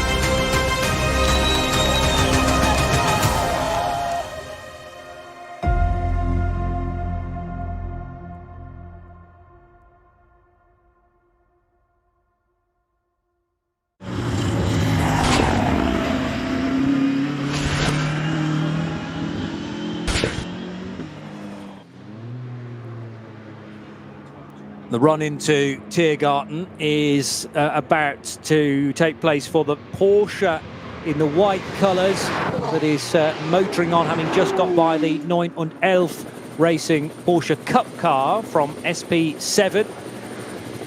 But leading the way is, intriguingly, Nick Foster, the silver-rated Australian driver who has had experience in the past of competition as high up as the World Endurance Championship. He's run at Bathurst in the past before, and also in the what was formerly known as the Blancpain series with Attempto Racing. So lots of various places. In fact, he's gold rated now. Beg pardon, I thought I might have called him silver, but it was silver in the days that he was running in the World Endurance Championship. But having recently won a title, that's bumped him back up to gold. So certainly no slouch. And runs in the number 39 Ferrari. That is a Pro-Am car. So Jules Szymkowiak, Christian Kohlhaas and Nick Foster, the trio in that car. And for the lead of the race then, the blue Ferrari being caught by Max Hesse in the BMW Junior Team car. That machine, those two cars are heading now towards the lower portion of the circuit, and now to the really fast stuff at Exmuller. Well, they'll run down towards Exmuller, and then it becomes very fast once they've negotiated Bergwerk and the run back up the hill. But it is absolutely nose to tail here, Snowy, for the lead of the race, and I think the BMW will be fast enough to get ahead. Just a question of where Max Hesse chooses to make the pass. Well, he can afford to wait, can't he, until the Dottinger. I've got a suspicion, I've got a notion he's not going to. Two totally different vehicle dynamics there. We've got a Ferrari that's mid-engined and the big front-engined BMW, and both older generation cars. Of course, the 488 Ferrari now, there's an Evo version of that car, so this is an older generation. The BMW getting a toe there, pulling out from the inside, but is he going to get through the end? He is, he's going to do it. It looks like he's completely alongside. He's now placed on the wrong side of the circuit, and the Ferrari just backing out a bit and letting the BMW through. That was just, no point. He's got a pit stop owing to us anyway, isn't that? The Ferrari, certainly. Foster just backing out a bit and letting the BMW all the way through. Well, yeah, you would expect a pit stop pretty soon because, mind you, they did 8 laps on the first stint. So Jules Szymkowiak forced 8 laps out of stint number 1, bearing in mind there's an additional lap for the formation lap. So they are obviously confident that they can reach 9 laps in, as you say, the older version of the Ferrari 488. I still consider the 488 to be quite a new car after it replaced the 458, but it must be a good 7-8 years into its run now. I'm still on a 246 Dino. That's my level. Fair enough. What are these these what things? Newfangled things. Yes. Car in engine in the middle. Yes. Where's the engine in the Dino? Surely exactly. in the front. Yeah, 365 Daytona. Let's go proper. Well, indeed, so. Proper GT cars. Like it. If you wanted to run one of these at NLS, I'm sure they would find you a class to run. I'm sure they would. Run it in. Yes. It'd be an instant crowd favourite. By the way, I never did look for the Manta, which is also never seen it. Haven't seen it. It normally gets some kind of coverage, doesn't it? Not in the race. The Foxtail, unfortunately, so, no. Certainly didn't qualify this morning. morning. Maybe come out for the last round. Yeah, the Foxtail Manta, which has been running for so many years, particularly the 24 hours. They try and do as many NLS races with it as well, where they can. And there was a time when I think it was written into the regulations that you couldn't legally put a VLN race on without the Opel Manta in the entry list. But obviously those days have altered slightly. So the current standings slightly out of date now because the Ferrari has slipped to second position. Max Hesse's BMW leads the race, having pulled off a neat overtake, running up the hill through Kesselchen and Klostertal, and got it done sort of on the run into Klostertal. That left-hander with certainly a helping hand from Nick Foster. He wasn't going to force the issue because bear in mind the Ferrari is a Pro-Am entrant and they're fascinatingly able to get a bit more time out or a completely additional lap on the stint to stretch it to 9 rather than 8. And I wonder whether they can make that work for them come the end of the race. Meanwhile, the Fricadelli Porsche has behind it a Mercedes. That's the number 6 car, isn't it? So Stippler's already got through for Phoenix Racing, and now Klaus Abelin will be running in 4th position, ahead of Hubert Haupt in car number 6, running 5th, and ahead of the Aston Martin of Maxime Martin, which must have got ahead of Patrick Kolb, because Kolb in the red and black Audi is now being shown, or now is definitely behind the Aston Martin, despite them being the other way around at the start of the lap. Slow run for Klaus Abelin onto the Schwab chance onto the Dottinger there, which allowed Haupt to get alongside him. But of course, Nicky Thiem took it. Sorry, it's not Thiem, isn't it? It's Martin in the Aston Martin. Takes advantage of that. Kolb in turn gets tucked up behind. We've got another one of these 3-way side-by-side drafts. Klaus Abelin pulls back out again. That Porsche just getting a mega drag down the Dottinger, just leaving the Mercedes and the Audi to go through the left-hand kink. Who's going to get there first? Well, it's going to be the Aston Martin GT3 car advantage, turning up at the Tiergarten first, taking great advantage of that. Saw that opportunity arriving, coming through Schwalbenschwanz, just saw it lined up, stayed completely over to the right-hand side of the track. The door just opened, parting of the waters, and was straight through. But I'm absolutely stunned at Klaus Abelin there, that lost out completely. Looked like he was slow onto there, and onto the Dottinger, but still came back at the end, but almost lost 1, 2, 3 places out of that, pulled both of them back again. Now they're onto the GP circuit. Maxime Martin, it's up into 3rd overall now, with that manoeuvre down the Dottinger through the Tiergarten, keeping it all. And the 23 Audi, now the Ferrari, it's in the pits, and it looks like it's run out of fuel. We said it was close. They managed to get it out. They did 8 laps at the beginning. Were on the GT4 Mercedes going past it, and the Ferrari ignorantly having to be pushed by its driver into the pit lane. Everybody else scribbling alongside it as they pull up for the 60k line. You don't want to be pushing that car there.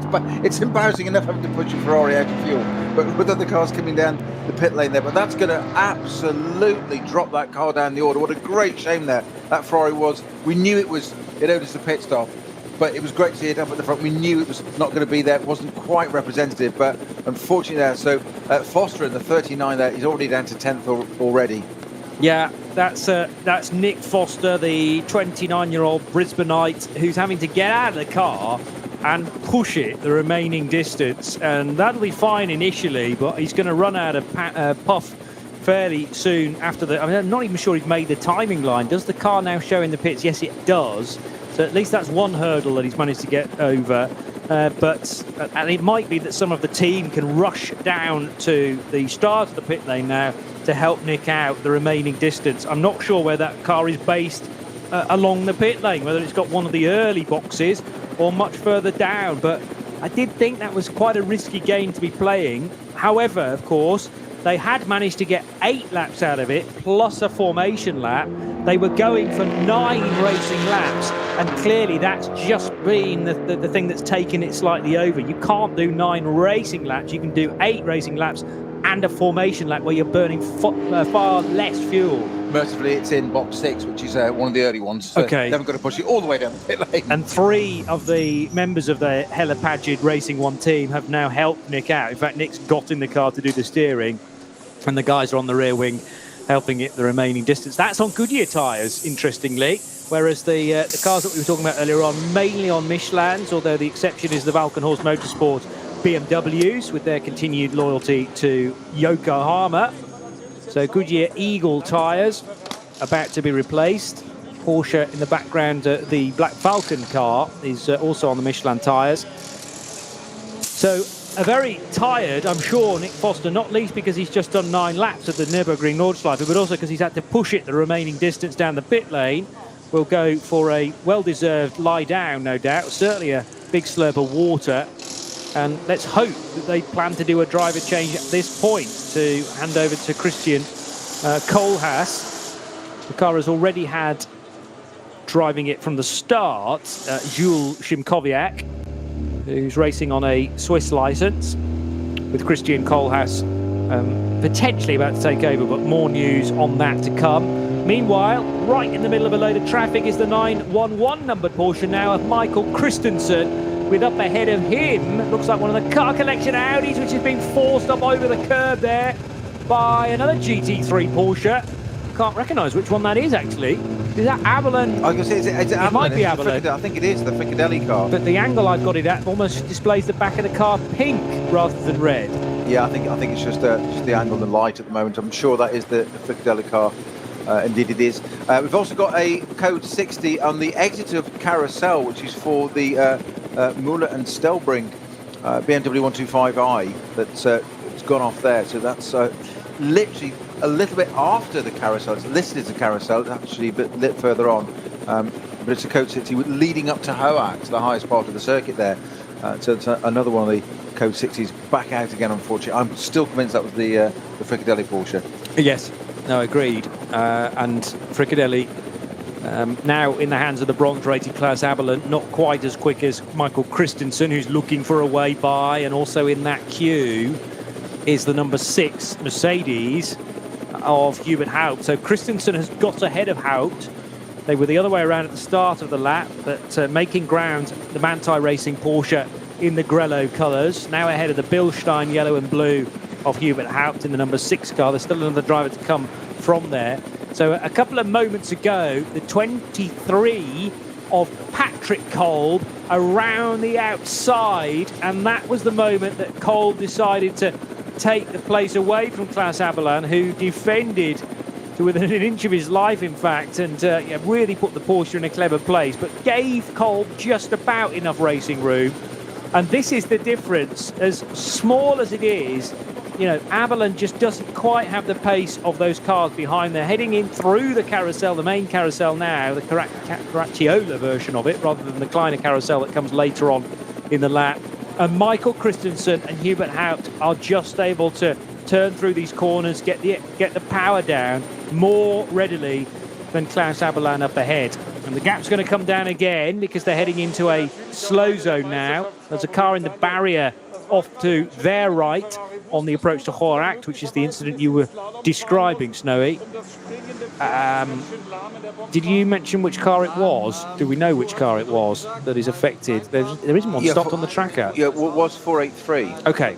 VT2 class, BMW 125i of Müller and Stelbrink. Yes.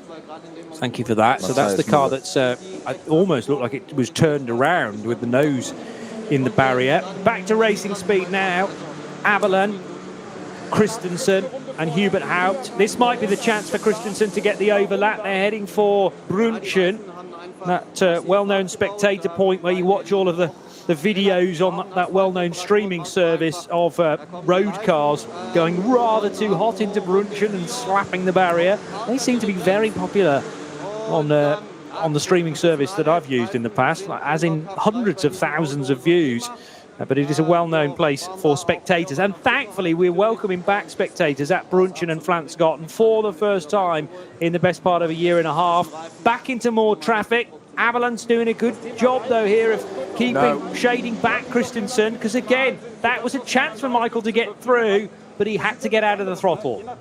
Yeah, that was a difficult call for him, because it looked like the back marker was going to go one way. It didn't. Of course, the Grello in the middle of this is the sandwich as well. It's got the Porsche in front of the Fricadelli car. Klaus Aberlan doing a sterling job there of trying to hold this back. It's got an air of inevitability about it. Unfortunately, that's no disrespect to him, but he is doing a great job of trying to use that traffic. At least he's thinking to have a look ahead and see where he can do it, but it just depends where that traffic moves. And what you want in this situation is for the traffic to stay where it is, but it looks like coming through Schwalbenspans yet again, the Grello got the job done, lined up on the inside. But remember what happened on the previous lap. We've got the Mercedes now getting alongside the Porsche, so the order's changed. We've got the Grello Porsche 911 at the front. Klaus Aberlan drops back to third of this group. He came onto the Dottinger in the lead of this group. But as they get into that draft, that Porsche seems to have something a little bit extra. They're going to come up to the fast left-hand king. The Porsche and the Mercedes, they've pulled apart. Now they've got back to close together again. They're trading door handles. Aberlan it's on the inside. Can he squeeze the Mercedes out? Somebody's going to have to give, and it's Aberlan that's discretion the better part of valor to go up into the Tiergarten there. So he's gone from the leading car of this group to third place, but that's benefited Grello that comes out. I wouldn't be surprised if Aberlan just drops back a little bit now, has a bit of a regroup. But onto the GP circuit, you never know to get it all back together again. But Grello, it is that benefited from that positioning and that draft down there. The Mercedes, it's a complete change of order, actually. In fact, Fricadelli car right to the back of three of those, that is. Really good racing, though, and it doesn't matter what your ability is in terms of controlling a GT3 car. Everyone's the same on the straights, because everyone can, well, generally, if you've got the bravery, put the right pedal down to the floor. And Aberlan was doing that to perfection, almost not allowing the 6-car by. So that tells me that one of the reasons why the Porsche is so strong this weekend, it's got perhaps the best straight line speed of all the GT3 cars. And that was demonstrated perfectly by Klaus on the previous lap, when he was able to certainly keep 2 GT3 cars behind when they almost went 4 abreast a lap ago down the Dottinger. That would have been a real spectacle. But on 2 separate occasions, we've had 3 side-by-side cars. And Aberlan eventually, I think, thinking, well, it's better for me to just break that little bit earlier, allow Hubert Haupt through, because that car is looking to try and take the Pro-Am victory in the Klaus Aberlan and Julian Andlauer combination. Andlauer gold and Aberlan bronze rated, and they're looking to be on the top step of the podium in Pro-Am. Their nearest rival is the 25 car, and 25 with Tyson currently driving, Achim Tyson, who shares that car with Mikko Menzel. And they are far enough back, I would say, still, for the Fricadelli machine to maintain that advantage. A couple of seconds ago on the Dottinger Hoor, the number 1 BMW was heading down the Dottinger Hoor and being caught, and the Porsche getting by. So that's the 25 car that I was talking about. Car 25, the Tyson machine from Uber Motorsport, second in Pro-Am, and therefore the nearest car to the Fricadelli machine in terms of its class. And I don't think, have we had any of Nico Menzel yet in the number 25? Menzel, from memory, was one of those drivers that was on double duty this weekend. Yeah, he started the car. He started. Yeah, okay. seven laps. No, I'm confusing matters. Menzel is only in one car, the 25, and he was in from the start. So Achim Tyson now putting in his drive time, which is all important when you're running a Pro-Am entry. And out of the first corner goes car number 1, which is the defending champion car, and they're also nicely positioned in the championship this time around as well. Danny Brink, who is driving 2 cars this weekend. He's driving the 396 V6 Porsche Cayman S, but also back in his old mount, being the Adrenaline Motorsport Team Automotive 325i that he shared with Christopher Rink and Philip Lyson for a good couple of seasons now. They run in the V4 category, scoring good points. I'm sure this car is close to the front again. Danny Brink, is leading V4, so they are on course again for maximum points in their 325i, Snowy. You were talking earlier, Johnny, of mixing up your rules of ACO and ELMS and NLS and etc. etc. And of course, one of the things that's absolutely given is no working on the cars in the pit lane and that kind of stuff. And we have a fast lane of the pits. I'm just looking at the 39 Ferrari. That's obviously it hasn't had outside assistance as such, but vehicles can only be in the fast lane with the driver in. This is reading from the rules. Is complete racing equipment seated in a normal position with the seat belts fastened. Yeah. Now, any stopping in the fast lane without compelling reason is prohibited. I would say running out of fuel and leaving a car stuck in the fast lane is a very compelling reason to get it out of the way for safety reasons. So I would imagine, whilst the rules say that, and that is the letter of the rule, quite literally I'm reading it out, I would suggest that getting it out of the way, vacating the car, and undoing your belts and getting out would be, which is probably why he got back straight into it again. When the mechanics arrived, he got back into the car, not just to steer it, but to comply with the rules and put his belts back on, etc. So he was conforming as much as possible. I'd say a little bit of force majeure there.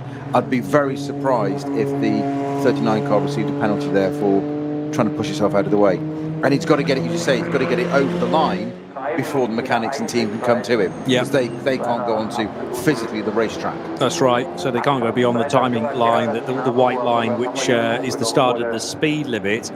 It's going to be interesting to follow that one. And in a sense, it's self-policing because they've already copped a penalty as the car ran out of fuel. But I do realise that there's a rule book as well, specifically written, and therefore must be adhered to make it fair for all. So potentially a tricky decision for race control to make. 745 car is another BMW, and it is an entry into V4 for Hoffa Racing. And makes sense of the Hoffa colours now, black, white and red. And Hoffa, with great experience and championships, in fact, in the 24-hour series. Not any names that I mentioned that I recognise from Hoffa Racing within that championship, though, because we've got Michael Fleemer, Zoran Radulovic and Rolf Derscheid in the 3-driver lineup then for 745. Definitely worth a point, that. Thanks. What, for the pronunciation? Correct. I'm not sure whether any clear, of them. loud, okay, deliberate. Very impressive. Radulovic is running second in V4 and behind the Danny Brink car. So, they're close to the potential champions again this year, but still can't quite get the right side of them and therefore lead their class. And that's the continuity, the consistency of the 3 champions really coming to the fore. They talk about cream rising to the top. Well, there's a reason why this trio have won a couple of championships already and might even be making a clean sweep of 3 on the bounce in 2021.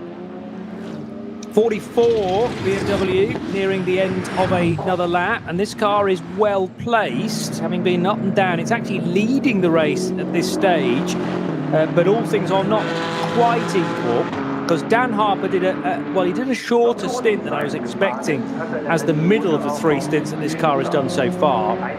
We had 7 laps from Neil Verhagen to kick things off, 6 laps from Dan Harper, and that was surely to enable a quicker pit stop to get Max Hesse in. And remember that Harper, of course, was caught in all of that traffic as well, so they might have been thinking, we want some clearer air, let's pit the car 2 laps earlier, we can take a shorter stop because of that, and we can get rid of these pesky Audis as well and rejoin the racetrack where it's slightly a cooler environment, a calmer environment. And Max Hesse's doing a good job actually on the average lap times as well. So Max, that's the end of 6 laps for him on this stint, and happy to continue on for 7 and probably 8 laps. So this is an unconventional way of doing it, but they've got their BMW to the sharp end. And I think because all 3 drivers are very capable, all recently out of their teens, as you worked out earlier on, not quite any of them teenagers any longer, but this all of a sudden has become a very strong package. When they qualified in, was it 5th, or were running early on in 5th, and I wouldn't say I'd overlooked this car, but they didn't look like the kind of standout favourites after 5 or 10 minutes. No, but they've proven this before in previous rounds of the NLS series this year, Johnny. It's not the first time they've put themselves in this. They've won a couple of rounds as well, and you just know what they're going to be doing. They're going to be going to Uncle Crack after this and saying, doing the Oliver thing, not more so, but can we have an M4? If we can do that with an M6, can we ever run in the M4? Yeah, well, and they've got the results to stack that up as well, that claim to, because as you say, 2 wins already when they took a win in NLS 4 and NLS 5. So if they could do it again, it wouldn't be 3 in a row, but it would be three wins from 7 races, because remember the first race of the year didn't happen. So this is round 8, but actually only race 7 of the year. And all of the other events have run to the full quota, 4 hours with the exception of the last one, NLS 7, which was the 6-hour, the annual 6-hour race. On to Hats and back goes the 911 car. Still at the wheel of this is Michael Christensen, and not too far away from him, as in half a second behind Patrick Kolb in the Lion Speed by Car Collection Audi. Then it is Hubert Haupt in the number 6 Mercedes in the Bilstein colours, and Klaus Aberlan, as expected, not able to punch out the same sort of lap times as the 3 gentlemen in front of him.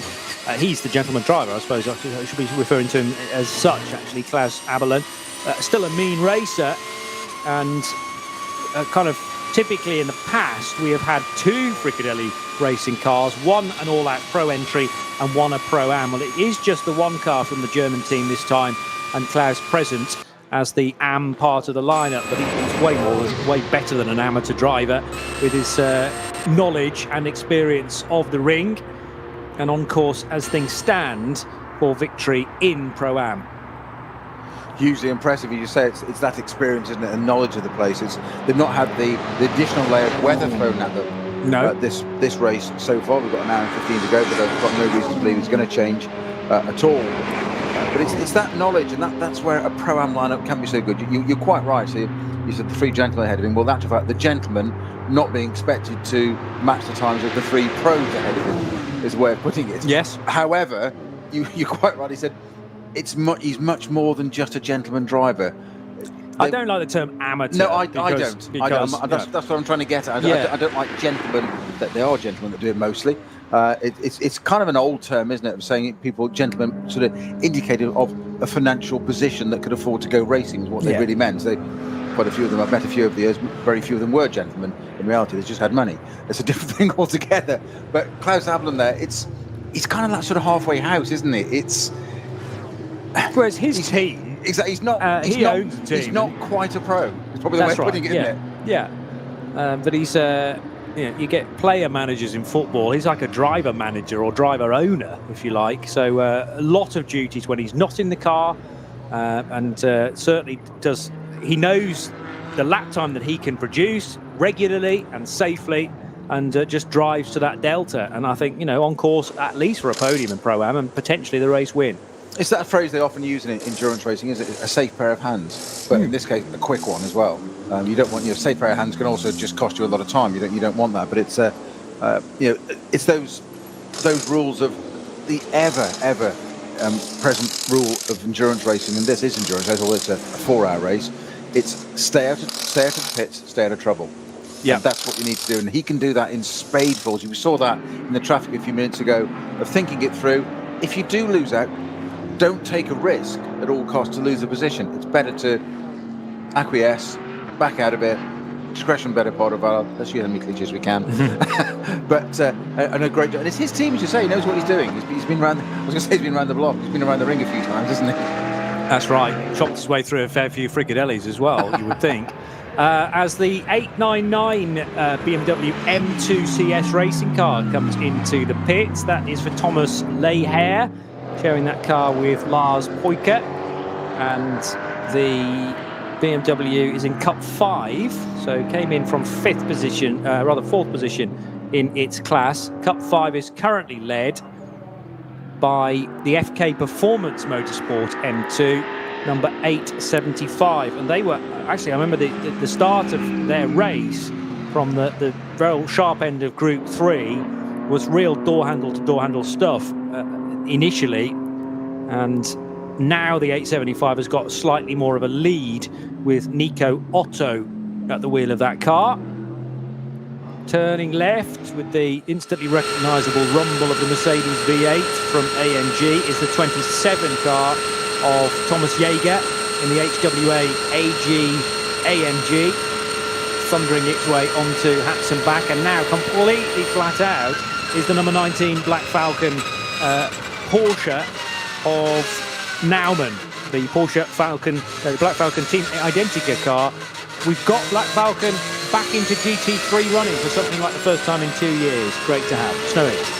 Nothing to do with the driver in the car, unfortunately. It's not a name check for the reason. It will be in a moment. But more importantly, the number 24 Lion Speed by Car Collection Audi has stopped on the outside of the correct shoulder carousel, causing code 60. That car was currently running in, it's 13th now. I think it was just inside the top 10. And I have to say it because it's there, but it is, unfortunately, our friend Lorenzo Rocco de Torrepadula at the wheel of that Audi that's parked on the outside there. Very good. Not very good about the incident, but very good pronunciation, nevertheless. What part of that is very good, apart from my pronunciation? No. Do I get a point back?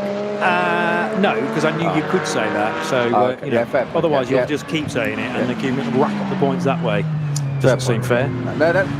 And would be quite boring commentary as well. Let's face it. Might be worth a try. If you're having to catch up something like a 10-point deficit, just do it all at the end. Although it would be slightly more of a tongue twister than red lorry, yellow lorry, you would think. Anyway. A tongue twister. Tongue twister, yes. Down towards the Vidal chicane goes now Porsche number, that might be the 19 that I was just talking about, or is it the 80 car? It is the 19 from Black Falcon. So I wonder what plans they have for 2022. Maybe a full-time return to GT3 racing for Black Falcon, who have brought a good lineup of drivers with them. Of course, you would expect that with a team of their history.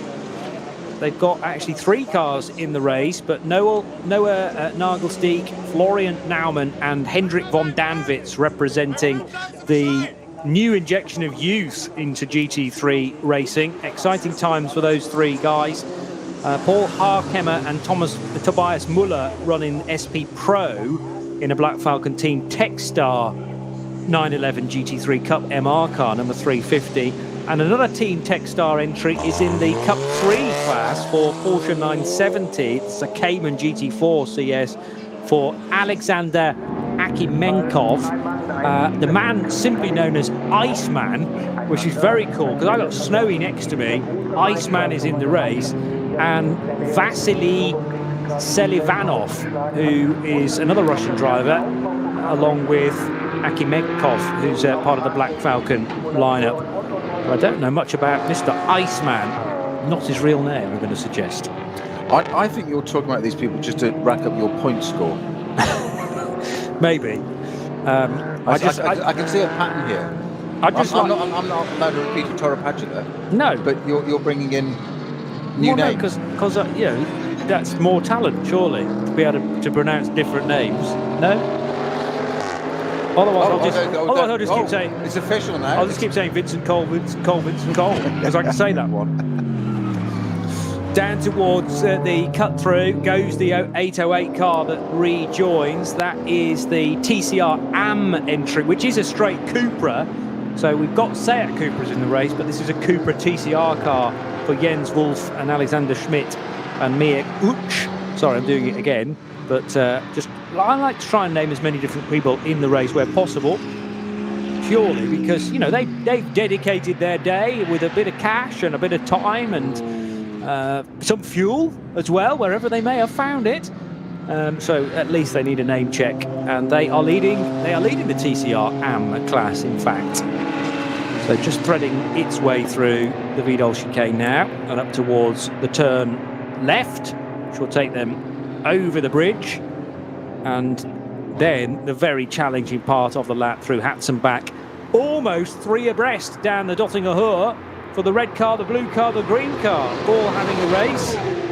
And the green Porsche is just ahead of the Mühlner Motorsport Porsche, I'm going to say, from this distance, but it's tricky to tell.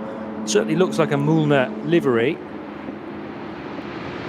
And the green car, will be Tracy Krohn and Nick Johnson, of course. So I was asking myself the question whether the Tracy Krohn car would be in all green. Of course it is, with the Krohn Racing branding stamped on the front. Tracy Krohn and Nick Johnson been racing together for about 40 years. I'm exaggerating slightly, but it's got to be easily 20. And that is a partnership that's been going for so long, with much success along the way.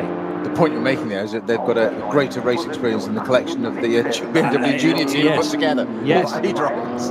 Yeah. So we are approaching to the BMW Junior team. Hess at the wheel, that's 7 laps completed. This is the car at the front of the field. Max Hess at the moment, 20 laps in total of the race completed. 7, 6 and 7 so far. The Hagen, Harbour, Hess in that order. 7:58 is the best lap of that car. At the beginning of the first end by Neil Verhagen, actually. Dan Harper did an 8-minute dead and Max Hess an 8:01. So pretty closely matched there, allowing for traffic, etc. Hess is on 7 laps at the moment. Stippler in the number 5 Phoenix Racing Audi, currently in 2nd place. He is on 6 laps, so nothing to worry about that one. The 21 Aston Martin in 3rd place with Maxime Martin at the wheel is only 5 laps. Herbert Haupt in the Mercedes number 6, which is in equally 6th place, 6 and 6. Metzger started that car, did a 5-lap stint followed by an 8-lap stint, so Haupt is now on his 7th lap. So again, he's going to be owing us a pit stop fairly soon. And the BMW M4, the SPX category car, as in the experimental car, if you like, or not pre-homologated, if you like. Number 55, Eng had 2 stints in that, 6 and 8 laps, and Augustus Farfus is also done on 6 laps now. Klaus Aberlin in the Fricadelli number 30 is on a 7 laps into his stint. So fairly shortly we're going to see quite a little bit of shaking up of the order. We're just approaching in 5 minutes time the final hour of this NLS 8, the 7th race of the year, but the 8th round. The first round was scheduled but didn't take place, just called off in the morning, unable to do qualifying and too much fog. We had a little bit of fog this morning, which was a bit surprising given the brightness and the sunshine we got this afternoon at the Nordschleife, but we did have a little bit of fog this morning that didn't really think it would delay, but I think it was a 30-minute delay we had in the end, so qualifying all got pushed back and race start. But it's been a bright sunny day in the Eifel Mountains. We are approaching the last quarter of the race, and it's hard to imagine that a quarter of the race is another hour to go yet. Yeah, and so therefore extending slightly further into the afternoon than was originally planned, but a 4:30 start, or a 4:30 finish rather, all being well. I was joking about the partnership between Tracy Krohn and Nick Johnson, but I reckon I've tracked it back to 2004 when they both raced at Portland as part of the American Le Mans Series, as it was then, in a Lamborghini Murcielago RGT. And Tracy sharing that car with Nick Johnson for the first time in 2004. So it's not far off a 20-year partnership now. And they've had other drivers along the way, but they've also entered Le Mans a number of times, and always in all green, Krone Racing green machinery. So that Porsche going well. And Tracy Krone, not sure whether it's Krone or Johnson driving it currently. Let's just check. It must be Nick Johnson. Yes, it is. 7th place in car 78 in the SP5, SP6, SP7 division. Meanwhile, over the rise at Flugplatz and down now towards Feldenkreuz goes the Schnitzelarm entered Team Avia's Zorg-Rennsport prepared car, and that is the Mercedes, I reckon, or unless it was, well, both of them are Mercedes actually. The 150 car is in the pits of Peter Pozovac, and the one that you could hear in the background was the 165 Mercedes AMG, which leads SP10, in fact. So Snowy and I described the moment where the 165 got ahead of the 181 BMW to take the SP10 lead. That's got to be about an hour ago, and actually the 165 has stayed in front ever since. So that was proved to be a crucial overtake for Mercedes 165, and well done so far, at least, to Marcel Johannes, Marsha Weitz, Marek Bockman, who made the move, and Tim Neuser, who is now doing the driving. Is this our race leader coming into the pits? Yes, indeed. This is Hess into the pits. I think we're going to go a flurry of activity now with pit stops. The Phoenix Racing Audi is right behind, with the Aston Martin of Maxime Martin tucked behind there. I think the Aston, I thought he was going to go and pit there. So the two, the Audi and the Aston stay out. The Aston tucked under the rear wing of the Audi R8. It's the race leader, the junior team BMW, has pitted already. I think that'll be a driver change. The Audi flicking down to the right-hand side of the pit wall to get the tighter line through, but the Aston undercuts. Martin gets around the inside, can't quite do it. He's going for the switch back to the left-hand side.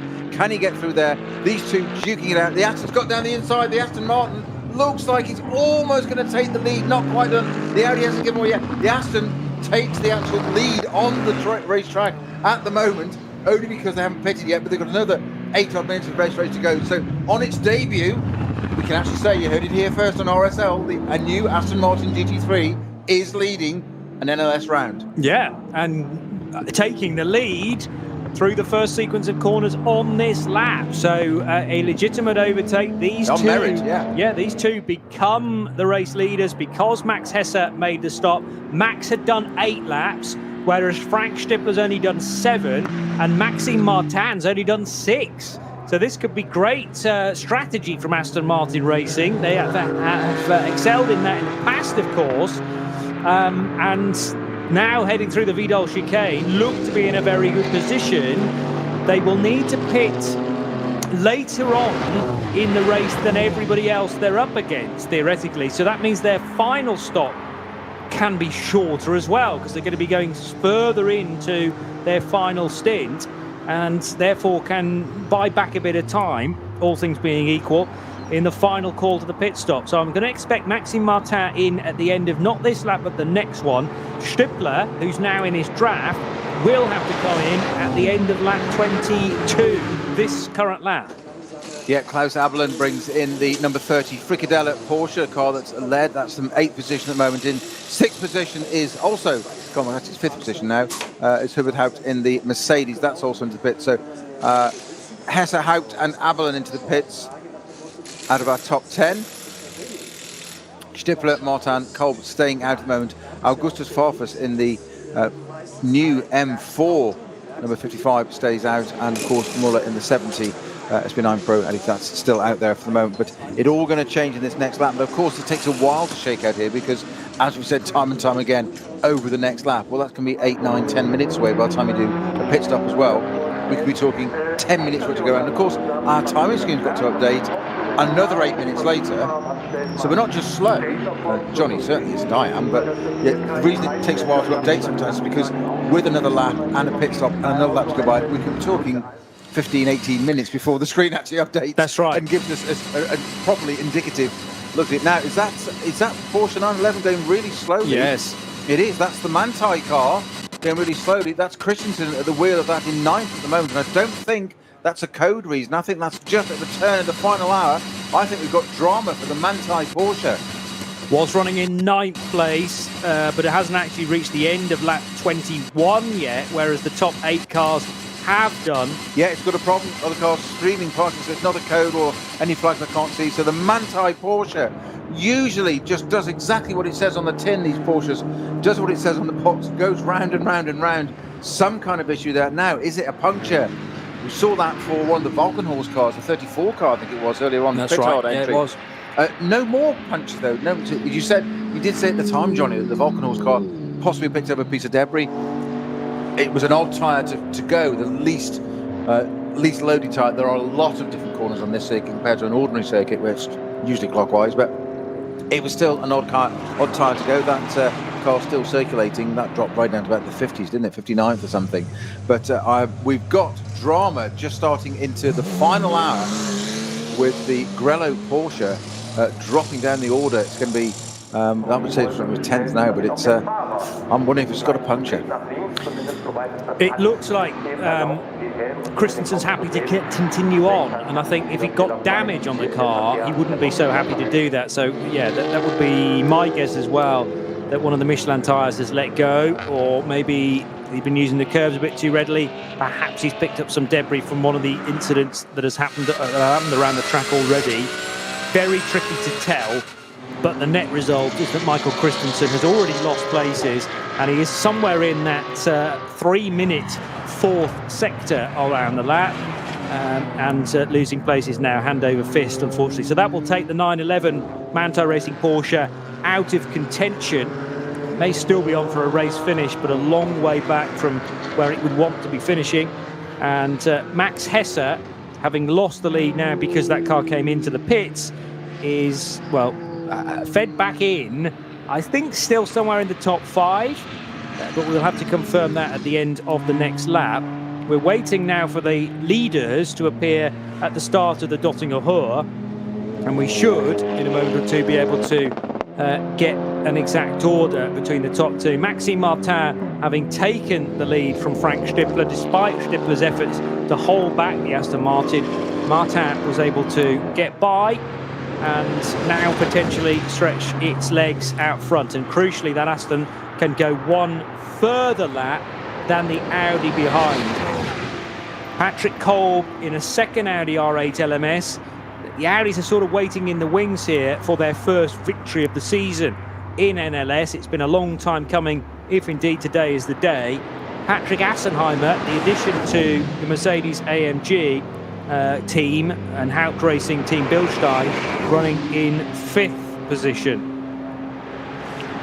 Just the Grello 911 is crawling its way back, as you said, with Christensen at the wheel of that. It's only just, it was coming through Brunchen when we first, it's only just made its way in the time we've been talking, Johnny, to Flansgarden. It's now got to keep out of the way, coming up to the right and then double left of Schwalbenschwanz, the really fast part of the circuit. They will fast approach down onto the Dottinger Hohe, so once it gets to that, it can keep out of the way, stay on the right-hand side, but still got a fair track to go. It's going to cost him heaps and heaps of time. It's just dropping down the order. Say it was well inside the top 10, but what a I'm convinced that's going to be a puncture. Of course, it'll be a wire that drops off the fuel pump now, won't it? It's not going to be completely wrong. As soon as you say it's one thing, it'll be something else. Yeah, and I'm not sure whether we'll ever get to the bottom of it, because the teams sometimes tell you, sometimes they prefer to keep it to themselves. But as I say, the result is very much the same, which is the 911, having won 2 races already this year with different driver lineups, admittedly, is not going to win today. I'm sticking my neck out there, but it certainly isn't, because there are far better scenarios and strategies being utilised, with cars absolutely not missing a mark so far.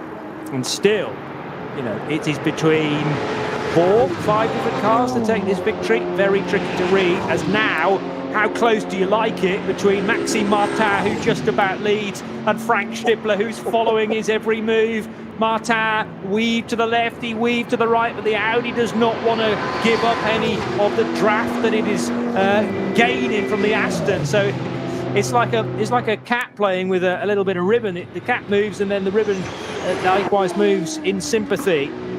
Jumping to the left, jumping to the right, and now into Tiergarten. The Aston Martin is not going to be overtaken, but Frank Stippler's priority is sticking with the Vantage, and now it will come into the pits as expected, because Stippler was always going to pit one lap before the Aston Martin, which has a little more fuel in the belly. This fuel stop will have to be, are we in a phase now where we're timing to the end of the race? Yes.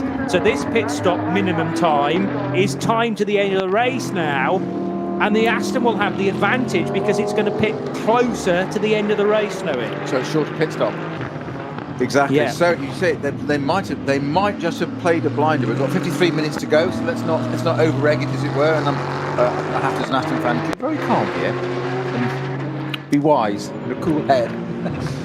Don't need you egging me on either. So well, I know what you're saying. I know your game. I've met your type before. One Aston in the race up against all of the might of the German machinery, of BMW, of Audi, of Mercedes, of Porsche. And the Aston at the moment looks to be in the box seat because it's got fuel enough for another lap. And then when it comes in with a lead, and we shouldn't necessarily discount the BMW of Max Hesse either, by the way. I was going to say, the junior car, The junior car, which, did that have a driver change? No, Hesse stayed at the wheel. Augustus Farfus just pitted in the 55, the M4, the new car as well. I know it's SPX category, but it's a portent to the future. So our two future cars here, 2022 customer cars from Aston Martin and BMW, sitting pretty at the moment. We said at the beginning, both cars, all they got to do was show us what they can do. I think Grello has pulled off at the side of the circuit completely now. Look, it didn't get much further than Pflanzgarten. I think it might not have made it as far as Schwalbenschwanz, actually. I'll have a quick look where that is on the tracker for us. It'll probably show up on your tracker and probably not on the track anymore, because it has found its way to the spectator area, either under its own steam or having been towed there. And there's quite a crowd gathering around the 911 Manthey Racing Porsche now for some nice up-close shots that no doubt will be being put on social media and Facebook pages. It didn't get as far as Pflanzgarten. It's halfway between Brunchen and Pflanzgarten. It's just right. So in front of... souvenir hunters are there. Right in front of all the major fan area as well. We've got fans on the main straight. We've also got effectively the campsites open, although not in use because this is just a one-day event. But the fans can take a close view of Brunchen and Pflanzgarten, and even closer than they might have expected in the case of the 911 numbered Porsche from Manthey Racing. We've still got a code 160. It's Schwalbenschwanz, Johnny, and I'm not quite sure why. Because it can't be for the Grello car, because it didn't quite get that far. So there's another reason, and I can't see a car listed on our GPS. So I will monitor that and try and come back to why we've got it's actually on the. And that's going to compromise anybody trying to get that run onto the Dottinger Höhe, because that's key at Schwalbenschwanz to get that run through there and get it lined up. We've seen that 2 or 3 times today. Given the way the cars can draft on the Dottinger Höhe, at the end of it at the Tiergarten, you've got to acquiesce and say, somebody just can't go into this bit and land at this plateau together. But the other end of that Dottinger Höhe, you've got the chance coming out of the Schwalbenschwanz to get a really good run and stick down to the inside and get a draft. But almost don't want to do it too early. You want to kind of get into the draft and be there kind of a third halfway along, and then it's basically between that kink on the left-hand side of the Dottinger and the dip up to the Tiergarten. It's basically where you've positioned yourself and who's got the biggest kahunis. Yeah, really. Antonius Bucher is what you're talking about, that little kink underneath the bridge. So get a point for that as well. Absolutely. I just exemplary. I like that name. I don't know where it comes from, but Antonius Bucher is the correct term for the very high speed. I mean, you're not even thinking about fainting out of the throttle there. Easily flat in a GT3 car. And when you're 3 abreast, it's a delicate manoeuvre to go through.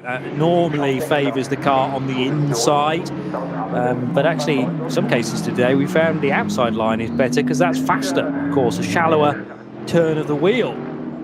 The sixth car heading into the Mercedes arena is Patrick Assenheimer for Haupt Racing Team Bilstein. 8th position, although three of the cars ahead of it have just made a stop, so that will unwind to be 5th once the cars stream across the line again. Aston Martin leading from Phoenix Racing and Vincent Kolb. Patrick Kolb for Lion Speed by Car Collection running in 3rd now in the 23 car, and that's a good reward for all those involved with Car Collection, because I've spotted through the course of the afternoon that the 23 car has been at lightning speed. It's an all-pro entry.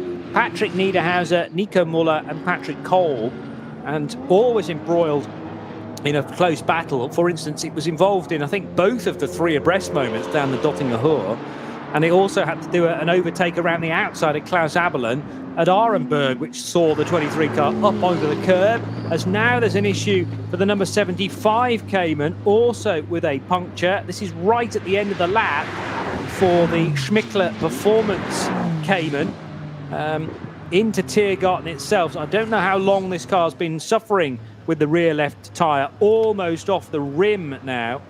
And who is at the wheel? Riemer. First name, bear with me, Kai Riemer, who shares with Moritz Wieskirchen and Horst Baumann, and a Cup 3 runner. I have a feeling this car had been not far from the front, actually. Riemer now labelled as 7th, but for much of this lap it's been tumbling down the order. It is just about going to make the pit lane, with or without that rear tyre carcass, but there's not much left on the rear left corner. When you consider that's one of the driving wheels as well, Kai's done an incredible job. I would say from the damage on that it hasn't been that long. I don't think it could have gone much. It's really, really distorted that. It's not just a neat shred, it's completely warped. It would have taken a lot of bodywork out, and most of the bodywork is intact there. So a great job for Kai Riemer there. And again, the discipline of this license we talked about so many times, you can get through here. The way he drove that car, absolutely vulnerable, completely sitting duck through Tiergarten. A very, very fast part at the end of the circuit. They come through Dottinger Hohe, the fastest part of the circuit, and suddenly you arrive at Tiergarten. We've seen people try and take advantage of that there, and he kept out of the way, but could see move. And then he came across into the pit lane entrance when it was safe to do so in a very decisive way. Didn't sort of dilly-dally in the middle of the track and got a job done there. So a great job. So the Aston Martin sitting behind the Clio at the moment, that's the 499 with the number 21 car behind it. And if ever there was a demonstration of the differences in sizes of cars, like the Clio's like the Clio Cup road car. And now what we've got parked off at the side of the track there, the Aston just came through. There was something where that was. I'm just going to have a very quick look where the Aston is on track at the moment. It's car number 21, so just bear with me while we look at that. It's the exit of Schwabenstrasse, it is, potentially. Yeah. And on to the Dottinger Hohe. Whilst you work that out, I will just remind everybody that this is RS1, part of the Radio Show Limited network of channels. You're tuned to Peter Snowden and Johnny Palmer, bringing you live coverage of NLS. That's the first time I've made that error today. NLS 8, the Nurburgring Langstrecke Series, with a really unusual result, potentially in the offering here. We'll get to Peter Snowden's thoughts in just a tick, but the Aston Martin now on an in-lap, remember. Not a lot of fuel left in the tank there. Back to full speed with Maxime Martin, surely for a pit stop to take on board Nicky Team fuel to the finish.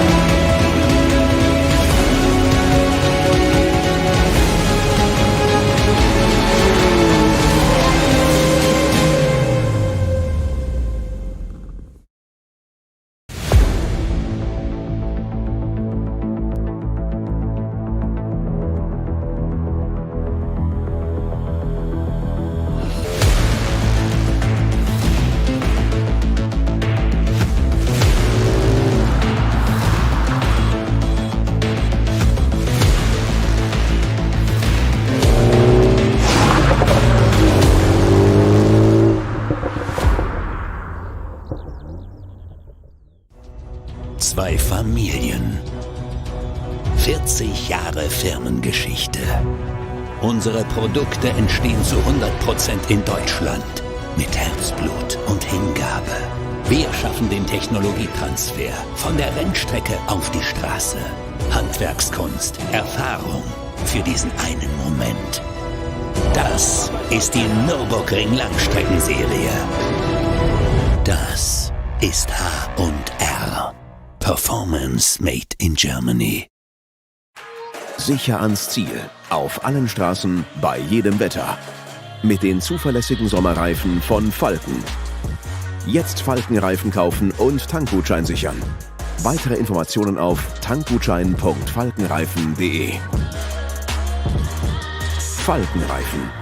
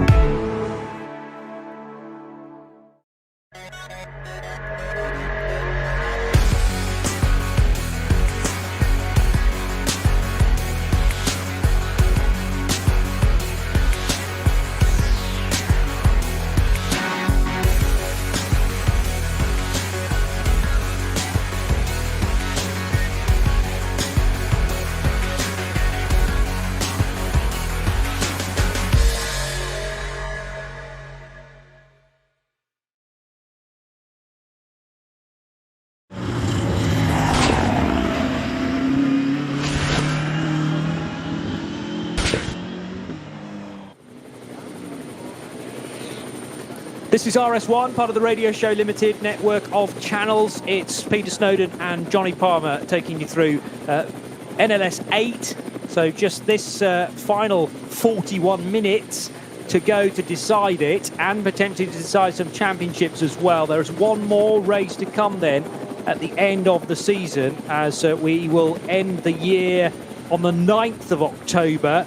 So what's that? 2 weeks away for another Saturday race to complete NLS 9, although it will have been only 8 races throughout the course of the year after the difficulties back in March when the race had to be cancelled. We didn't come that close to today's event being called off. It was just a delay because of the typical fog that you get in this part of Germany, which eventually cleared and has left a beautiful day, actually, particularly if you're an Aston Martin fan, Peter Snowden.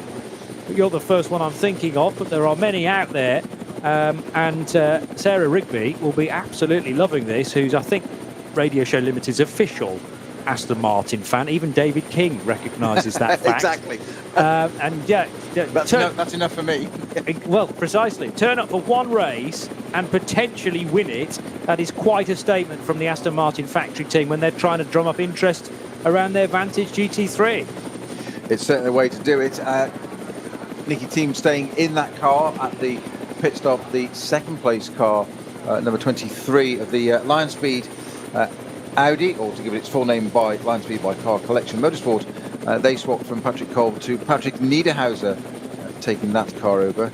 This is the full pro lineup. 3-driver entry on that one, to Patrick Kolb, Nico Muller and Patrick Niederhauser. 2 drivers in the currently the leading car, Nicky Team and Maxime Martin. 23 laps completed. The best lap of the race for that car was a credible, this is the Aston Martin that's leading, number 21, an 8:01 8.348. Niederhauser behind has done that car has done an 8 minute dead. But you've got to look at the relative times to the last few laps. Nicky Thiem's last lap was an 8:39, and the 23 was an 8:48. Nothing between the Aston and a Mercedes that it's trying to lap. Is that the 70-man filter Mercedes that will be a bit further down the order? Was certainly in the mixture in the opening half an hour. The 70 car, though, running in 7th. So that's quite some statement, if that is the case. Now, the Aston Martin shouldn't be on the same part of the circuit, actually. Anyway, it's wriggled free of that back marker and now has a clear road in front. Nicky Thiem, then. This is the lap beyond the outlap, is it not? How many laps has... No, Nicky Thiem's not actually completed a lap of this stint. He did 8 earlier on. Correct. And he took over from Maxime Martin during the last stop. So it will be, what do we think, 28, maybe 29 laps, 23 completed now. So another 5 or 6 laps over the next 37 and a bit minutes. And the Aston Martin, well, we'll get a true idea of the gap that it will have at the sharp end of the field at the end of this lap. But it was able to do its pit stop quicker than the Phoenix racing car because it was closer to the end. And remember, your minimum pit stop reference time, the shorter the stop, the better, clearly. But the shorter the stop, if it's nearer the end of the race, and it's done on a sliding scale by a minute-by-minute basis as well. If you're pitting with, let's say, 2 minutes of the race to go, you can be lightning fast compared to pitting an hour away from the checkered flag. And the pit stops are done like that from 70 minutes out from the finish. So I think it's a 3-to-1 ratio off the top of my head. Okay. Yeah. Well, that's an easy way of remembering it. Yeah. Yes. So now, really, the Phoenix Racing Audi has got to go hell for leather to try and retrieve some of that ground back again. But unfortunately... Well, he heard you. Well, indeed, right at the inside there of the day-glow yellow Mercedes, wasting absolutely no time at all. Yeah. Johnny Palmer said, so I did it. Oh dear, the power is worrying. But let's see what else we can make the Phoenix Audi do. Into the right-hander at Brunch, and it will go. Stay out of the gravel. Turn left next. Yes. So it's following my instruction. Perfect. I've got a vision of you there with this radio control car, with this transmitter sitting there steering this car around. The problem is, whenever it comes to radio control cars, I can't control them when they're facing me. So all of us, when it's coming right at you, right becomes left and left becomes right. I can't make the brain switch for that. That's why we need Nick Damon for that, don't we? Yeah. Although Nick maintains, once you've kind of done a few laps, it just becomes second nature, and it then just really isn't an issue. I've never got to that point when it comes to RC racing, but he has a little more experience than me, as now the 5 car's going to have to thread the eye of the needle. There's a Golf to its right, there was a slower car to its left, and right round the outside of the VW Golf it will go. Is this back to Vincent Kolb? Yes. So Stippler did the opening stint, Kolb did stint number 2, then Stippler, now back to Kolb. So they are alternating their drivers just as Aston Martin have done. And unlike what the 55 BMW M4 GT3 has been doing, they did a double stint for Philipp Eng and now a double stint for Augusto Farfus. So the only driver change they need to worry about is roughly at half distance, whereas a lot of teams that are doing better than them, and admittedly that's in an unhomologated car, the teams that are ahead of them have been doing literally one driver per stint and then switching it. The junior team from BMW, Neil Verhagen for the first, Daniel Harper for the second, and then Max Hesse did an 8-lap stint, followed by the remainder of the race. So they're keeping Max at the wheel of that car to the finish. Well, slightly more detail, but not quite enough yet, as in not a car yet. But the reason for the Code 60 at Schwalbenschwanz, on the latter part of it, the key element coming onto the Dottingher is that on the right-hand side of the track there is IV intervention vehicles and track marshals working away, soaking up fluids of some form, whether it be coolant or oil or a mixture of whatever, but something's gone on. I still can't find the car or trace the car that's caused that, but there's a long trail to the point now that there might well be barrier damage, as you suggested, Johnny, because they've got cones down the middle of the space. It's like being on the motorway, it's on the Autobahn. Let's do it country appropriate. They're having to keep to the left-hand side of the circuit whilst the workers there are sorting that out. So it's a bit more than just the materials, cement, I'm going to say, but whatever absorbent materials they use these to soak up fluids, have been deployed onto the track. They're there, but I'm thinking they've still got work to do. But I'm still convinced that there's a car parked there that I haven't yet identified that's been the root cause of that work. But it doesn't look like that's going to clear in any particular hurry. We are 3 minutes off the final half hour. It seemed 2 minutes ago I was saying we'd done the first sixth of this, the first half, and now we've got a bit in between done. So we've got 5 hours done. That and the final half hour to go. It is Aston Martin. I can't believe I'm going to say this. Aston Martin currently leading, and the reason I say I can't believe it is it's on its debut. Nothing else. Just take away all the bias and prejudice, whatever, which I know I have, but I'm trying to be professional, put that to one side. On its debut, the Aston Martin is leading. And let's just remember that also the 5th place car, Augustus Farfus, in the M4, that's not quite its debut, but it's only its second race in this category. That's in running in the X category, SBX, because it's not homologated yet.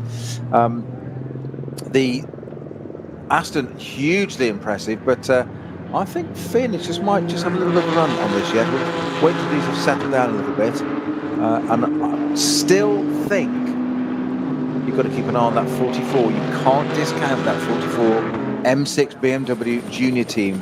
Max Hess at the wheel of that car at the moment. It's on for a provisional podium at the moment. But as you say, it is a German series. It used to be called VLN. Don't call it that. It's now called NLS. It's really the playground of BMW, Audi, Mercedes, Porsche. Yep. And they're all up there. Apart from somebody at the front's gone, well, I've got an Aston Martin. Let's give it a go and see what it's doing. And it's there at the moment. I'm loving this. Absolutely loving this. You didn't need to add that bit at the end. I'd already read that through the lines. I exaggerate for clarity. But the other thing is, I mean, Vincent Kolb, great driver. Max Hesse, fabulous driver. But they're silver rated on pace, whereas they're trying to catch a platinum former world endurance champion, Nicky T, with a 10, nearly 11-second advantage. And yes, the traffic might go against the Aston Martin at times, and that's the one kind of little fillip that Kolb and Hesse might be hanging on to, is that will a slow zone go their way rather than the Aston's way? But otherwise, this is almost a done deal for me. I don't want to speak too soon for people like you and people like Sarah Rigby, but half an hour to go. Nicky Team is not going to give up an 11-second lead. He's not, and as you say, he's got form, hasn't he, Nicky Team? What I think is more interesting for me at the moment is you're quite right, 10.7, call it 11 seconds, first to second. It's the gap from second to third, with Max Hesse just 3 seconds off Kolb in that aging, I'm going to say, BMW. It's very unfair. It's clearly a very handy piece of kit still, and they're making the most of it. And I bet those boys are sitting there thinking, if we can do this, they're going to go to Mike Cracken. If we can do this with the M6, you've got to field a new M4 for us, surely. No disrespect, disrespect to Farfus driving, but that would be just extraordinary to see them in that car. What could they do? The future of GT racing is looking very, very bright on the basis of this race alone. Well, do we have to have a winter break? Can't we let's have an NLS winter series. NLS winter series. You heard it first here on RSL. The only danger of that is you wouldn't run a single race because it'd all be snowed off. But it's worth a go. The harbinger of doom. Strikes again. I'm sorry. I just know about the weather in this part of the world. I hate it when you're so practical. You talk about the BMW M6 being an old car. It is actually older, or came about at the same time as the 488 Ferrari. So it was, because the FIA number the GT3 chassis as they come out. So car number 1, for instance, was the Maserati Coupe Grand Sport Light, which I don't think had much competition, much action at all. Dodge Viper car number 2 and an Aston Martin DBR S9 was car number 3. Well, the M6 is up to car 43, I think it was, yes. So chassis GT3 43 is the M6. 44 was the Ferrari 488, and then it was the Callaway C7. So that sort of puts it in the order and the kind of time that it was coming out. At the same time, Mercedes-AMG was replacing the SLS, and the Porsche 911 GT3R was coming out, the sort of previous version to the one we've got now. So we're already up to 52 chassis, and the 51st is the Aston Martin Vantage AMR GT3, the second generation Vantage, and this car trying to create customer interest in readiness for next year, certainly around for the NLS races around the Nurburgring Nordschleife, and this is the way to do it, by winning the race. Let's see whether this car can continue with its advantage and quite possibly increase it, because on the sector times, Nicky Team was a full second faster through sector 1 on this lap. He was virtually a full second quicker on sector 2, but then through sector 3, that slightly favoured Vincent Kolb. So Nicky must have been catching some traffic and lost about half a second. But when you add all of those sectors together, it should be that the Aston has extended its gap again at the head of the order. So the junior team drivers in the BMW were age 15 when that car they're driving now came out. Wow, that's a good start. Yeah. That's one way of looking at it, isn't it? They were 15. They hadn't done their GCSEs and no levels and things. And wouldn't be able to start car racing. Well, actually, genetics you can. Genetics 14, that, yes. But only just, exactly. Certainly not. They were still at school. Yes, it certainly wouldn't be. I mean, you don't get many 15-year-olds driving GT3s. So, the car that feels like it didn't come out that long ago, it's actually a quarter of the 3 drivers' lives that it takes account for. And now Max Hesse is really pushing hard to catch up with Vincent Kolb, and he's going to be close enough, I would say, onto the Dottinger Hur, as they both have to dive past, well, 2 intervention vehicles. There was a truck with a trailer there, for goodness sake. Into the Kleiner carousel they will go. Double waved yellows now, and this is Max Hesse's opportunity. He can't overtake the Audi, but he can catch up the time, and it was already down to about 2 car lengths. Now just a car length between Vincent Kolb for Phoenix Racing in second and Max Hesse in the BMW Junior Team M6. The car that's 6 years old has caught up with the Audi, and there's been a significant spillage there, so that's the reason why all of those cones are out, as Snowy was mentioning, a bit like an autobahn clear-up process, and lots of sand, quick dry quite possibly, has been laid down there in order to deal with that. They're still not quite out of the speed limited area, and now they are. Vincent Kolb hits the loud pedal. Max Hesse tries to react. The BMW had been catching the Audi anyway. I think they both got away at about the same time there, Snowy.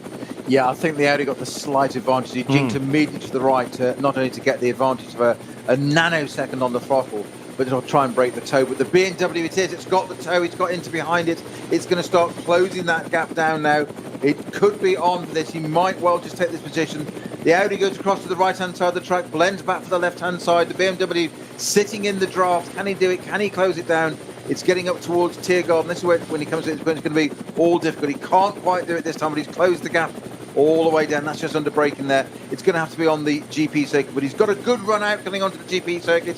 The two of them there. Back marker out of the way into the pits. The BMW has got an opportunity. Can he get a drop? Can he go down the inside into turn 1? He's going to have a look. Surely he's going to put his nose down there. This could get the job. Indeed, the Audi has to jink across to the right-hand side, make the BMW go around the long way. He does it to stage right, does the cutback, takes the tighter line down the inside, which sets him up for the left-hand side to switch back again. Can't quite do it. Front-engined BMW. Can he get? He's got a good traction out of the corner. He's trying to go around the long way, but he really is being sent the hugely long way, long and wrong way round. He can't quite do it. He's doing the switchback again. He's doing absolutely. The Audi runs a little bit wide. This is the BMW's chance. Surely he's going to get it done now. No, again, the Audi just takes the inside. Perfect placement. What superb racing between these two. Nothing between them, absolute skill and second guessing all the time. The Audi having to second guess where the BMW is, and the BMW second guessing where the Audi is going to place himself without hitting him. So Vincent Kolb is 6 years older than the guy chasing him, Max Hesse, and has been racing in the 24 hours at the Nurburgring since 2014. So a little while ago, certainly when you think about Max Hesse's 20 years on this planet, but when you put them both behind similar race cars, although the BMW front-engined, the Audi very much mid-engined with the 5.2-litre V10, so it is going to be faster in different parts of the circuit compared to the BMW. And the Beamer, I thought, was looking slightly stronger today on the straight line sections, but even though it had the toe from the Audi, wasn't able to get quite close enough. Although it's a big car, as we've said before about the M6, it does look quite manoeuvrable. A decision to be made here by Vincent Kolb, who has to go up the inside of the VW Golf ahead of it. No, I'm not sure that was a Golf. Anyway, it was certainly one of the back markers through Hatson back, and now around the outside across the nose of another slower BMW. You don't want to be hitting traffic on Hatson back because there's really only one racing line through there, but they've got through and now heading to Flugplatz. It might not have been a Golf, but it was certainly a handicap to Vincent Kolb there. Let the BMW get right on the tail again. But again, there was another car in front that it gave back it again. It's that old phrase, we keep using it giveth and it taketh. I really thought the BMW had an opportunity then, and 20, 30 metres down the track, it's taken away again. BMW just dropped a little bit, 4 or 5 car lengths at the moment. It's anything between these two at the moment. This is for second place, remember. 25 laps completed. They've got 0.1 second across the line between them, but it's a 12-second lead to our man Nicky Thiem and Maxime Martin, teammate in the number 21 Aston Martin at the front. They just need to keep that going round metronomically. 7:58 was the fastest lap for these two cars. They've done a 7:58.3 and a 7:58.5, so they're 2/10 apart over the race distance. That's their fastest lap of the race distance. An 8:32 and an 8:29 on the last lap, so 3 seconds quicker for Hess over the last lap. Johnny, you just said about the cars being different types, front engine, rear engine, mid-engine really, in the Audi. In theory, the Audi should have better traction because of the weight over the rear wheels, but equally the BMW is going to struggle into some of the corners, and there's lots of twists and turns on this because it's going to be heavy with that big engine over the front of it, the front-wheel drive, front engine BMW. That's just played into the game. They've now got 4 or 5 bits of traffic to get through, 3 in the line there. The BMW closes once again, the big Shell logo on the roof, making us identifying that as the junior team car, very easy to spot. Thank you, Jody Fannin, had that explained to me yesterday at Goodwood as to which one's way round it is. Excellent. These drivers that know these things. Yes. How does he know what's on the roof of the car that he used to drive? Not this particular one. That's a very good point, actually. Yeah. Should be looking at the dashboard and the dials anyway. Well, of course, because you're sharing a car, I suppose you're spectating for 2/3 of the race, and with lots of helicopter footage, then you get a chance. He's run wide. He did. He clobbered the curb at Exmuller. He did. Just ran a touch wide through the left-hander, and that has now put Max Hesse right underneath the rear wing of Vincent Kolb, but he actually weathered the storm really well. Realised he was on the back foot, realised that was the best opportunity for the BMW to get through, and that Audi, which has been doing lots of blocking through the course of today, whether it's Frank Stippler or whether it's Vincent Kolb, holds the M6 back again. Had that been the Grand Prix circuit, which is wider, might not have been so lucky in that instance. For an instant, I thought the job was done then. If anything, I think it's worked against him because he had to get out of it, get onto the brakes and miss the back of that Audi, which is cost him time. So he's got to reset, and this is what he's got to do. We say this time and time again with this circuit and how it delivers the traffic at you. You've got to reset all the time, recalibrate, rethink what you think is just about to be done. It so looked there like the BMW got the opportunity, who did have the opportunity, he was going to get the job done, he couldn't quite, then he had to miss the back of the Audi. That resets the whole thing again. Yeah. Still game on, bright sunshine, 20 minutes left to go, Johnny, and this is the battle that we're infusing and raging about for second place.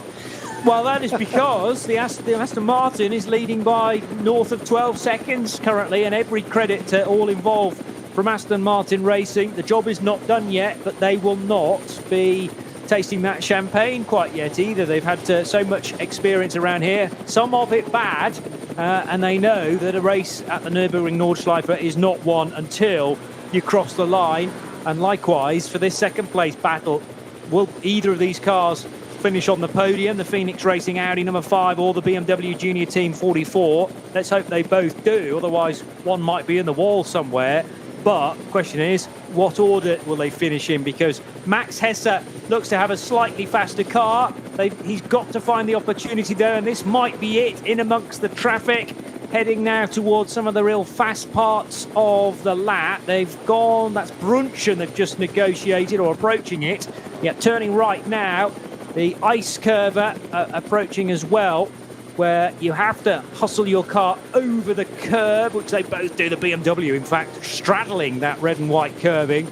So a little bit of dust on the right side tyres, you must think, for the next few corners. Flansgarten, where the cars briefly leave the ground, and now heading towards the approach, the fast approach to the Schwabenschwanz. More traffic, one of the Seat Cupras to dive to the left of, but both cars will do that, and the difference between them alters not one jot.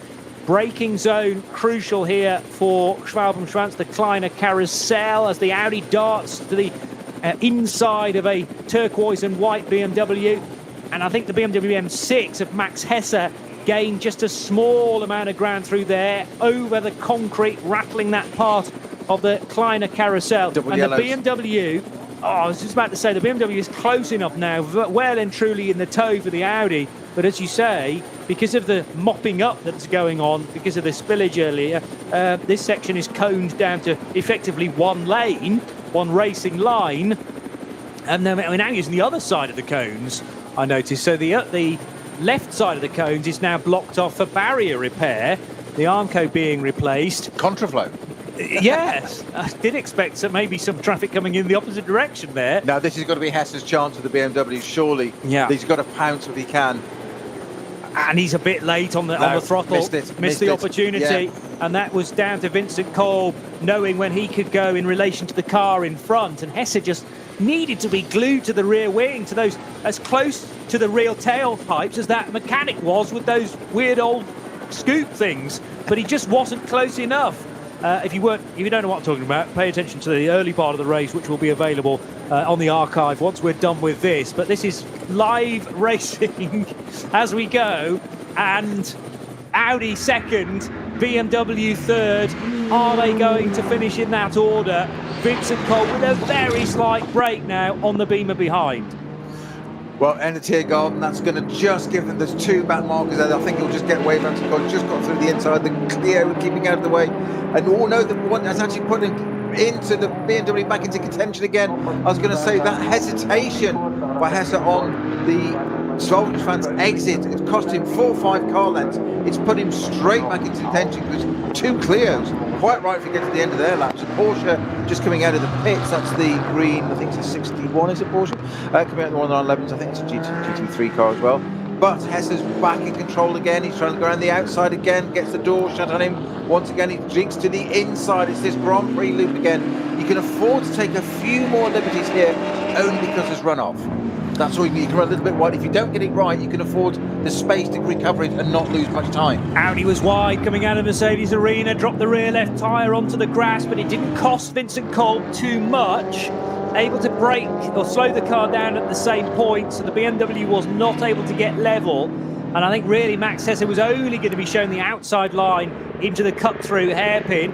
Head through the Michael Schumacher S now and down the hill towards the kink at the right-hander towards the approach of the Vidal chicane. And Audi still just about in front. We're using the faster iteration of the chicane, by the way, and the lights frantically being flashed by Vincent Kolb, but he wasn't given the space by the 212 Porsche that he was hoping for. Of course, that Porsche Cayman has to turn through the left-hander at some point, and now the BMW is right on its tail. That was the SP3T Schmickler Performance powered by Ravenol Cayman GT4. Thankfully, contact was avoided for 212. I think just about Achim Bauer was well aware that there was a frantic GT3 battle that needed to get through. Elsewhere in the top 10, nowhere near as close as this. Patrick Assenheimer is possibly close to Augusto Farfus at times, but that wouldn't be a change in class. And actually, as they cross the line, let's just see whether that's altered at all. No, it's still 6.4 seconds that separates the Haupt Racing Team Bilstein Mercedes of Patrick Assenheimer and Augusto Farfus's brand new BMW M4 GT3. It's now, incidentally, for the race lead, a 14-second advantage for Nicky Thiem and his Aston Martin Vantage GT3. We're on to lap 27. We will get to the end of this lap, so force it onto one more, and that should be just about it. So a 28-lap race we are looking at, as down into the Vauxhall now goes the Kolb versus Hesse battle. The swing left and right. The trees really close in on this part of the circuit when you're down at road level. And it feels like you are disappearing into the Vauxhall, as is indicated by the name. Then, all of a sudden, the span of trees left and right opens up to reveal Adenauer Forest, this swing of chicanes left and right, and you're really hoping you're not catching any slower-moving traffic like from the H2 class and Renault Clios or similar. And thankfully, for the second-place GT3 battle, there is not open road in front, but a relatively quick Porsche Cup car with a large rear wing on that. So Kolb and Hesse, 0.3 of a second. Way less than that, though, on the braking, as now they turn right. And that will be the run through Kallenhard after Metzgersfeld. It's a tight right-hander at Kallenhard. Another one to come at Versifen. And Hesse desperately trying to fashion the inside line that Vincent Kolb just will not give to him. It's just relentless, isn't it? He's almost into the back. In fact, he almost did collect the back of the Audi there. He had to brake in a little jink to the right. I didn't see any smoke, but it did look like he almost locked up. He certainly did an ABS test on that BMW, and it works very efficiently, very well. I bet Max was very relieved to hear that he didn't collect the back of the Audi R8 directly in front of him. He won't have seen much of it. He might have just about to see the rear wing. That was about it. But that would have been a heart-stopping moment where he felt like he was going to collect the back of the number 5 Audi. It didn't quite happen on that occasion. It's reset again. More traffic as they deal through. Hesse's back on the job. He's really got to get this job done sooner rather than later. We've got 12 minutes to go, so we're going to get this and one more lap after it, aren't we? Basically, by the time we get to the end of this, it'll be another lap. I reckon so. Yeah. To go. 20. We're working lap 27, and therefore 28 will take us to the finish. And Nicky Team will be absolutely oblivious to this cracking battle that we've got for second place. I'm sure the team aren't telling him anything about it, only just giving him a gap back to Vincent Kolb. But Kolb, because he's having to defend, is not going as fast as he might have done earlier this morning in qualifying. 0.3 of a second, that is the big distraction. And he's having to put the car in all the awkward positions so that the BMW can't get to the racing line. For instance, on the approach to the Caracciolo Carousel, Audi well and truly in the middle of the road there, so that the BMW couldn't take the outside or the inside run. And unless Max Hesse is incredibly brave, he will take to the concrete at the Carousel rather than the higher line, because that's the fastest, the inner groove, and just concentrating on getting good drive up what is a very steep hill, in actual fact, to Hohe at the highest point on the circuit. And then we get into some really quick stuff. Difficult to overtake. The name of the game here is for Max Hesse to just stick with the Audi for as long as possible. Hope that maybe the Armco barrier repair work has been completed at the run onto the Dottinger Höhe, but I can unfortunately say for Max Hesse's benefit that it has not. There is still a 60 kph speed limit in place there. And that really ruins your best opportunity to overtake. You're looking for good drive out of the right-hander and onto the long straight so that you can pick up the draft. And I do think that opportunity for Hesse is going to be compromised for at least one more lap. Well, we say that, but of course he's had the opportunity to sit there and pounce. And he didn't capitalise on the last opportunity, so he's got another get out of jail card to have a go at that now. He might well still be able to do it. He's just got to stay in touch. Have we got that code 160 there? We have still in place, isn't it? Code 160, code 60 becomes a 120 the other way around. I know what I meant. Code 60. So he can afford to sit there for a little bit now. He's got sitting behind one of the GT4 cars. I think it is one of the Porsches sitting at the moment. Audi to the right-hand side, BMW, and just going to be approaching this code 60. Shortly, I'm on a different part of the circuit in my head. You're bang on. Yeah. Yellow flags there. Double wave yellows, and then into a speed limit. So this is it. This is Max Hesse. This is what he's got to do now. He's got to learn from those two occasions before where he didn't. That one, he had a really good go at it. Kolb was playing games there because he leapt on the. He was already at 60k, and I think he leapt on the brakes again. just to allow the BMW, well, a brake test effectively, but within a speed limit. Unless he just thought, I'm going a bit too fast in the 60 kph, I'm not quite down to the required speed and I need to slow again. But no, that was very interesting for me. The Aston Martin, well clear of those shenanigans, and what I'd like to see is whether the BMW has got a better run out of the slow zone, out of the code 60, than the Audi, as the Aston Martin nears the end of the lap, but not quite the end of the race, because there's still 8 minutes and 57 seconds to go. Is there the possibility that we might get round again? No, I don't think so. Not with 8 minute 50 though. It's best lap there. It's doing an 8:34 last time. Oh, this could be 10 seconds in it. You could be right. It's crossing the line with 8:40 on the clock. So they'll tell him to slow down. They'll tell him to slow down and make this the last lap. It's not come up on our screen as a final lap. No, well, we don't know that. We don't know that yet, of course, but he needs to just pace that a bit. He's got a 12-second advantage. It's going to be more than 14 now, because, as I said, Kolb and Hesse aren't lapping as quickly as they can go. By the way, Kolb still ahead of Hesse. They both produced 8:35s. In fact, an 8:36 in the case of Max Hesse, whereas a race leader has done an 8:30.9. So that's the best part of 5 seconds again, increased as far as the lead margin is concerned for Nicky Team, who gets underneath a couple of slower cars, one a Porsche Cayman, the other a BMW from one of the production divisions, and the Aston clears those two cars in time for the swing left and the swing right on the Grand Prix circuit. So there was about 8 minutes and 35 seconds left on the clock as Nicky crossed the line, and surely with nearly 20 seconds in the back pocket, AMR will say, right, Nicky, as you're heading to Tiergarten, just ease off, lift and coast a little bit into the final sequence of corners and cross the line when the checkered flag is presented. And, that will be probably 4 hours and 1 second by the time he does it. But it will save another 25 kilometres and potentially, the car breaking down on those 13, 14 miles. It's just risk management, isn't it? That's what they need to do. I think when you've got 20 seconds, and you're leading as the cushion, and you're leading in a brand new car you're trying to sell, you're debuting, it's really not showcasing it to potential buyers. Yeah. It's really not a big picture time, isn't it? Yeah, but even if you lose a quarter of that amount, it's not a drama, really. It's irrelevant, is it? exactly. So lose 5 seconds, 10 seconds if you really want to. You'll still have 10 seconds at the end of it, and all lose should be 5 fine. seconds, gain the win. That's Precisely. the point, isn't it? Yeah. So Kolb and Hesse, Audi and BMW, still the same order, 0.498, so just a fraction under half a second across the line. He didn't quite get the job done.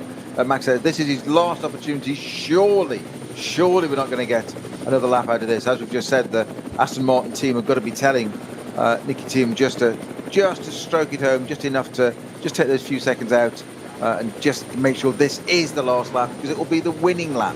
Yeah. And that's what he needs to do. I can't believe we're saying this. I didn't think that car could be. I said it'd be at the pointy end because I just thought it would be, but there was also a chance it might break, or something unreliable, whatever. It wouldn't be, at all surprising. It's a new product, but this is an extraordinary debut for Aston Martin at this point. I'm going to stop talking about it because I'm going to leave that to you. Yeah, exactly. Leave that bit to you, Johnny. Then it's your fault. All right. Thanks very much. Broad shoulders, my friend, broad shoulders. Fabulous to have Nicky and Maxime back at the wheel of an Aston Martin after the factory project came to an end at the end of last season's championship winning, team's championship winning World Endurance Championship campaign. And that's the reason why it then became a slightly peculiar decision, but I do understand the monetary situation at Aston Martin, but it became a slightly peculiar decision to step away. But I suppose it is also a prime time to leave a championship on a winning note, having taken the victory at Le Mans and also winning the World Endurance Championship. But, Nicky Team, who's been racing Audis this year, Maxime Martin, who's famous for racing BMWs in the past, before moving across to Aston, they are still, masters in their field, both of the Platinum variety. Nicky Team, a current World Endurance champion, we mustn't forget as well, with Marco Sorensen. So they've lost none of their charge and none of their pace when it comes to driving these British cars. Is this Max Hesse's opportunity as they head down the hill towards Bergwerk on potentially the final lap? Vincent Kolb caught a bit of curb that unsettled his Audi, and I wonder whether the BMW might go the other side of the Cayman there, but that might have been an awkward place to put the M6. He had a look, didn't he? He did, and maybe, I mean, that's the scenario that will get the place for Max Hesse, is for the Audi to go one side of one of these slower cars and the BMW to go the other. But it could go one or two ways. It might just wave the Audi into even more of a lead in second position. So Hesse is running out of opportunities now. He's running out of ideas, possibly, and would love for that code 60 to disappear on the approach to Dottinger-Hur, because I think if they're in clear air and can go as fast as they possibly can, the BMW then will get the slingshot and maybe be able to run the Audi close down the long straight. But at the moment, that is still a caution area immediately after Schwabenschwanz. So he'll have to do it before he gets there, or maybe get the run off the corner from a almost standing start. Well, it's 60 kph actually, and Max Hesse has shown that he hasn't quite got the reaction speeds or indeed the road position compared to the Audi up ahead. And no doubt about it, Vincent Kolb is in the better place because he's got full line of sight and he's got those crucial extra few meters coming off the right-hander and onto the Dottinger-Hur. The climb up to the carousel is the next segment of circuit. Meantime, Nicky Thiem showing no sign of letting up. He was 2 seconds faster than this pair through the third sector of this lap. No, he's done that before in these races. He's gone and set the fastest lap of the race on the last lap. This is the one time he probably doesn't need to do it, as long as if it doesn't trigger the clock and it goes on to yet another lap. Of course, he's then got to do another fastest lap, hasn't he? But that's true. That's not what he needs here. But this is spellbinding stuff. Unbelievable between these two cars, Audi and BMW in second place. Kolb and Hesse still duking it out. He's been doing this lap after lap now. 2.5 minutes left to go on the clock coming up. It is Nicky Thiem in the number 21 Aston Martin, number one position at the moment. And 27 laps completed. Fastest lap of the race is a 8:01 for that car. It's an 8:30, but great to see there's some spectators there at the side of the track as well. There's a lovely aerial shot from our helicopter there, looking at the traffic. Spectators on the side track. Now the BMW, he's got right onto the back of the Audi once again. He's really monitoring the curbs. He absolutely straddles the curb of that BMW. Max Hesse doing everything he possibly can in the dying, not minutes, but the dying seconds, hopefully, of this race. There's a back mark in the way. That's cost the Audi some time. It's given Hesse the opportunity. He squeezed it through there. I'm not quite sure how he got through that gap, but he did. And that's a big car to get through that gap. Yes, there. It is. A great job to Max Hesse. A very, very big footprint on this M6 Audi. The job is not done yet. And again, absolute credit as well to Kolb in the Audi for resisting all this pressure, because as you said a few minutes ago, he's still got to position the car. He's defending all the time. Max Hesse, he can pick and choose what he's doing. Yeah. So he's unhindered. They're into that double wave zone again. This has got to be his opportunity. We're just coming up to the final minute left on the clock. Where's the Aston Martin? He's slowing right down. So, yeah, he's slowed right down onto, well, he would at the moment, of course, that's in the exit of this slow zone area. What he needs to do is now not put his foot down. He's surely not going to get to Tiergarten in less than a minute now. So this must surely be for the win. I don't know. I mean, he will need to receive an instruction from AMR to say, time to back off. I mean, there's no issue with fuel because he's only done, this will be 5 laps on the stint for Nicky Thiem, and this car can comfortably do 8. But for me, you're just risking encountering a bit more traffic here and there. So, depending on what the clock says, 25 seconds to go, gets to the side of the Cayman then, heading into Tiergarten now. I suppose he can just ease back on the acceleration point, or just leap on the anchors. 15 seconds, 14 seconds, now he's going to slow down, surely. Where's the checker? Waiting for it. Is it there? Going to cross the line? No checker flag. We're going to go again. One more lap of 25 kilometres. What a strange decision from Aston Martin, unless I'm missing something huge here. But he could pick up a puncture. He could encounter an incident not of his own making. We're going round again. What I have forgotten, of course, is that this is Nicky Thiem. and you're denying him another lap around the Nordschleife. So they're probably going, Nicky, slow down, slow down. He goes, no, I need to drive this car a bit more. Never mind that. The plus point of this is this gives us the battle for second place still, with number 5 Vincent Kolb in the Audi, still being hunted down by young Max Hesse in the BMW. So we get another lap of this, and it's not just a 2-minute lap; it's another 8.5 minutes of it. Well, Hesse, has he crossed the line yet, Max Hesse? Yes. They're on the fine. Okay. No, I was bothered about the fact that he's already done 7 laps. And if he hadn't crossed the line, that would now be 8 laps. He'd have to come in for a pit stop. But he's got enough fuel to get to the end as well. Vincent Kolb was fine because he pitted a lap later than Max Hesse. So all 3 cars have enough fuel on board for this unexpected extra lap. A little bit of bonus coverage here on RS1 and the Radio Show Limited network of channels then, because I don't know the exact amount of time on the clock when Nicky crossed the line. It can only have been about 3 seconds. I think it was less than 5, so we'll take 3 and we'll have that, yeah. But the clock disappeared in the corner of my screen, so I don't know, but it was 15 seconds coming out of Tiergarten. And I just don't know why he didn't fade on the throttle a little bit down the Dottinger Hohe, and come out of Tiergarten, hit the gas later than he'd been doing. You do know why, and you've explained it. Well, yeah. Because it's Nicky Team. That's right, yeah. And you can't tell him to go slowly. Now there's been an incident right at the end of the lap. Now, is this going to affect things? 653. Bonnet's come over. The bonnet clips. Yes. Yeah. Now, I remember a few years ago where we had this scenario with the BMW and the bonnet was rippled right over the windscreen. And in attempting to get the car into the pit lane, said driver hit the end of the tyre wall. Bang! Because he had not got a clue where he was going. That was one of the more comedic moments at the Nurburgring 24 Hours. 2019, I seem to recall that was. I witnessed it live, looking out of the window of our commentary position in the Aston Martin lounge. Yeah, one of those more bizarre moments. Let's hope that BMW is not going to do the same thing. What was the number again? Do you remember? 953, was it? Anyway, I'll try and identify that in a moment or two, because I don't think that's the last time we'll need to talk about that BMW, which is stranded right at the end of the lap, and of course now stands in Nicky Team's way. It was 653, stands in Nicky Team's way between his car and the checkered flag. It is the car of Sindre Setsas, the Norwegian, who is driving his BMW M240i. Second in class, no less. And he's going to easily lose third to the 660 car, which was 4.5 seconds further back. The second place fight arrives at Adenauer Forst now.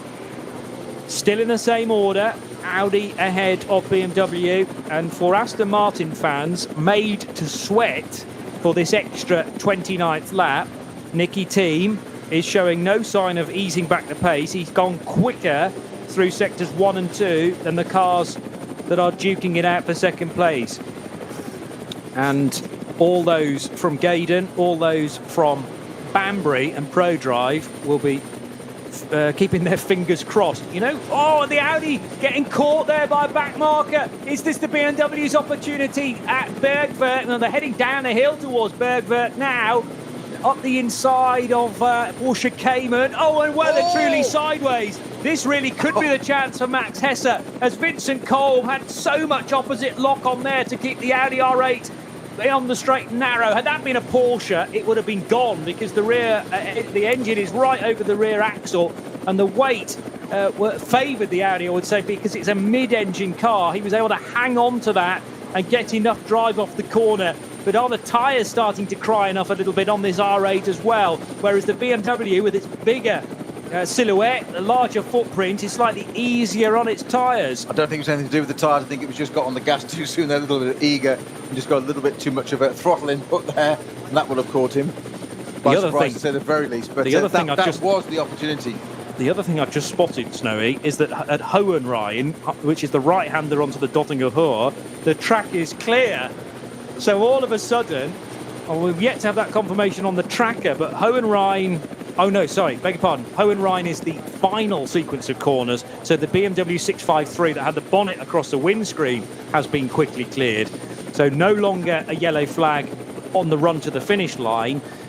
but the right-hander onto Dottinger Hoor is still at 60 kph. Approaching the carousel, Audi versus BMW, still inseparable.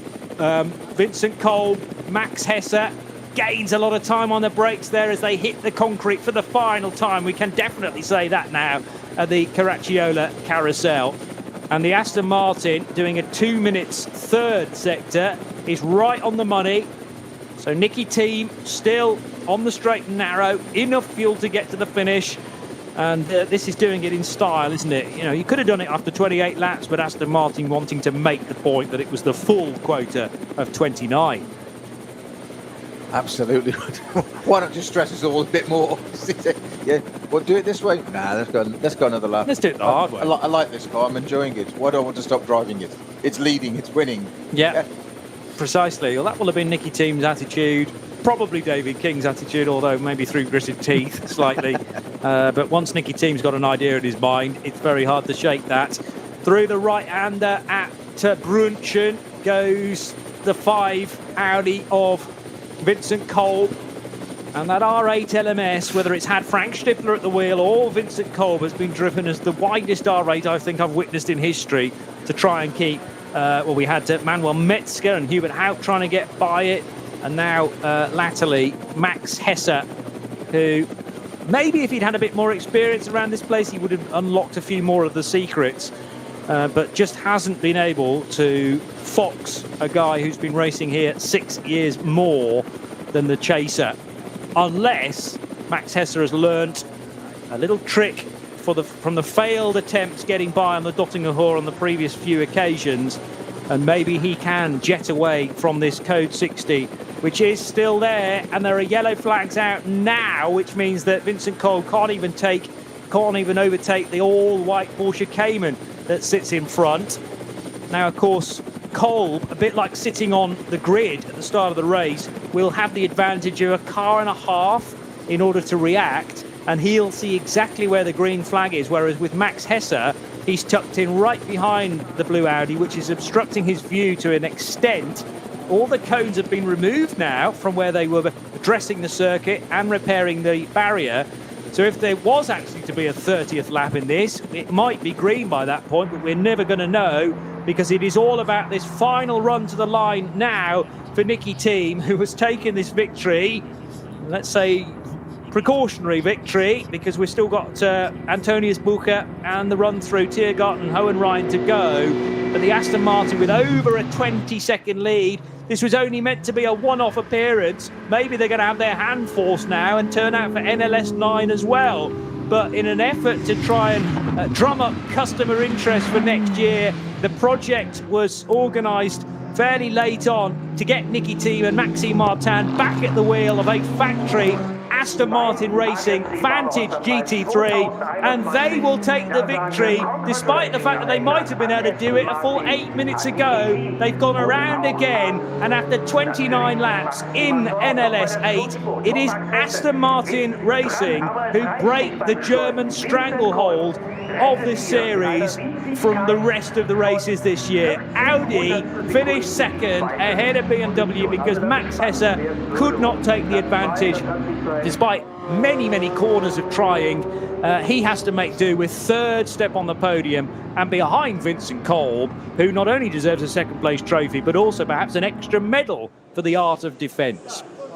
Right, so many layers there, as you say. You mentioned earlier at the beginning of the show, Johnny, that Audi just hadn't really been up at the pointy end of the rate of these series this year. Well, the backup there again, no question about it. The junior team, BMW, as you said, 30 years racing between all three of them. Giving Kolb grief all the way to the end, the last 45 minutes of that race? But the new boy on the block, Aston Martin at the top again. I never would have said that at the beginning of this event. No matter where it qualified, was it 8th it started on the grid? Yeah. It was respectable. I said it wouldn't need to do, it was finishing in the top 10. Well, it did. at the top of the top 10. Unbelievable. I would not have expected that, and I'm going to have to do a Murray and stop because I think I'm going to get too emotional. I was going to say, I think the eyes are moistening for Peter Snowden. Yeah, and a fantastic result for a one-off appearance. David King in a similar emotional state, actually. I just caught sight of him in the garage, COVID mask on, but a grin from ear to ear. I don't even need to see the mask removed to know that that's going on underneath, and he doesn't really know what to say next, because this has gone well beyond their expectations, I'm sure. But when you put the caliber of driver like Niki Thiem and Maxime Martin into a virtually brand new car, these things can happen.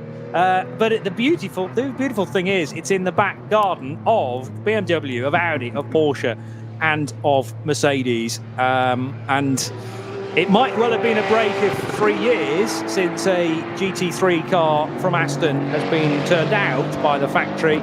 But welcome back, Aston Martin, and you have certainly done the victory in style. He doesn't know what to say. Here's the link to the order. well, yeah, form an orderly queue. Exactly. I think is probably the expression now. Yeah. Because that car, which no pushing and shoving, just form an orderly queue. Yeah. That car that looks as resplendent as it did 4 hours ago on the starting grid, albeit in 8th place, has not got a dinged panel on it, as you would expect. A Ferrari running out of fuel again. Who would have thought that? It'd be the same Ferrari running out of fuel. It has to be. There's only one in the race. And the 39 car looks like it's right on the cusp of maybe its fuel window, or was it just allowing the pit lane entry to the Aston Martin, which will now enter the victory area of the pit lane, which has been barriered off, and a jubilant Maxime Martin will congratulate Danish driver Niki Thiem. So it's a Belgian and Denmark combination. Little discussion between the two, probably about the extra lap. Guarantee. Yes. Why didn't you just ease off? No, I'm Niki Thiem. I need to go around again. I'm having too much fun. There you go. So I'm sure sent the blood pressure of 1 or 2 at AMR sky high, but it was all in hand. That's a very smart helmet design for Niki this weekend as well, with hints of the Danish flag around the lower section, which surround his mouth. A quick fist pump for the camera as well, which is a cool thing to do. And now he can celebrate with the team. A lot of them still with World Endurance Championship overalls on, which is a nice touch. You notice that with ADAC badges sort of oversewn. Velcroed or oversewn exactly. Yes. on the top. That's right. So maybe gives you an idea of how last minute it was. Exactly. Yeah. Well, it took a lot of the motorsport press by surprise. You needed to be paying attention to the entry list when it was released, just shy of a week ago. Because there it was, as clear as day, but there'd not been really much of an announcement from AMR to say that they were going to be doing it. And then, lots of journalists rushed to call David King up to get some reaction. Kurt Thiem, very happy with his son's work as well. Kurt Thiem, of course, a mean DTM, German touring car racer back in his day. And the hats with Denmark are adorned on the side, about to be switched. But more cars, of course, pouring across the line, because the finish to these races will take another 8 minutes. Exactly. I was looking at Niki Thiem there. He's got his helmet off, his mask on, and his baseball cap on, provided by his father. He's still got his driving gloves on. So, can I do another lap? Can I climb it to the track?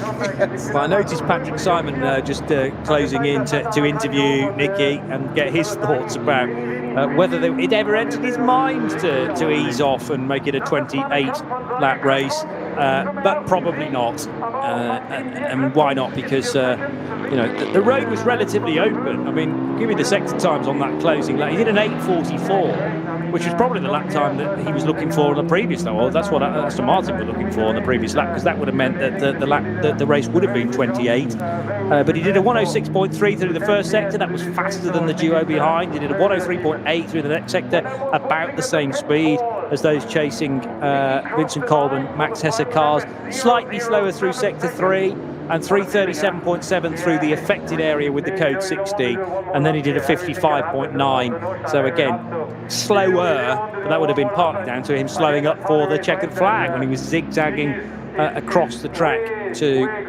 received the applause of not only the assembled crowd, the first crowd we've had at an NLS race for the first time in a year and a half, but also...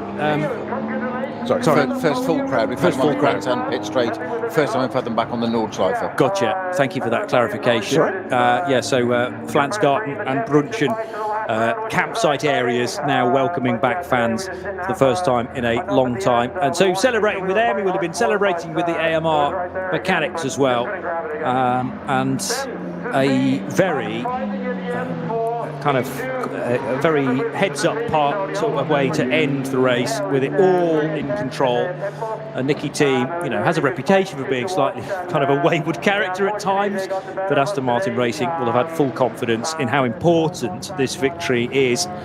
I mean, there's the potential, of course, for more drives to come. With success today, we may well see Maxime and Nicky in a customer car next year if it's a Pro-Am lineup. So it gives them more opportunity in the new year and beyond for more afternoons like this. The Mulder Motorsport Porsche Cayman heading into pit lane as well. We should probably deal with the class victories at various points. I'm impressed by the SPX BMW M4 getting up as high as 5th overall, by the way.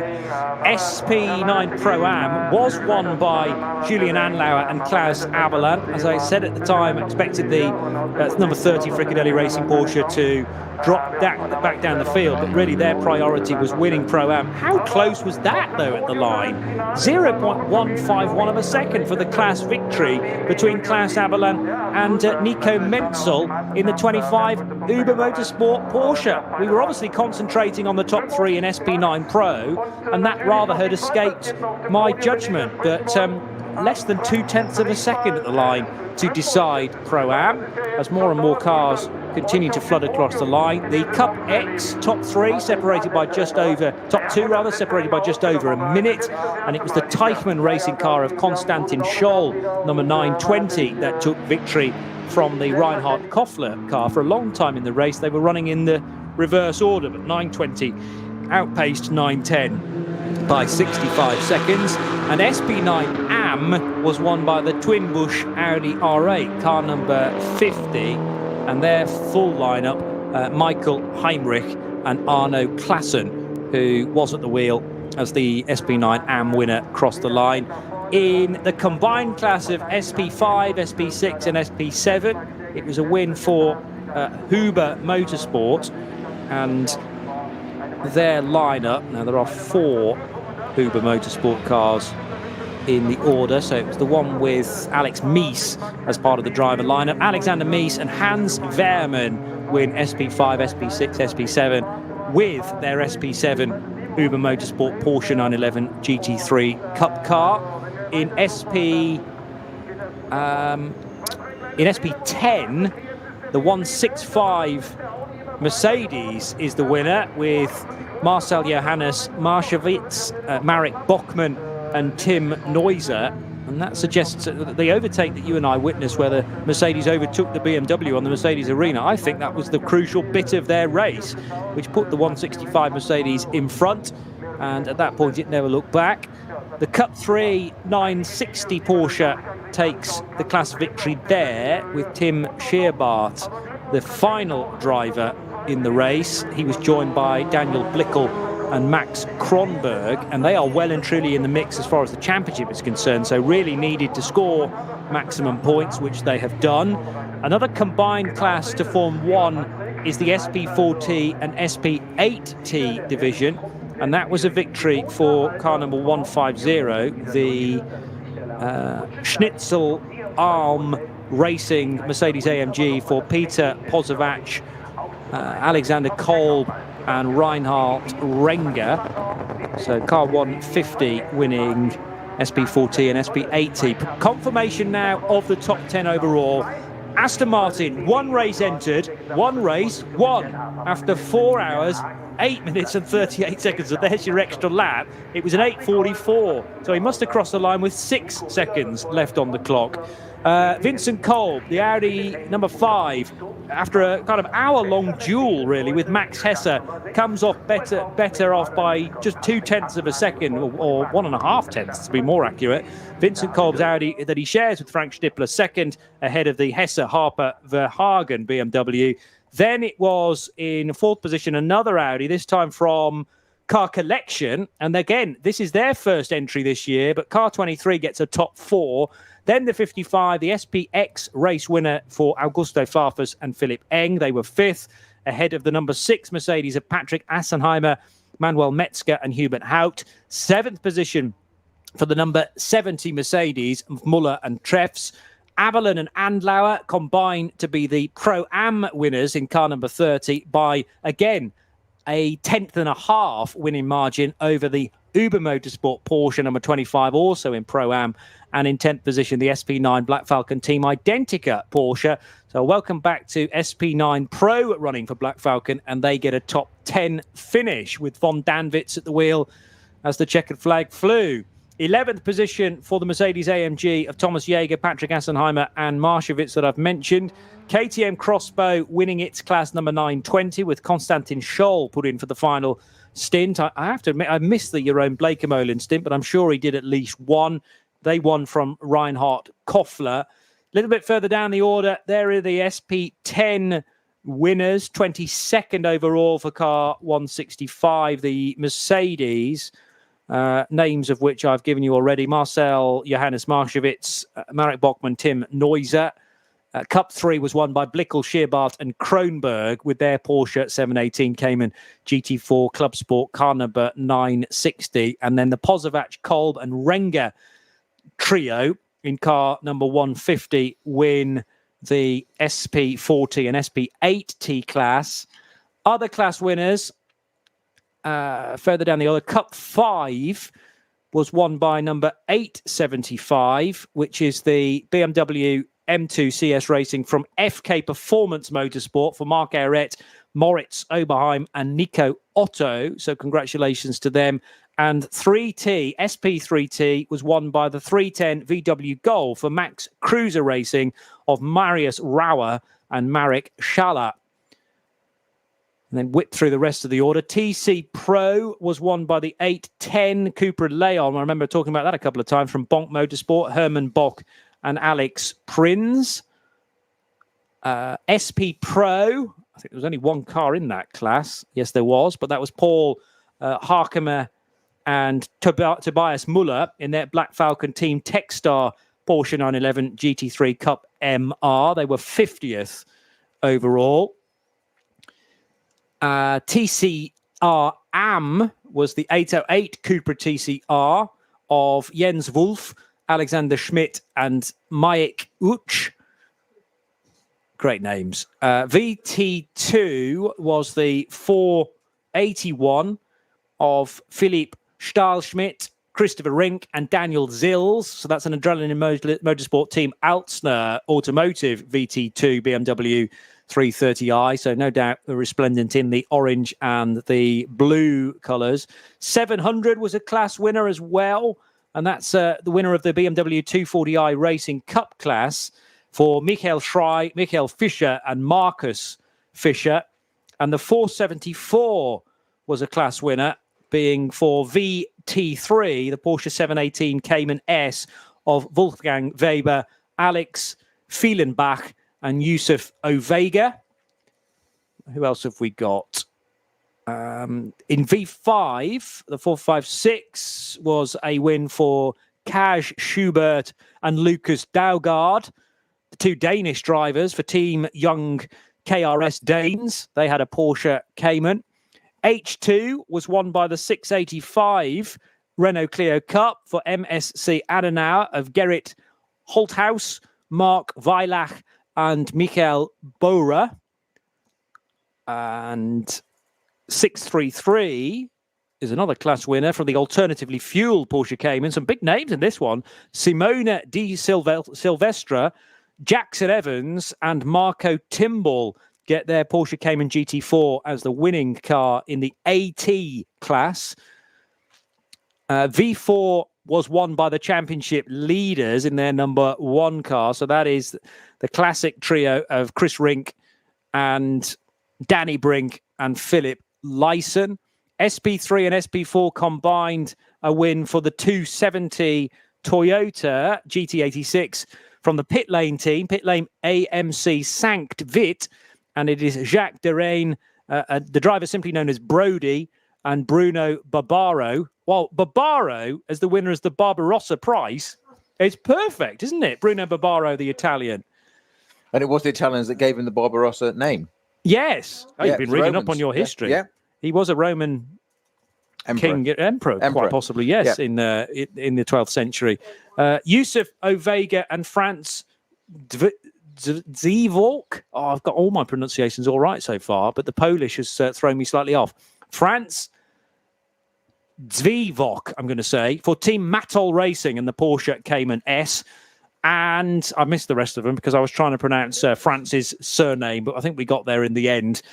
And the principal runners have hopefully all been name-checked. The podium presentations will take place very shortly as well, certainly for the overall finishers, the overall winners and top 3, and then we'll see how far we get through the rest of the field as well. But this, for me, I know it's been my only NLS of the year so far, but it's one of those results that will live long in the memory, Snowy, especially for you.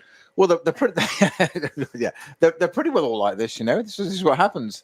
Welcome to our NLS world. Yes, but I mean, there's so many layers and so many things you could talk about there, and it's not always the most obvious. I think the winner in all of this is not just us spectators, listeners, viewers, etc. It's the organisation, ADAC, the different clubs that get to do this. They've proven yet again that the formula works. You get so many things. You get a junior team, you get the BMW, the 44 car, having that battle all the way through to the end that really deserved second place, but also did the Audi in front of it. You get the new BMW that finished 10th last time out. We know it did its fuel thing. We get all that, but it's finished 5th now, so that's good. Yep.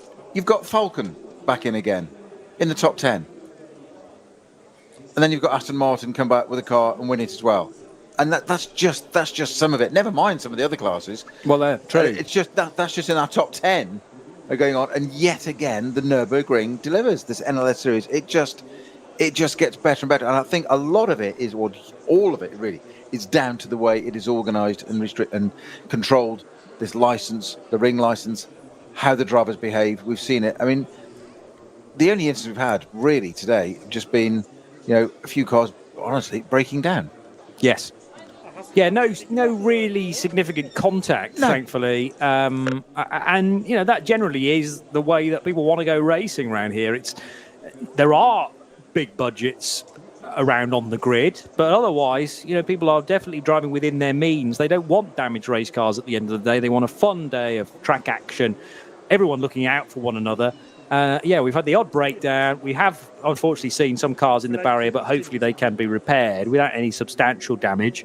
The big fuel spillage or something spillage coming out of Schwabenschwanz, and that's been the longest issue, really, mopping all that up and then attending to the barrier repairs on the other side of the circuit. But the fact that works teams, drivers can mix with amateurs, I know the phrase that we didn't like before, but relatively, i.e. Clios and things further down the field, and all get on the same piece of racetrack. There's lots of other series. This is absolute testimony to this series, and lots of other series could take a look at this and say, this is a template, this is how to go at motor racing.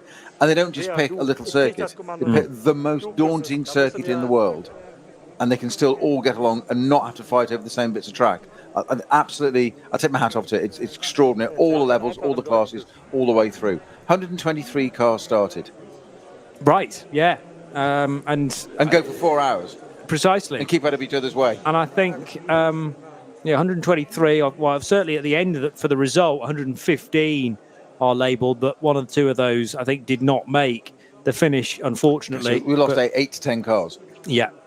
It's a very high attrition rate. Through the course of 4 hours. Exactly. 4 hours of racing on the most daunting circuit in the world, bar none, uncontestable. Yeah.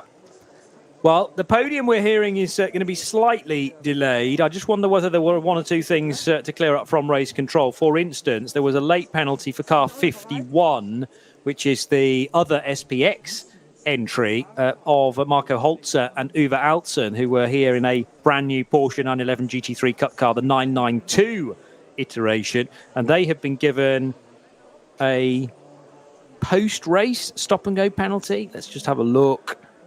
Stop-and-go penalty. In exchange, it's a time penalty of 36 seconds after they fell below the minimum pit stop time. So one of their stops happened too quickly, basically, and they were given a stop-go penalty to readdress that. And because they didn't serve that in the race, they're going to be given an extra 36 seconds to their race time. But that doesn't really alter where they finished within their class, only overall.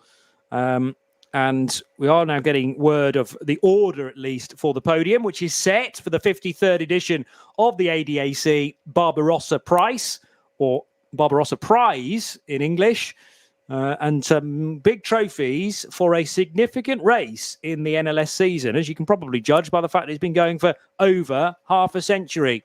So, first of all, the SP9 Pro-Am car drivers will be heading out. Now, I think this is presumably for the overall as well. We'll do Pro-Am after the main podium. So to the third step, there are the three BMW drivers, Max Hesse, Daniel Harper and Neil Verhagen. Just the two drivers required for the number 5 Audi of Vincent Kolb and Frank Stippler in their very smart green and white Phoenix Racing race overalls this time. But to much whooping and hollering from down at ground level to the top step of the podium, it will be Maxime Martin of Belgium, Nicky Thiem of Denmark and David King, very much of the UK, who is behind the project from Aston Martin Racing. And we should be able to hear the national anthem as the trophy, or rather the garlands, are presented.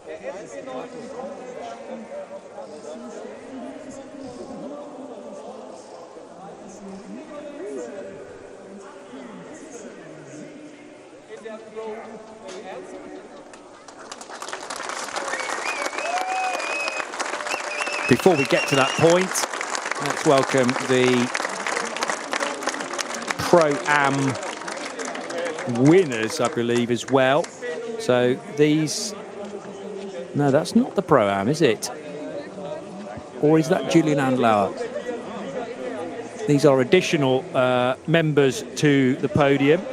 So, yes, that was Pro-Am, beg your pardon. Thank you to Michael Werner, who is keeping me updated. David King, to give him his official title, the Motorsport Director of Aston Martin, who takes the top step of the podium along with Nicky Thiem and Maxime Martin. So Klaus Abelin and Julian Andlauer are represented as the Pro-Am winners. Also there, the SP9 Am victors, who were in the number 50 car. I gave you their names. Arno Klassen is one.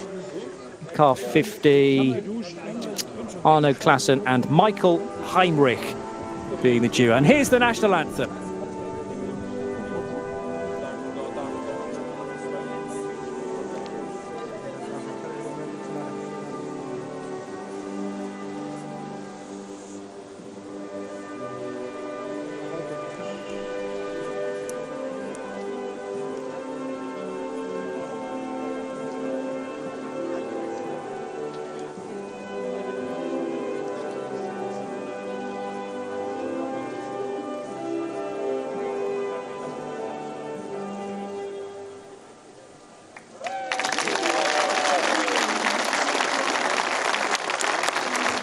So a much-deserved round of applause, much of that applause actually coming from Aston Martin Racing mechanics, and you can understand the reasons why it's being done that enthusiastically, therefore.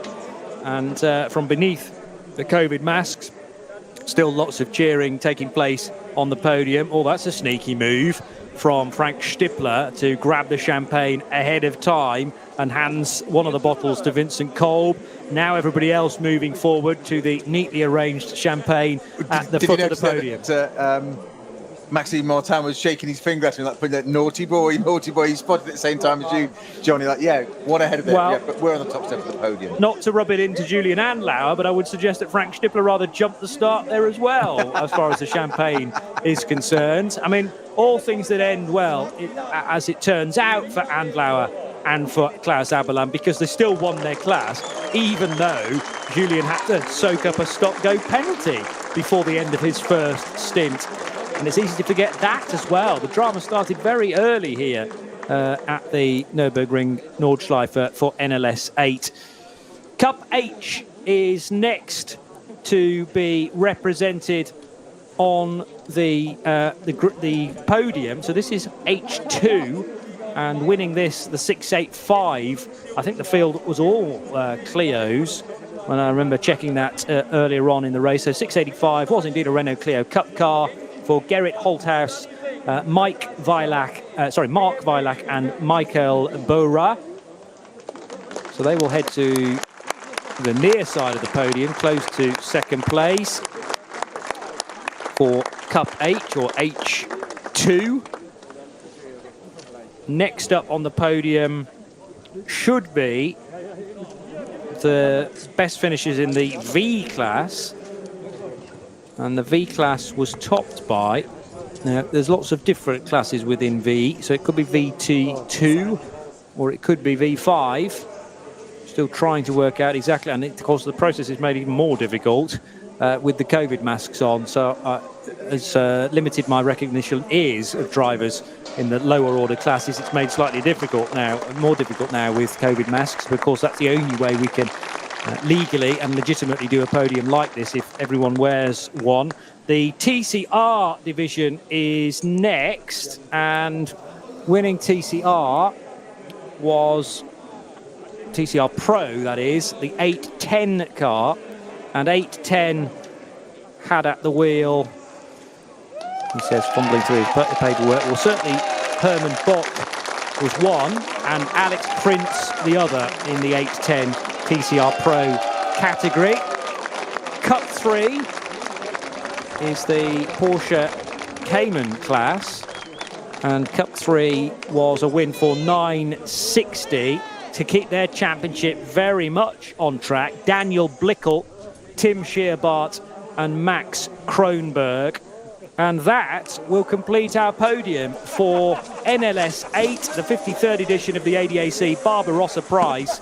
And after a really hot afternoon's work, hotter than expected, I have to say, in September, despite the fog this morning, and with the day running much later than planned, now a well-deserved dousing of champagne, Peter Snowden.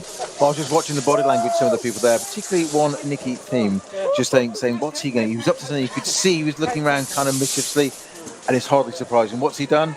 They've managed to, he and Maxime Martin have managed to corner David King, get him against the podium backdrop, and got that champagne down the collar. It's not a question of getting a bit on the shirt. He is absolutely drenched. And it's like, thank you very much for such a nice car. Have a drink on us.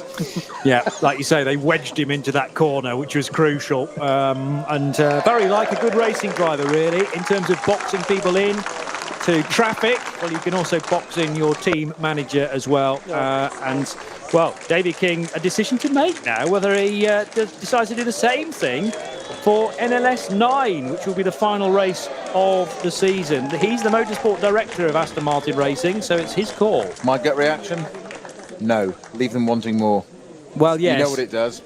And the risk You know what it does. Go and buy it. The risk is that race won't be anywhere near as good as this one. And when you've got a win, you've turned up for one race all season, that's the better statement to make. That's the most fabulous piece of marketing and publicity possible today for a brand. Forget that who it is. You can't do any better than that. You're absolutely right. So on a beautiful day here in Germany, the cars assembled a little later than planned on the starting grid, and it was a rather over-exuberant start for Julian Andlauer, who was subsequently pinged for not for a COVID test, but for a jump start, unfortunately. He got away a little too well and was not level with the Vincent Kolb-driven Audi. Straight away, though, the close fought racing got underway with a real nip and tuck affair with the Hella Padgett Racing 1 Ferrari and one of the BMWs. The 34 BMW was taken out of the mixture far too early on. That had qualified so well, but sadly fell down the order with a rear right puncture. Then Julian Andlauer, having served his stop-and-go penalty, came in for the first scheduled pit stop, and Fricadelli Racing turned that Porsche around very swiftly indeed. One of the key moments of the race was 3 abreast. The BMW that subsequently finished in 3rd position, sandwiched between the Phoenix Racing Audi and the Lion Speed by Car Collection Audi to its left. So 3 cars absolutely hammer and tong down the Dottinger Hoor. And it happened again when the Aston Martin scythed its way by 2 runners. And then the 23 of Nico Müller decided to thread the eye of the needle with the Fricadelli Porsche to its left and the Bilstein-sponsored Hubert Haug Racing Mercedes, the yellow and blue car, to its right. And thankfully, for all Aston Martin fans, that Vantage GT3 was clear of the mayhem behind. Virtually contact coming out of Arenberg and down into the... Well, no, this was further around the lap, beg pardon, through a tricky right-hander. And the Audi forced up the curb there by the Fricadelli Racing Porsche. Nice, neat overtake for Nicky Team on the Mercedes arena that would eventually unfold to be the race lead. And great to witness that overtake on the track at the start of the Grand Prix lap to put the Audi down to 2nd position, and then a defensive masterclass to keep the Audi behind, the BMW behind and the Audi in front of Vincent Kolb and the BMW tucked in behind. So that was the 53rd edition of the ADAC Barbarossa Prize. My thanks to Peter Snowden. Hope you've enjoyed our coverage here on RS1, part of the Radio Show Limited network of channels. And we will have full coverage of the next VLN, the next NLS race meeting during the 9th of October. So that's 2 weeks' time, really not too long to wait. Live here again on RS1. From Peter Snowden and Johnny Palmer, bye-bye for now.